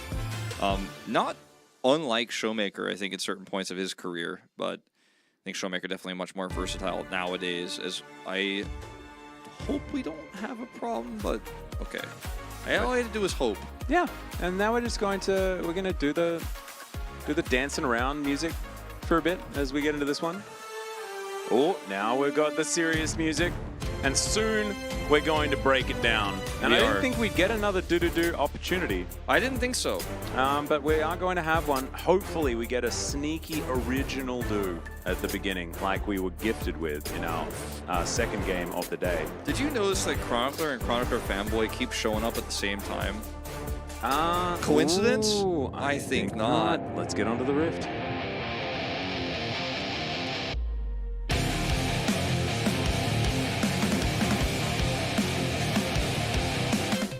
Oh, we got two! We got two! We got two! We doubled it, the dues! Oh, it's the double. We actually got Doo-Doo. Someone call him. Someone call Doo-Doo. Oh, that was incredible. Absolutely amazing. I'm so glad that you guys were here for this, to share this moment with us as we get to Doo-Doo. Doo-Doo-Doo. Doo-Doo-Doo. Good times. Anyway, if anyone's got Kwandong's number, give him a call. We need to let him know. Anyway, Thanatos, ready to forge some things. Yeah. The rest of DK wandering around the jungle because they have Nautilus. They do. He is very strong. It's also my favorite Nautilus skin. Yeah, you like that one, the Construction Nautilus? I always think of it as the Gorilla Nautilus because it's the one he used every time. I always think of it as like Alphonse from Full Metal Alchemist. You know, like he's got like the red eyes. Not that Alphonse has red eyes, but you know, it's like he's like a soul in a suit of armor kind of thing. That's kind of the way I look at it. Ah, yeah. But I could see what you mean. I'll pretend that I know. I do know. Oh, I watched the first episode. Wait, what? You haven't watched FMA? Like, hold on, this is real? Yeah, no, I haven't. I mean, I respect everybody's choices in media and stuff, but I recommend watching it. It holds up. You know, it's not like one of those animes where you're like, okay, this is kind of cringe now that I'm an adult. No, it's a good one. All right. Also, I have to give it a try. Everyone's gonna be like, only watch Brotherhood. Actually, I personally prefer the original one. I know it's sacrilegious to say, but I think they're both amazing. But that's your thing, Wolf. You're the original one guy. Yeah, you like the original one of almost everything ever. Yeah, that's true. It's true. I'm like, I hate change, and I don't like the new things, and I liked it better when they were older. Yeah. Well, I wish we could go back to when TVs didn't have color. And why do we have to have color on our TVs? It's so frustrating. I want to see the gradient between the lights. No, it's not quite that bad. But I think you do just have, like, nostalgia is powerful within you, Wolf. I am about that. And the cool thing for me about the original one was it didn't follow the manga, which meant it was kind of its own original story. So that's... People are like, it didn't follow the manga, so it's therefore worse. I'm like, no, it didn't follow the manga, so it's different. And so I like that. It's kind of... That's kind of cool. Yeah, it's its own different take on the story at a branching path. Well, DK are looking once again for another option as Raptor is just here. The Shadow, another hook is going to connect, and there is the Lee Sin. I believe they just got vision of him. He's going to have to flash. So Loopy has to give that one up, but at least he's going to live for now as Ivory giving back exactly what he's getting here and a little bit more. Yeah, I thought maybe because there's no Wukong showing bottom, like I thought Polbe was trying to get a flash there because he's like, Lucid could be here, you don't know. Yeah. But he kind of does know. He has a ward there over the wall, and he's not gonna flash there. In fact, trades back really nicely. So Polbe just kind of botching the trade a little bit. I mean, not that it's going to affect him too much. He still has control of this lane, but Yeah, no, it looked less cool because his health went down more. But it's actually fine. And now he's going to go for a back. Ivory going to be a little bit later on his, but I think both of them are going to be absolutely fine. Looking for level 6s for both of these mid laners, most likely, before we start to see too much action from junglers. Across the entire 10 champions is actually so strong. Like, these are kind of like nothing champions until level 6 across the board. I'd say Lee Sin is probably the one that's happiest pre-6 in terms of like setting up skirmishes. And Lucian, to a lesser extent. What? How did he pick that? Hook? That was insanity. Okay. Sure, Loopy. Loopy got some feedback after the last game. They're like, pick up your performance. He's like, all right, well, what about if I edit the hitbox of the dredge line? I feel like Kevin Kim is going to be like, actually, most people don't know this, but Loopy had a career as a seamstress before this. That's how he threads those needles. Well, the Kevin Kim lore. Kevin Kim's gonna be like, yeah, he's known for this. Yeah. I'm just teasing that. What's up, Kevin? I hope you're in the chat. Brim is in a bit of trouble here as Raptor what? is going to find Thanatos. Thanatos gets out just fine, and no one flashed. It's just okay, I guess. Brim took a lot of damage, though. Damn. Well, still a 0-0 scoreline with a lot of action. Lots of hooking. Brim does have TP. He's going to be fine. Thanatos is going to push this in the TP as well. As the first Drake will go over to D plus Kia here with the Nautilus lane getting some nice advantages. We very rarely see the Nautilus actually find this level of success in the lane, but he went Halo Blades, Rahel did, so we were actually a little bit off on our expectations for how this is going to play out. He's got a Dirk now. Yeah. And they tried to play this like a kill lane, which we've seen in the LEC, I feel like, but never really in the LCK, and I couldn't tell you guys about LPL because it's on the same time as our show, and we have no time to watch that, but interesting setup. Gives them that early Drake, and now level 6 starting to come online here. Polbe has his, and Lucy's going to have his fairly soon. And if D+ get this first Herald as well with this Ornn ultimate, they're kind of having smooth sailing. Yeah, and I think that like the power of Call of the Forge God and Frozen Tomb should be able to get them a decent amount of priority like you're talking about. So pretty comfortable assumption that they should be in pretty good position to try and fight for it, because of course it's a fight. It's not like, you know, we can identify that D+ Gear has more power at that stage of the game and therefore Bro will give it up. No. It's going to be a battle. It is going to be a fight. D+ Gear should be able to win. We'll see how many of the Bro players are going to die. Well, Bro also, like, they're playing a comp that really needs that Herald too, and their team fighting at level 6 is also amazing. So I think it's about execution, and whenever I say it's about execution as a caster, I really hate myself because it sounds like such a cop-out thing to say, but it is going to be about like the skill of the players in this fight, which will probably be a 3v3 or a 4v4. And I think that D+ Kia have the harder comp to play out, like in terms of its subtleties, but I think it is the stronger one if played well, like we were saying in the draft. I mean, it is a little bit press R buttons on top of each other, which is good, but I think there are a lot of intricacies as far as like making sure all of them work. Yeah. Timing and angling and stuff like that. Yeah. Frim needs to also make sure that he keeps as much pressure on Thanatos as possible, because if he can just casually move towards that that Herald, it's going to be difficult. But Lucid is moving bot lane. Lucid's going bot right now, and he can, of course, try to full clear on his way up with the spawn of the red buff down there. It's just spawning, so he knows the timing extremely well in this, you know, but this does offer a little bit of extra time. And his level 6 here, with Raptor hitting his as well pretty soon, in fact, probably off this blue buff. It's going to be pretty interesting. I say that, but he doesn't get it off blue buff because he's significantly behind in farm. Here comes an engage.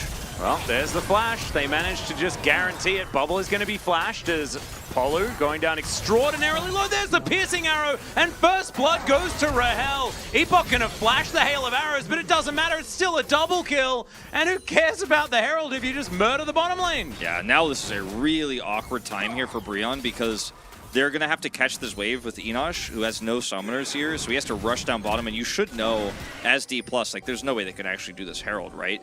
We can head straight over there, and if Enosh goes to the fight without summoners, we smash him. If he goes bottom side, he's already losing farm now, like, he has to go there. All they have to do is buy time here. Yeah. And that they should. Yeah, Fullbay going to move in here as there's the Cyclone. Frozen Tomb is going to lock down the first kill onto the jungler as well. It's going to make HLE far more difficult to take down. They trade 1 for 1, but DK retains some semblance of control. We won't have this dominance for much longer as Loopy, he gets in here. Put up a little bit of a rock as Thanatos hanging out over in the area. They need Rahel over here to win this fight, I think. He is heading over right now, and this is identified by Enosh. She's like, he's not down here. He's probably question mark pinging this or told his team vocally, like, the Varus is coming, so you guys either need to win this fast or get out. Well, Thanatos is going to dive forward. Polo's going to get knocked up with the depth charge. Piercing arrow comes on through as well. It's going to be the first kill, a third one for Rahel. As Lucid going to collect the eye, and now we'll have to check in on how many of these plates Enosh has been able to pick up. One so far. Might be able to get the couple, which means that Bro didn't really need to contest there to get value. Yeah, no, definitely not. And the money that DK pick up in this fight is negligible. They get the Herald Gold. It's really about the double kill for the Varus in the bot lane, because that makes everything feel okay. As Fullbay here takes a ton of damage and is killed by the Emperor's Divide. He waits a little bit longer there, the engage isn't as good, so gets caught with his pants down a little bit there trying to force that. And then they buy enough time here for Varus to come over, and this is when Brion just can no longer be here. They don't have Dominus. And watch like the turn when the Varus appears, they're like, oh, this is kind of disastrous. Bubble also desperate, but unsuccessful. So another kill picked up here for Rahel after getting that double on the bottom lane. He is a Varus with lethality items who is headed to the moon, basically. Oh, yeah. He's got a Ghost Blade and a Dream right now. Currently close to 1,000 gold in the lead. And yes, a couple of plates went down on the bottom side of the map in favor of Enosh, but now Rahel's able to collect one, and Chains of Corruption somehow connect onto Nami as well, which is kind of cute. Thanatos trying to fight up against Prim here. Discovered that Thanatos is actually a persona as well, which is kind of cool. Yeah. I've always thought that it was just a Lost Ark boss. It's also a persona, and probably also something else. I think it's like it's a mythology thing as well. Thanatos is just a cool name though. It's a good name. Yeah. I sidetracked myself with that one, but no, it's okay. No, I think the action's relatively over. Well, you say that. Loopy is...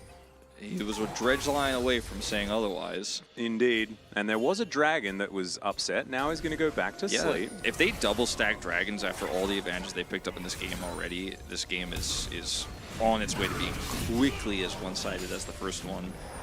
Did you know that the Greeks copied both Lost Ark and Persona? Yeah, it's crazy, man. They stole their Greek god of death from, they didn't even give from Lost Ark and Persona. It's like really weird. They didn't even give credit. I don't know why they do that. Anyway, there's a wave. Doesn't really do too much. That flash kick was absolutely awesome onto Rahel. Is it going to be enough to win them the fight, though, is the question, because the Azir has already gone down. There's Frim as well. It's a double for Lucid. And although Raptor looked so cool at the beginning, it didn't do enough to actually win them the fight, because mid-game for DK is so strong. Mid-game is so strong, and they have so much CC that even though the pick and the setup was amazing, onto Rahel, it doesn't matter because they have great turn with the Wukong ultimate. Like the Cyclone comes out and they're like, oh, you guys all just funneled in when you got that setup there onto Rahel. So Cyclone gets massive value. Also, the dodge on Palu's tidal wave from everybody was actually so clean. As Palu tries to start this off, and look at this, everybody's like, nah.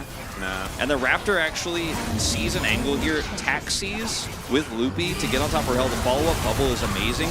But look at the Cyclone here. And everybody's stacked up. Ornhorn. Yeah, Ornhorn too. Just really sick play. You have such great CC when everybody funnels into one location. The wombo combos are real. That's what we've been talking about with this comp so much. The follow-up here, amazing on Palu. And you've been talking about choke points and choke control and stuff like that throughout this as well. And like, Lissandra is the queen of that. Yeah. And I think Ornn is the king. So it's just one of the and like Wukong's like the Jack. He's having a very good time in those circumstances.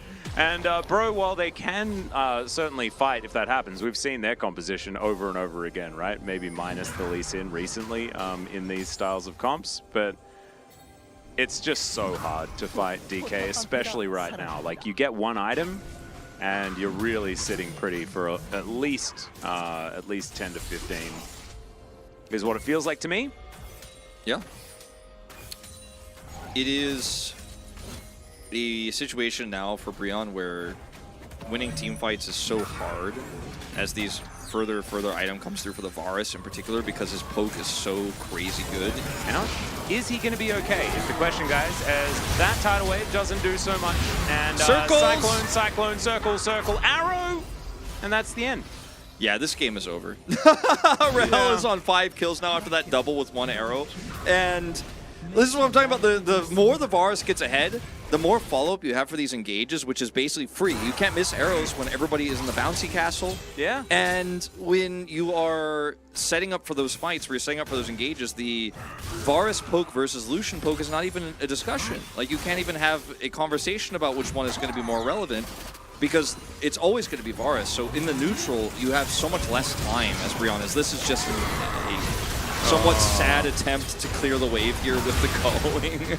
And there's just too many bounce as well. Like, Loopy hits everyone with the depth charge while they're all still in the air from the Cyclone. Like, as soon as anyone hits anything and something happens and someone CC'd, everyone just gets CC'd for the next 10 seconds. Like, this draft, now that we're looking at it, you remember when I was like, yeah, the Salties have you to execute this. If you get ahead, you just kind of walk at them and press R, and the R's lead into the other R's. But the initial fight that we were discussing before, around the first Herald, that was going to be skill-based. That one was skill-based, yeah, sure. And from now on, it's just press R, and hopefully everyone else does the same thing. And it's Prowler's Varus as well, so Rahel's feeling it. Claw Look at comes the in. damage! Enosh, I mean, he's not going to get ulted. I don't think, did Pulbe not quite have it off cooldown? Yeah, it just came off. Just came up. I was like, if it's Pulbe, right? So he's obviously going to press the button if he has access to it.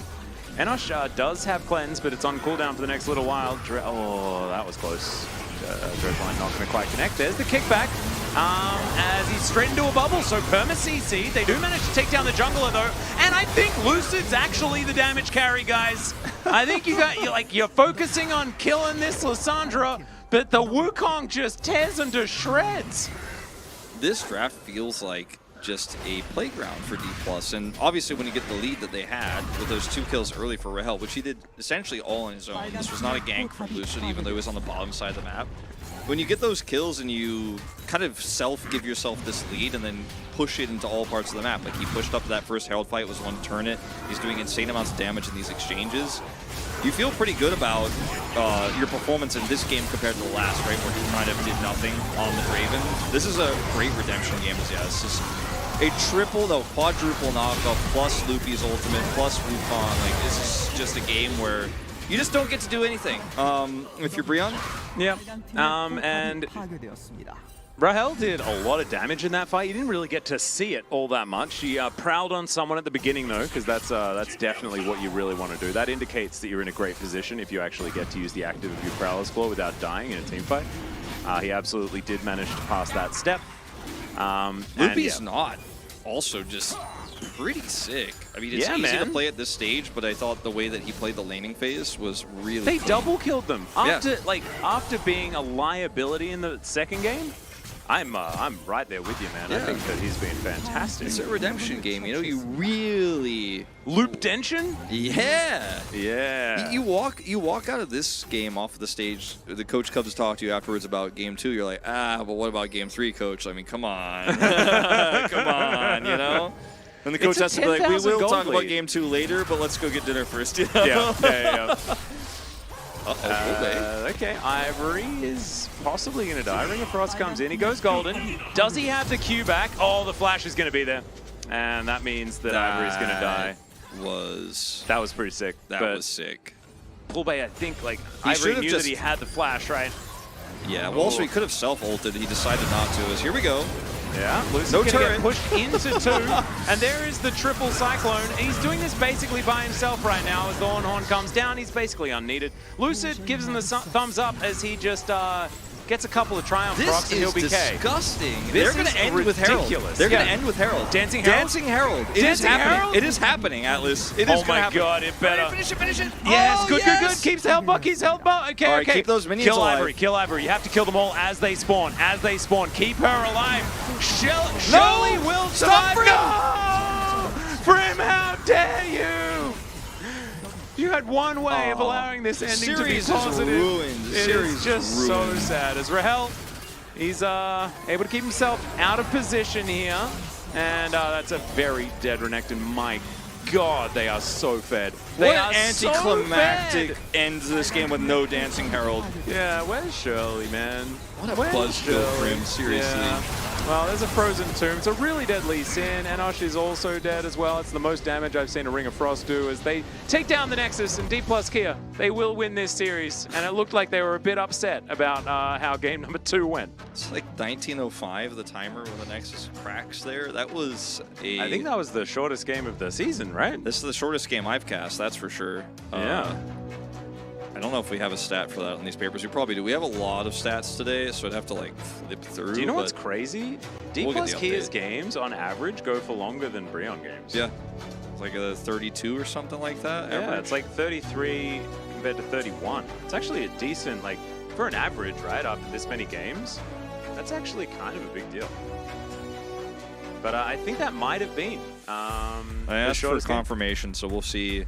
Yundo's in the chat. He might let us know. 1910 is the game time. I think the Nexus actually fell faster than that, but it takes including the animation, ticks up to 1910, and in a 19-minute game, he is 19,424. So in the shortest game, he has over 1,000 DPM. That is like unheard of, actually. That's actually pretty insane. We're like, yeah, Rahel, he's definitely not a strong point for this team. You know, he's pretty all right, but like, we gotta talk about the jungle. We gotta talk about the mid lane. He had like probably like the weakest Draven performance that we've seen for a really long time, and then comes out with this. Yeah, he's certainly snowballed. Oh, well, they asked me who I voted for. I'm like, well, I mean, I'm gonna do Lucid, please. You're a Lucid voter? I'm a Lucid guy. Or Loopy, Lucid, Loopy. Okay. Loopy. I just thought it was silly to ask us at this point. Yeah. I thought it was an easy 80 carry vote. I voted Oh, 80 really? carry. Boom Boom. I think I that boom Loopy's boomed so good. so hard. I in mean, this he one. also boom boomed so hard, so I think it's completely fine. I'm a Nautilus believer. 1910 would be right, but I don't know if that means fastest game. On casually doing, it is 750 DPM. That Yeah. is what? I mean, he did most of it with his ultimates and with Bellows Breath in crazy wombo fights. That is actually crazy, though. Like, that's a lot of on damage. Yeah, I mean, he did some of it in lane too, but like, this is the game where somebody's like, "Oh yeah, is that D plus Kia Challengers team? I heard they're okay. Like, what, should I watch?" This is any one of the VODs? ones This that is a you give VOD. them, Yeah, yeah. this is the VOD you send. Was it the first game of the season that was DK Bro, the first one, where they got the Elise and just absolutely Yes, I think eviscerated it was them? Bro, wasn't it?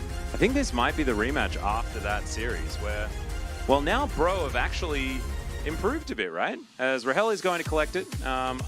Loopy robbed, in my opinion, but I think that this guy's bounce back from that Draven performance to this Varus performance, absolutely incredible. Just insanity. And like, Loopy set him up. He took that damage, though, and he shot arrows into CC. I mean, that's why it's a boom boom vote, because a lot of the damage he did was because the rest of his team pressed R, and then he was like, I will press Q on top of that. Yeah, and I'm you gonna can press do all W the first, engaging watch you me want. do it. If he misses his arrows, they don't kill the targets that they're looking for, right? And 1,013 DPM. In a 19-minute game, That ain't is too bad. crazy. Like, that is so insane. Because the earlier a game ends as well, the more difficult it is to have high DPM numbers. You have Because less- A, you're doing less damage, and B, 5 minutes of that game is spent like walking to the lane. Yeah, So- exactly. You spend 5 minutes of the game walking the lane. You have less items just by default. Like, he got gold so quickly. He had 13 kills that game. Like 13 kills. It's crazy. Nice. And he's also only 72% kill participation. This That's was pretty a crazy. pro game, right? And then and if you're like, oh well, I mean, like the other team is just like nowhere near the level. They won game 2, like Breon won game 2, just for context. Okay. And I'm gonna go and just check to double. Well, I'll go double check to see whether their first game was actually I'll also that see Bro if I game. can It was. It was the 2-0 over Bro. Okay. And so that that first one, how long was it? Yeah, it was. They won in 24 minutes, then they won in 27 minutes in the first series. Yundo says he thinks it's the fastest game, but he doesn't have hard confirmation. Well, it's probably this team that would have been the ones that would do any faster games, right? And their fastest was 24 prior to this. So, Well, I mean, you say that, but you did say they had a long that's true. They average had a game bit of time. They do, and they have- also had a bit of a slump. Yeah, I see like 37 minutes, 41 minutes in there. That's probably what's pulling their game time up Yeah. so high. And they're the more recent games as well. It's been a little bit of a slump here for D+ Gear. Hopefully this Yeah. gets them back on track because, especially that last game, like, man, that was pretty decisive. And they definitely found what was missing. Fish Drowner TV, that's a great ID. I don't know the names of the skins. Atlas does sometimes. Which one? The skin with the big anchor. What is the skin with the big anchor?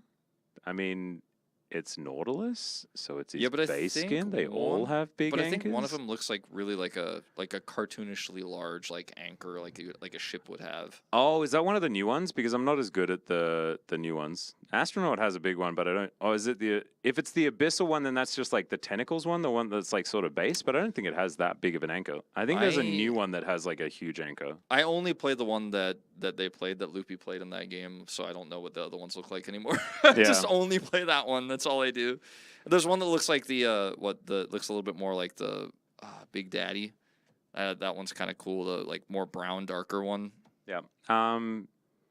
Nico, yeah, mate, you can borrow Maloma, of course.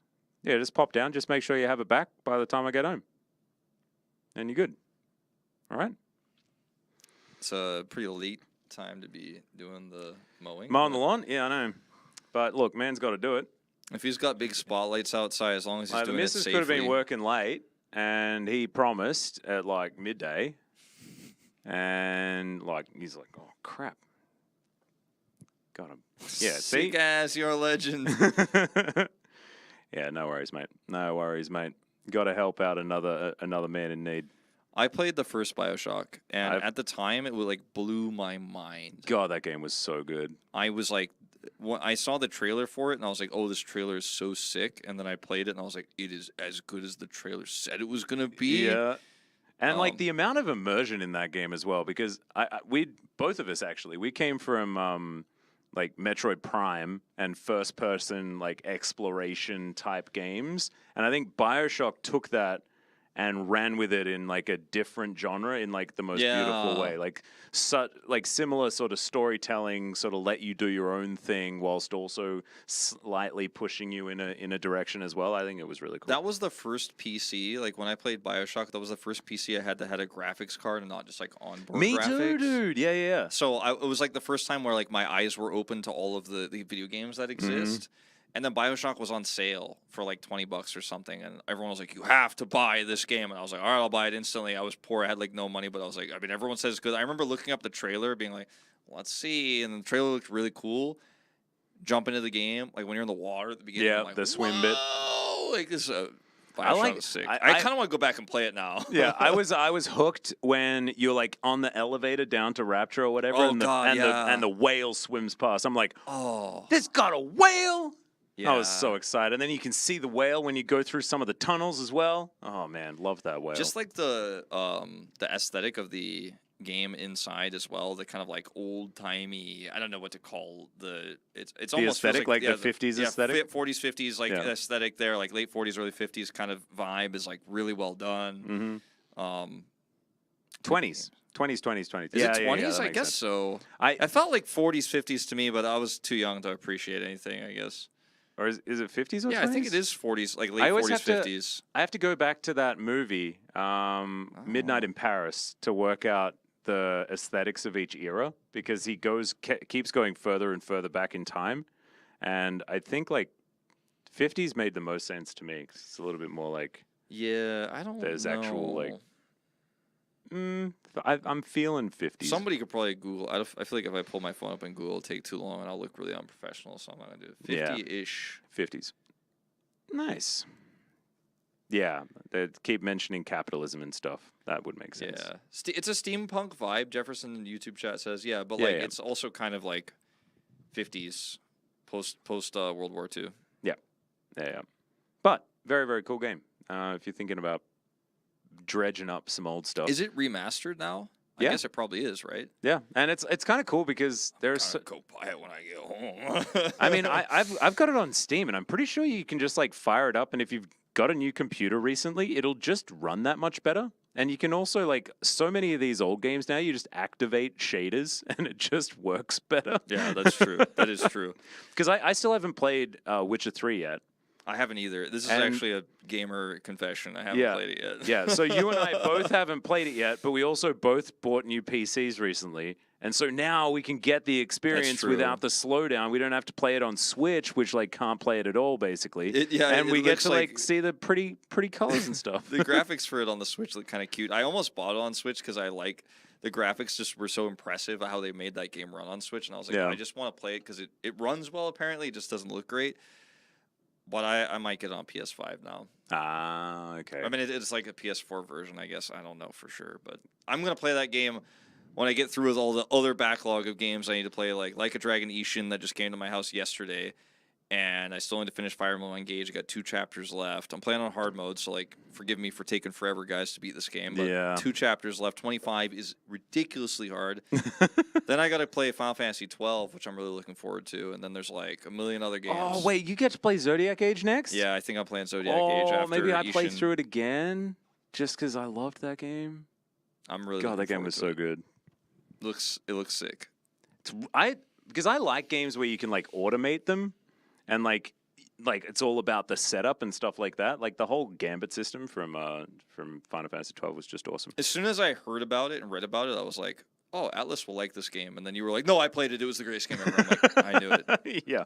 And also their RNG manipulation is quite doable if you don't want to rely on RNG to get all Okay, of the best I see what you're items. saying, yeah. So that's kind of good because it's like the setups are somewhat difficult, so it is still rewarding if you kind of cheat to make sure that you can get things to load into chests correctly, like the strongest bow in the game on a boat, that sort of stuff.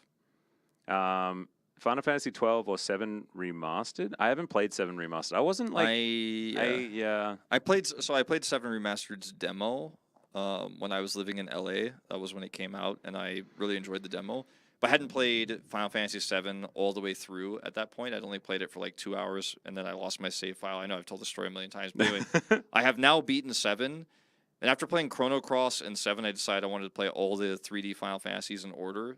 And then I got interrupted because a lot of other games were great, because these are our results. Yep. But I will play Remake, but probably after the second part comes out. I'm waiting for that.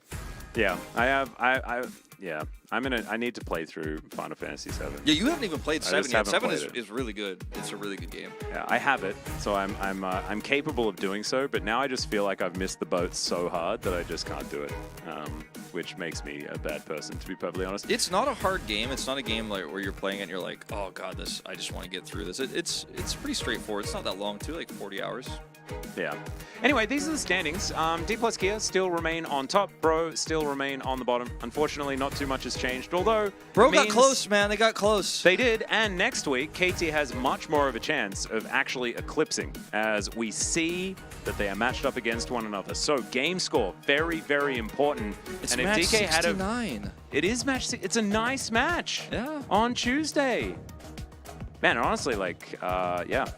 This is a tough one. Well, it's no on Friday. one is It's on Friday. Sorry, co-streaming not it either, Tuesday. Yeah. sadly. They're going to take all the tragedy. pressure off.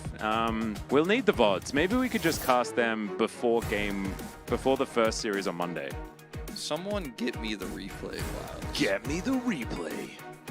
Yeah, maybe Chronicler would like to do that. Maybe he misses co-streaming and he just like more League of Legends. I imagine that's what it is. It's not Tuesday, Lil Freezy. I'm sorry. This is Friday. These are the games that are coming up that are going to be happening this week while we're casting the LCK. But that match is one that we're definitely going to be going over on Monday to tell you exactly how it all goes. Yeah, for sure. Which Breath of Fire game should I play? I've never played any Breath of Fire. I have the Switch online, so I could probably play whatever one is there. But Breath of Fire, I played that, I think. I heard that, I think... Isn't it super old? Is it mega old? Yeah, it's really old. I think Breath of Fire 3 is on PS1, and that people like that one the most, but I'm not sure. Give me a Zoids Valorant-like game? Holy crap, that sounds awesome. What? Dude. And woo, damn, that's a call. That's a good call, for sure. Heck yeah. Need that. I'm gonna be thinking about that on the train home. Tell you that much. I loved Zoids, man. That show was brilliant. Zoids was pretty nuts. Huge fan. All right. Here's next, our casted matches. Yeah, these are the ones that are coming up. Have a look for the KT matches. As DK, that's a tough one against Humble Life Esports. If they play like they did in Game 2 against Bro, I mean, they lose that series against any team in the Challenger, to be perfectly honest. But Man, Hummer are coming for them because that team is looking better and better. that's actually such a sick match, match 71. Yeah, man. And, you know, actually pretty much all of these matches could be close. I'd say Nongshim DRX, T1, what? Same Yeah. score lines?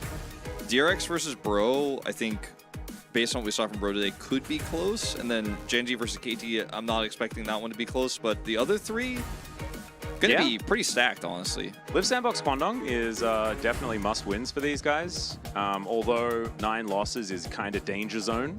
But still, you need to try and keep winning. As this is the LCK week. This week is nutty. The Saturday showdown, Hanwha versus D+, is so good. But KT versus Gen.G, revenge opportunity for Gen.G. That's my game of the week. But KT versus Live Sandbox also, like, any of these matchups that involve Hammer Life, D+, KT, or Live Sandbox are all so hype.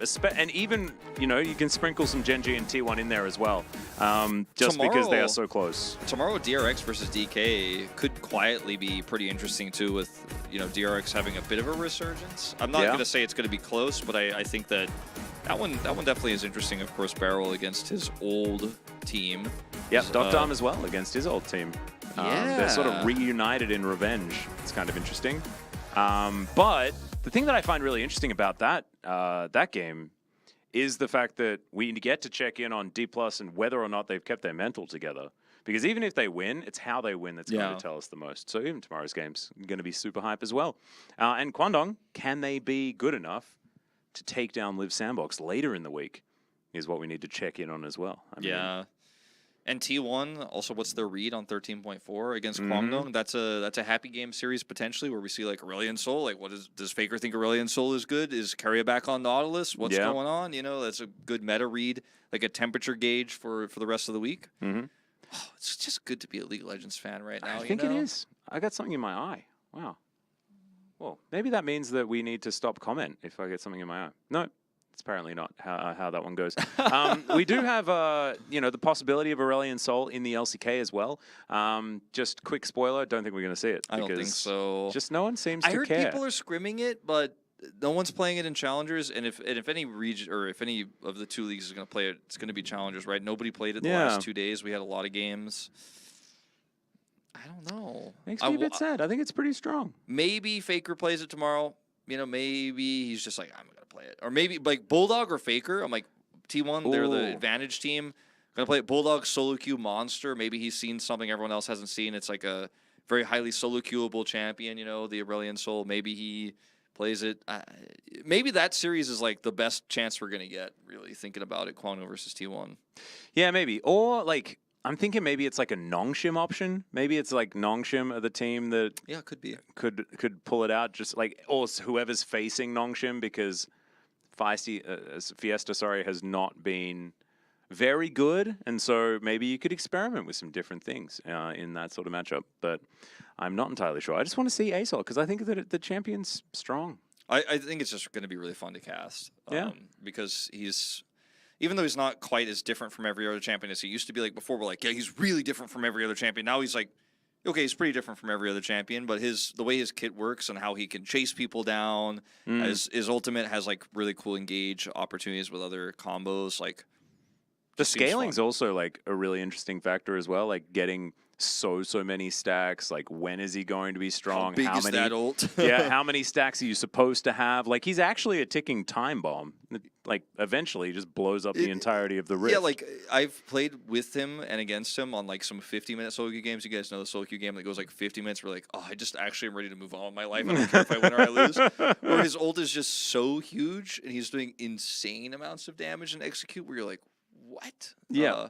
Isn't there like there's a cutoff point at like 32,000, 33,000 stacks where like you just insta kill people? Like they kill, like the E kills people if they go into the It's middle. hard to get They that just high, die. but it is possible. Well, it's time for us to stop comment. So we are going to wish you good night and we'll see you for LCK tomorrow. Bye-bye.